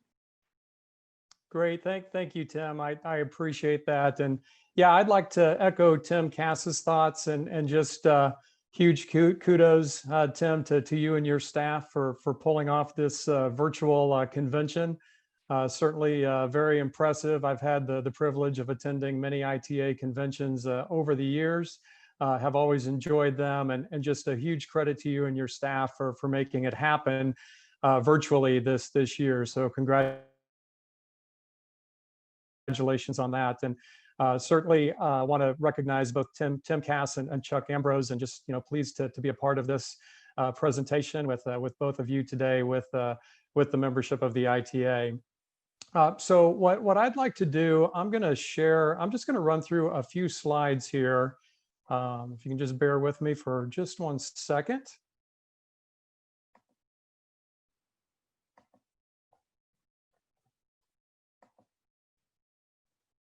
There we go. So yeah, we're very pleased at Snodgrass Partners to have been selected and to partner with the ITA and the USTA on this very timely and very important joint project. What I'm going to run through here at a pretty high level is just some of the concepts behind this project. Talk a little bit about the process, and then also the time frame. So really what we're about to undertake is a comprehensive study of the NCAA Division I tennis model, with really the goal for creating long-term sustainability and viability for the sport. Certainly there have been a number of things that have happened over the years that have been, incremental tweaks or changes here or there. And I don't believe that's what we're talking about with this project. I think we're talking about, something that is certainly meaningful, something that makes sense. And again, something that is going to position tennis in a good position for the long run. I'll talk a little bit more about the process in a minute, but we're really looking at a process that is going to engage all of the stakeholders in regard to college tennis, whether that's college presidents, athletic directors, coaches, student athletes, and even conference commissioners. And again, this is really a great opportunity to position tennis as a leader. Again, not to just be reactive and have things potentially happen to the sport, but really as the leadership of college tennis. And again, Tim referenced, kind of the triangle that we like to talk about with the ITA, the USTA, and certainly the NCAA as well. But to really position tennis as a leader, in the eyes of the presidents, the ADs, the commissioners, and really being innovative and creative and looking holistically within the larger intercollegiate athletics landscape. Both Tims referenced this, and I definitely want to underscore it because, in all the time that I've had the privilege to work with the sport and to work with college tennis, I would venture to say that there's never been a time where the relationship between the national governing body and the Coaches Association has been stronger.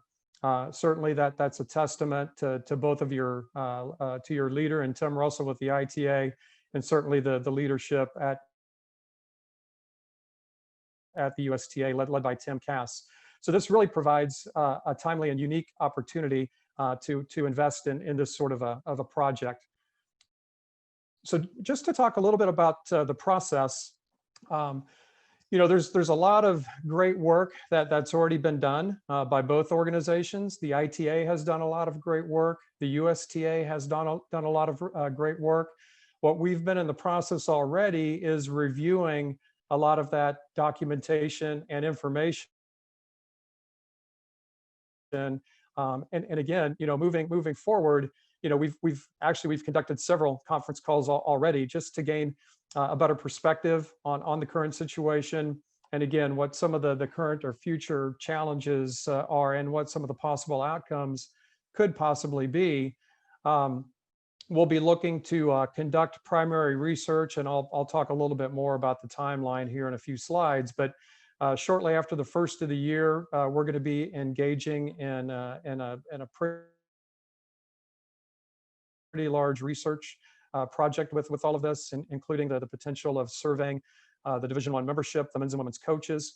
Following that up with one-on-one interviews that we'll be conducting across all those different groups that I referenced, whether it's presidents, athletic directors, coaches, student athletes, both current and former, and commissioners. From there, and we've already started working on this, identifying, for lack of a better term, an executive committee that would be comprised of certainly, the two leaders with Tim Russell and Tim Cass, but also other representatives, both from the ITA and the USTA, working in conjunction with us to really be kind of the executive group or executive committee, if you will. And then also looking to establish working groups that would be organized by topic area. So, that could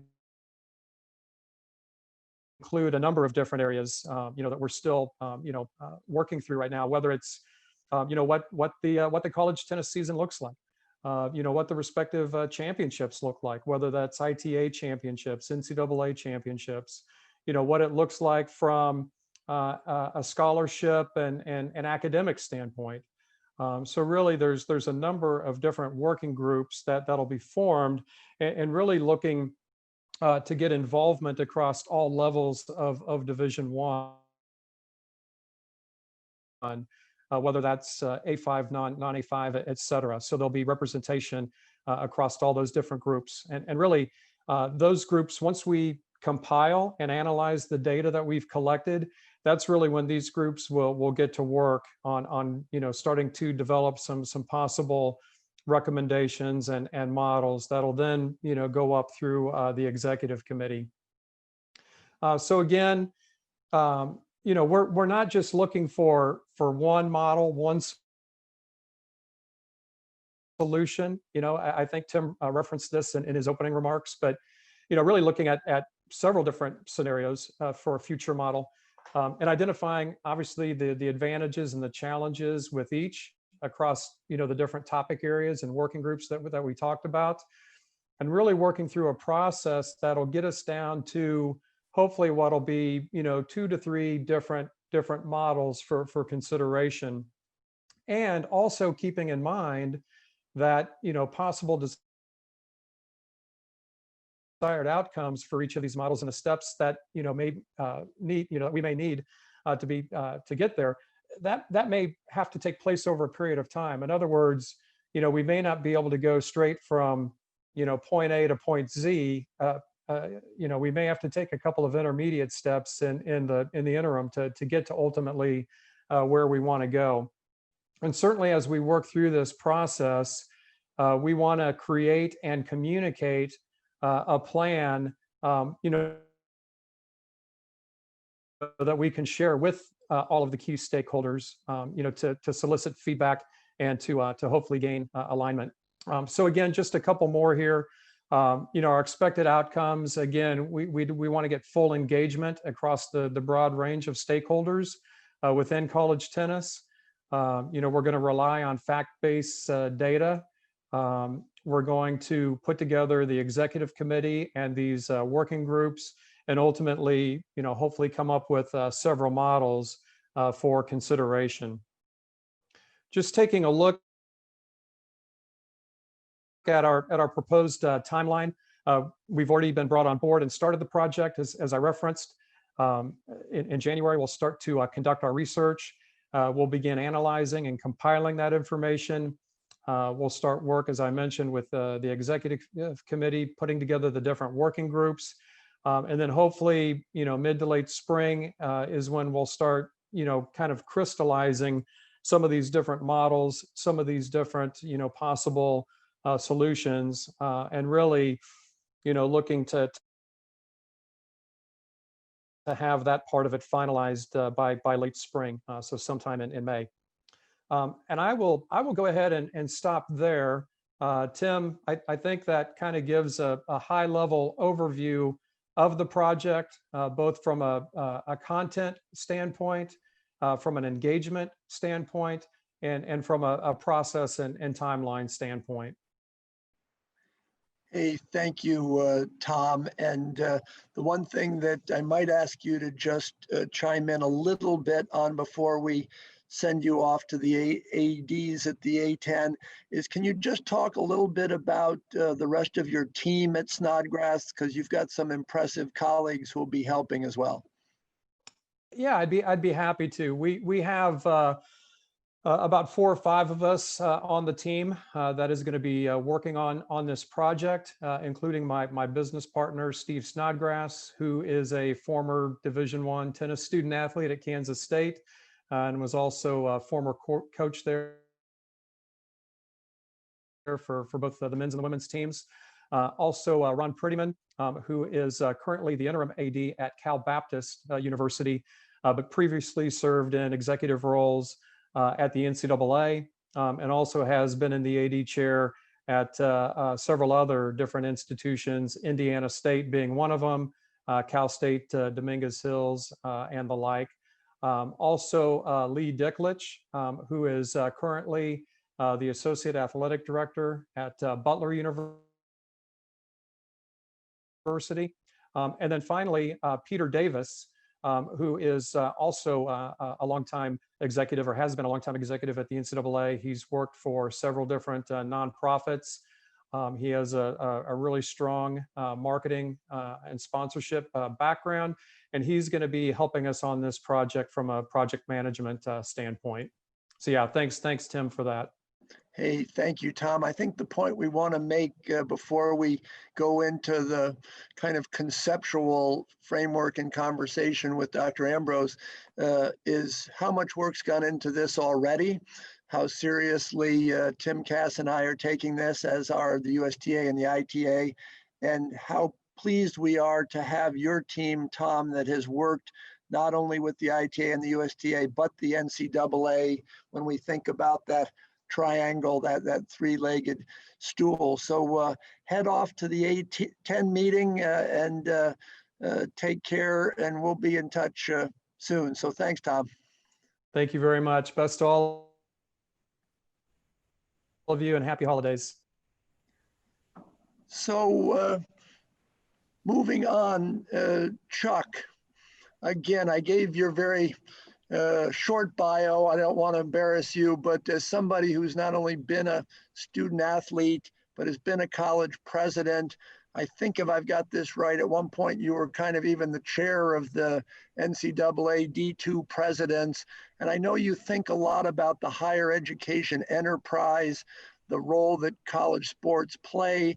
And now in your role as somebody running a think tank that does amazing work, maybe with what we've just set up, you can react a little bit to the process, but then offer some thoughts just to our coaches about how they might think over the next month and as we move through the next 6 months. So grateful you're here. Chuck, we'll turn it over to you. Yeah, thanks, Tim. And incredibly, I was thinking about just sharing time with you and Tim, being Tim squared, seeing the evolution of the not only the ITA, but the USTA partnership, and certainly a longstanding friendship with Tom. And as solution finding goes, the only encouragement I would give out of this project is the old Steve Prefontaine adage of run as fast as you can and then increase your speed, because finding those solutions in the midst of what is really uncharted water, right? And I know you've, and certainly the membership has been as responsive to your student athletes and your campuses and their needs. There's no playbook, right, for what we're leading through. And probably the adage that's meant the most to me over the last couple of days is you're not going to work around it, right? You're just going to work through it.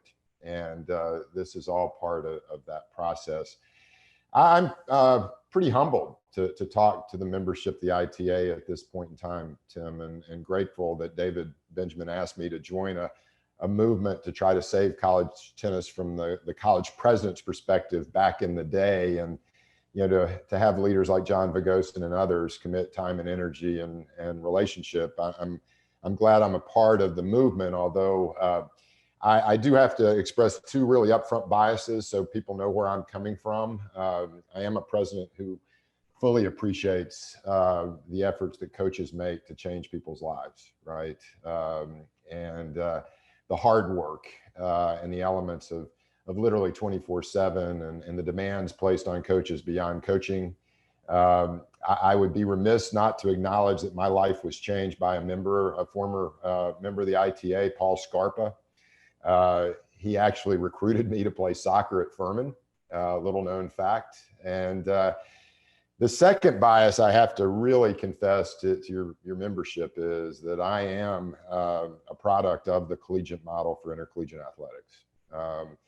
And my family is indebted to it. My wife was the first full scholarship in women's golf in the crossover years between AIAW and the NCAA, full scholarship, total beneficiary of Title IX, which is an extraordinary privilege. And both my kids have had the opportunities to be student athletes as well. So when we say collegiate model and we maybe talk about the professionalization of intercollegiate athletics, you just have to know kind of where your biases lay and the value that's placed on the Gerald Ford mantra that if you're going to hire a leader, hire a veteran or hire a former student athlete, right? Because of the wholeness of what it brings to the product, right, that is college tennis.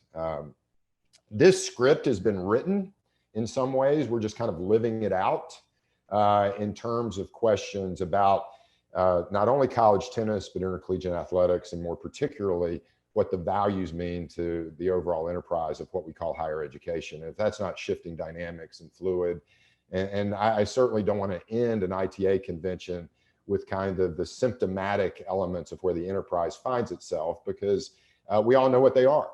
It costs too much, it takes too long, skills gap exists with degrees. But there's going to be a critical question in front of this new administration, right, is whether they're going to forgive student loan debt or whether they're going to invest in the infrastructure of higher education, right? It's going to be one of the absolute most critical because there's only so much money. And so whether we alleviate some of that $1.7 trillion of indebtedness that college represents to future and prospective students, then all of the conversations that we have of where does tennis fit in within a divisional structure, where do divisions fit in within the NCAA kind of fall out from that. Let me mention someone, and I'll go back to this. I'm sorry Tom couldn't stay on the call because we both had the humble honor of working directly with Miles Brand.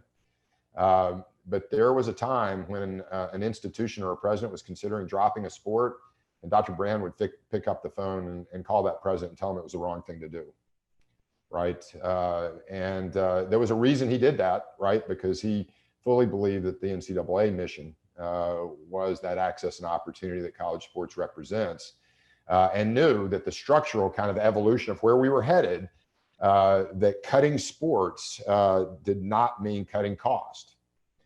There's very little evidence to say that cutting a sport really kind of lends itself to the kind of expenditure reductions that the largest of what we say is Division I. And I'd certainly encourage you to stretch your consideration about what Division I means as you would consider what Division I tennis means, right? Because there's some endemic elements that make ends not meet, right, within that identity, that will certainly drive some of the opportunities and some of the challenges.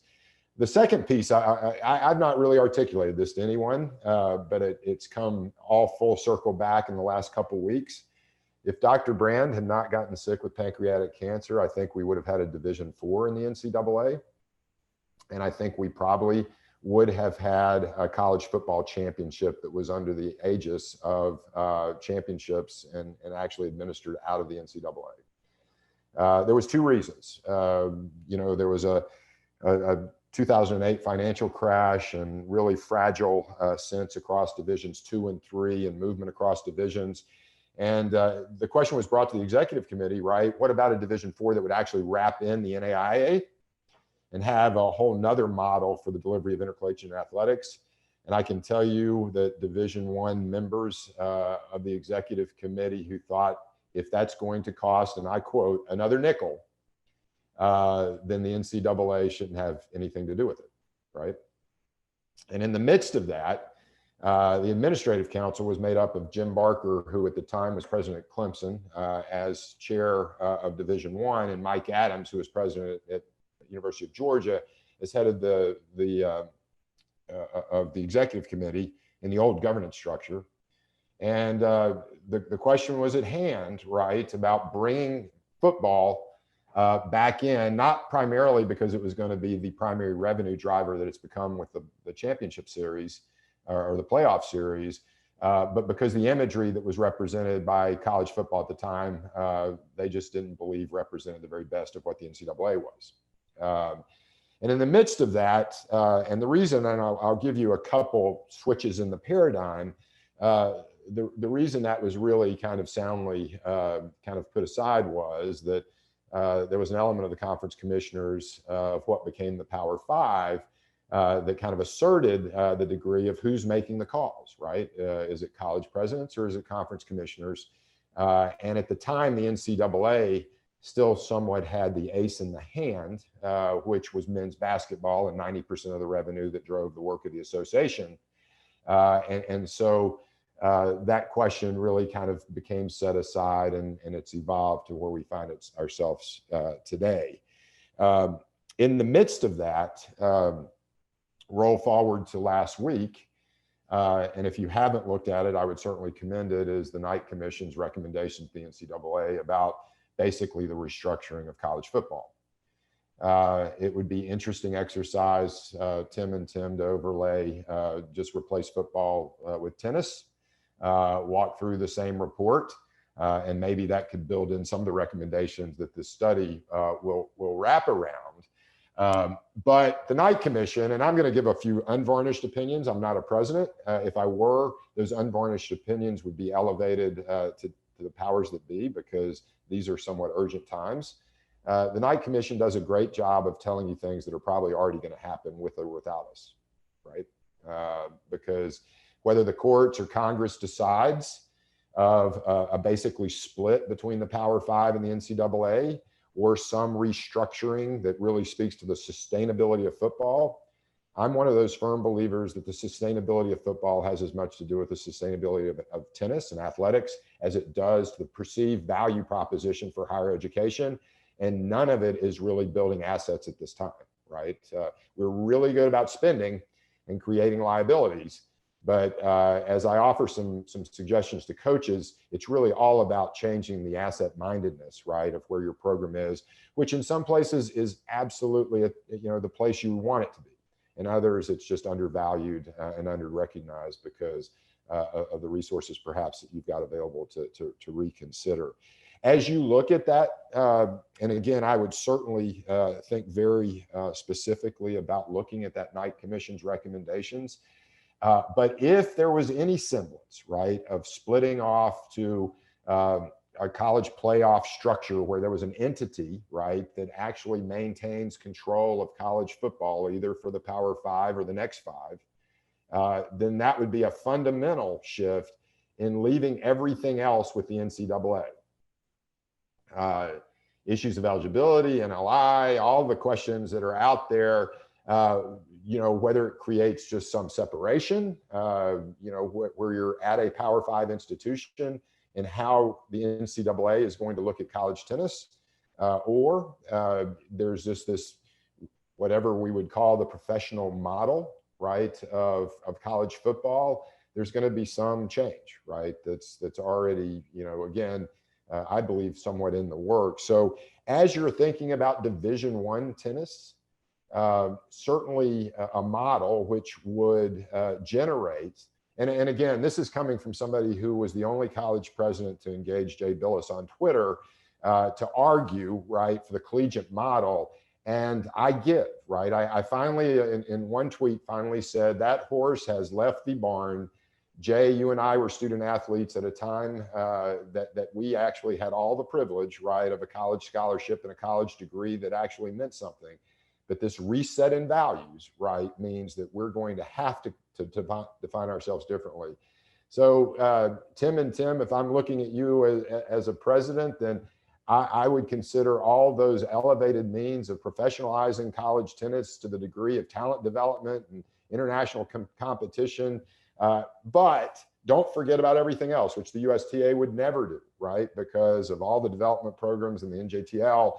College football does not, Power Five, Division I college football will not care for college football. There'll be advances in equipment. There'll be somewhat research, for the concussion research, but that element of not wanting to create a Division IV back in 2008, Victoria Jackson mentioned it on the 60 Minutes piece on Sunday.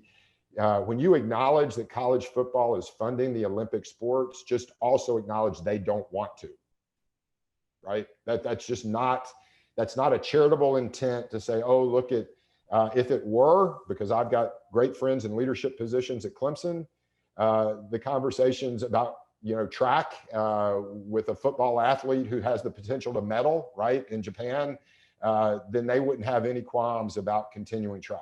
But we know where that conversation has led itself, right? So if in fact, and again, I don't use that Steve Prefontaine, it was one of Dr. Brand's famous and favorite quotes, because he was provost at Oregon when Prefontaine ran, in this consideration of redefining a professional model for college tennis, I would literally run as fast as you could, because you're going to be defined that way anyway, or simply looked at as a liability.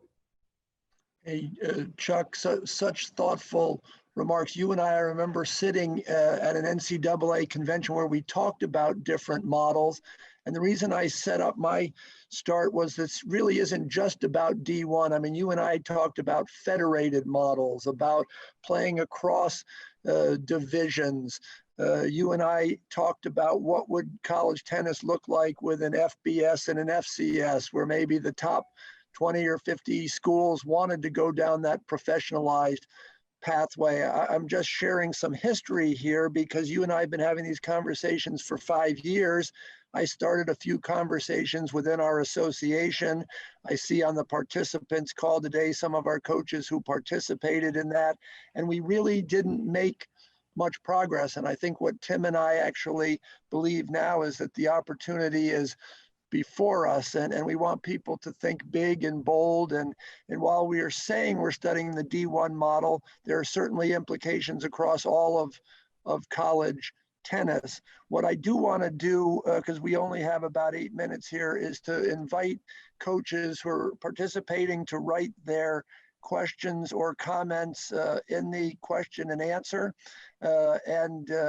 Until I see some, I'll keep maybe asking a few myself and let Tim weigh in as well. So, well, first question we've gotten, Chuck, is how does the NCAA selecting D1 sites through 2026 and also requiring all 3 divisions have uniform scoring system to change affect any recommendations by Snodgrass? I'm not sure if that one's directed to you, Chuck, or to me and Tim, but I'm happy to take a shot. Tim, if you want to take a shot at it, go ahead. I don't know if we necessarily want to put that to Chuck, but the next question that he can think of is how do you think name, image, and likeness will impact tennis? Tim, you want to take a shot at the first question?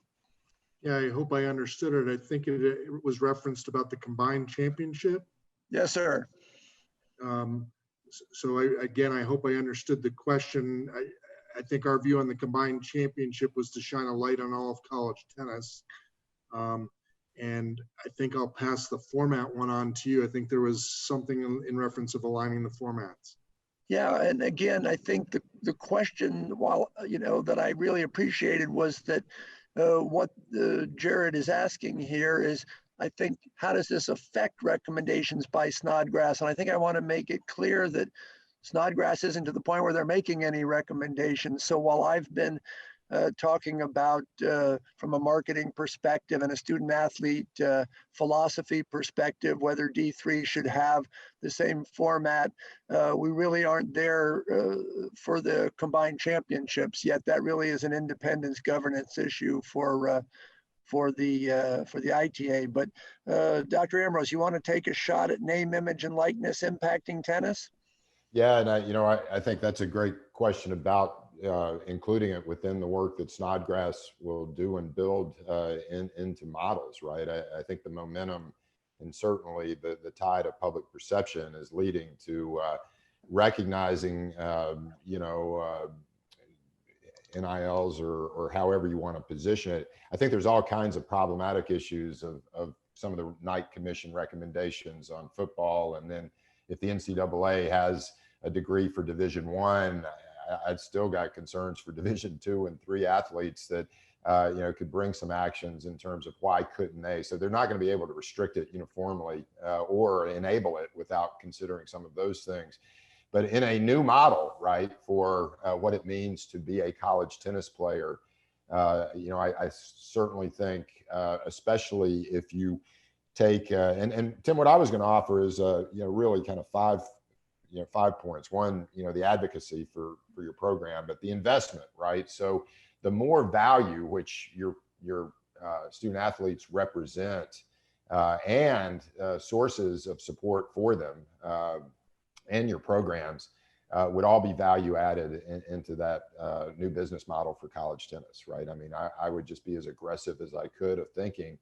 And as those doors open for students to benefit in different ways from being a student athlete, certainly that would want to be included. Yeah, just to piggyback on that, I've spoken to the association a little bit about the work that I had done trying to promote what Bubba Cunningham was doing with his thoughts on name, image, and likeness and a unified pool and his legal team. I'm not sure if it's getting quite the traction that we need, but I think the name, image, and likeness is certainly going to be something we need to pay attention to. Bruce Myers has put in the box, is the current scholarship model broken for Olympic sports, and should these be reduced in order to limit either Title IX exposure on the men's side or just general reduction in annual operating costs? Clearly a topic that we'll address already on the list. I think Tom referenced it a little bit, but Chuck, you want to take a shot at this one? Yeah, and there's 2 elements of this, and it's a great question, Bruce, but I mean, ultimately the divisional model is broken, right? And one thing that I would encourage, because as a Division I student athlete, and I like to project that out, right? Because I played Division I soccer. I drove the van my senior season, right? I had a different experience than what we would attract to Division I. So Tim, those elements that you guys talked about at the ITA about really, because tennis and some sports really set them up to regional play, and you just let the talent play through the fields, and then you have regional champions that maybe would go for a national championship, not just trying to work within the confines of Division I, II, and III, but think about a non-divisional approach to delivering college tennis that still has all the attributes and values, right, that you want to create out of the elevation of Division I. But it is not just the scholarship model. The one thing that the Knight Commission report released this week, it really showed where the president and the membership had it wrong, is it's still a matter of access to Division I basketball that really drives much of the poor decision-making at institutions, right? To stay Division I, to offer sports. And there's no way to lay it off on Title IX by virtue, but if you sponsor football, so Tom's going to an A10 conference conversation, if you're in those institutions that don't sponsor football and there's the balance across what it means to be Division I, that's a totally different equation. Those institutions in the next 5 and the lower 5 and the worst 5 that still stay Division I on the basis of having to fund football. It's not necessarily the Title IX equation, it's the funding, are those programs that move past operating deficits from the average of $8 million that can push institutional subsidies north of $20 million just to have an athletic program, right? So there's, I wouldn't, and I'll say this strategically, I wouldn't want tennis to be that, canary in the coal mine for blowing up the divisional structure and offering different models to play, because it may not work, but you better have plan B, because really the ends meeting of Division I doesn't work off eligibility, it doesn't work off scholarships, and it certainly doesn't work on everything from capital debt and more particularly to payroll, because that's ultimately the biggest driver of cost. So that's a great question, but it's not just Title IX, it's not just scholarships. It's institutions who are making choices to spend more money than they ever hoped to make. And we might have to leave that as the last word, even though we've got one more question in the box. It was drilling down a little more on scholarships. We can assure people that all of these will be discussed, but I think to be faithful to the schedule we've set up, not only for our coaches, but our presenters, I'd like to use this opportunity to one more time, not only thank you, Tim, and you, Chuck, but thank all of the coaches who have spent the last 3 days with us. And as I routinely do when I end addresses to the coaches, I want to thank them for what they do every day as teachers and leaders and mentors. We talk of them as coaches, but when we go back to where we started this conversation about the vision and the mission of the ITA, I also want to just kind of end with, if you're on our website, what we believe is the transformative purpose of the ITA, why we do what we do, and that's to empower coaches, to empower student athletes to compete, what Jeff Moore likes to call striving together, in order to positively transform lives through tennis and develop the character of the next generation of leaders. And I think that's what this session is about, how all of us together can be leaders, not only of our sport, but on our campuses, in our communities, and in what Dr. Ambrose likes to call the higher education enterprise. So thanks for joining us. Have a fantastic holiday, and we'll look forward to a year of 2021 where, God bless, we'll have tennis played in the spring. So be well, everyone. Take care. Thanks a lot.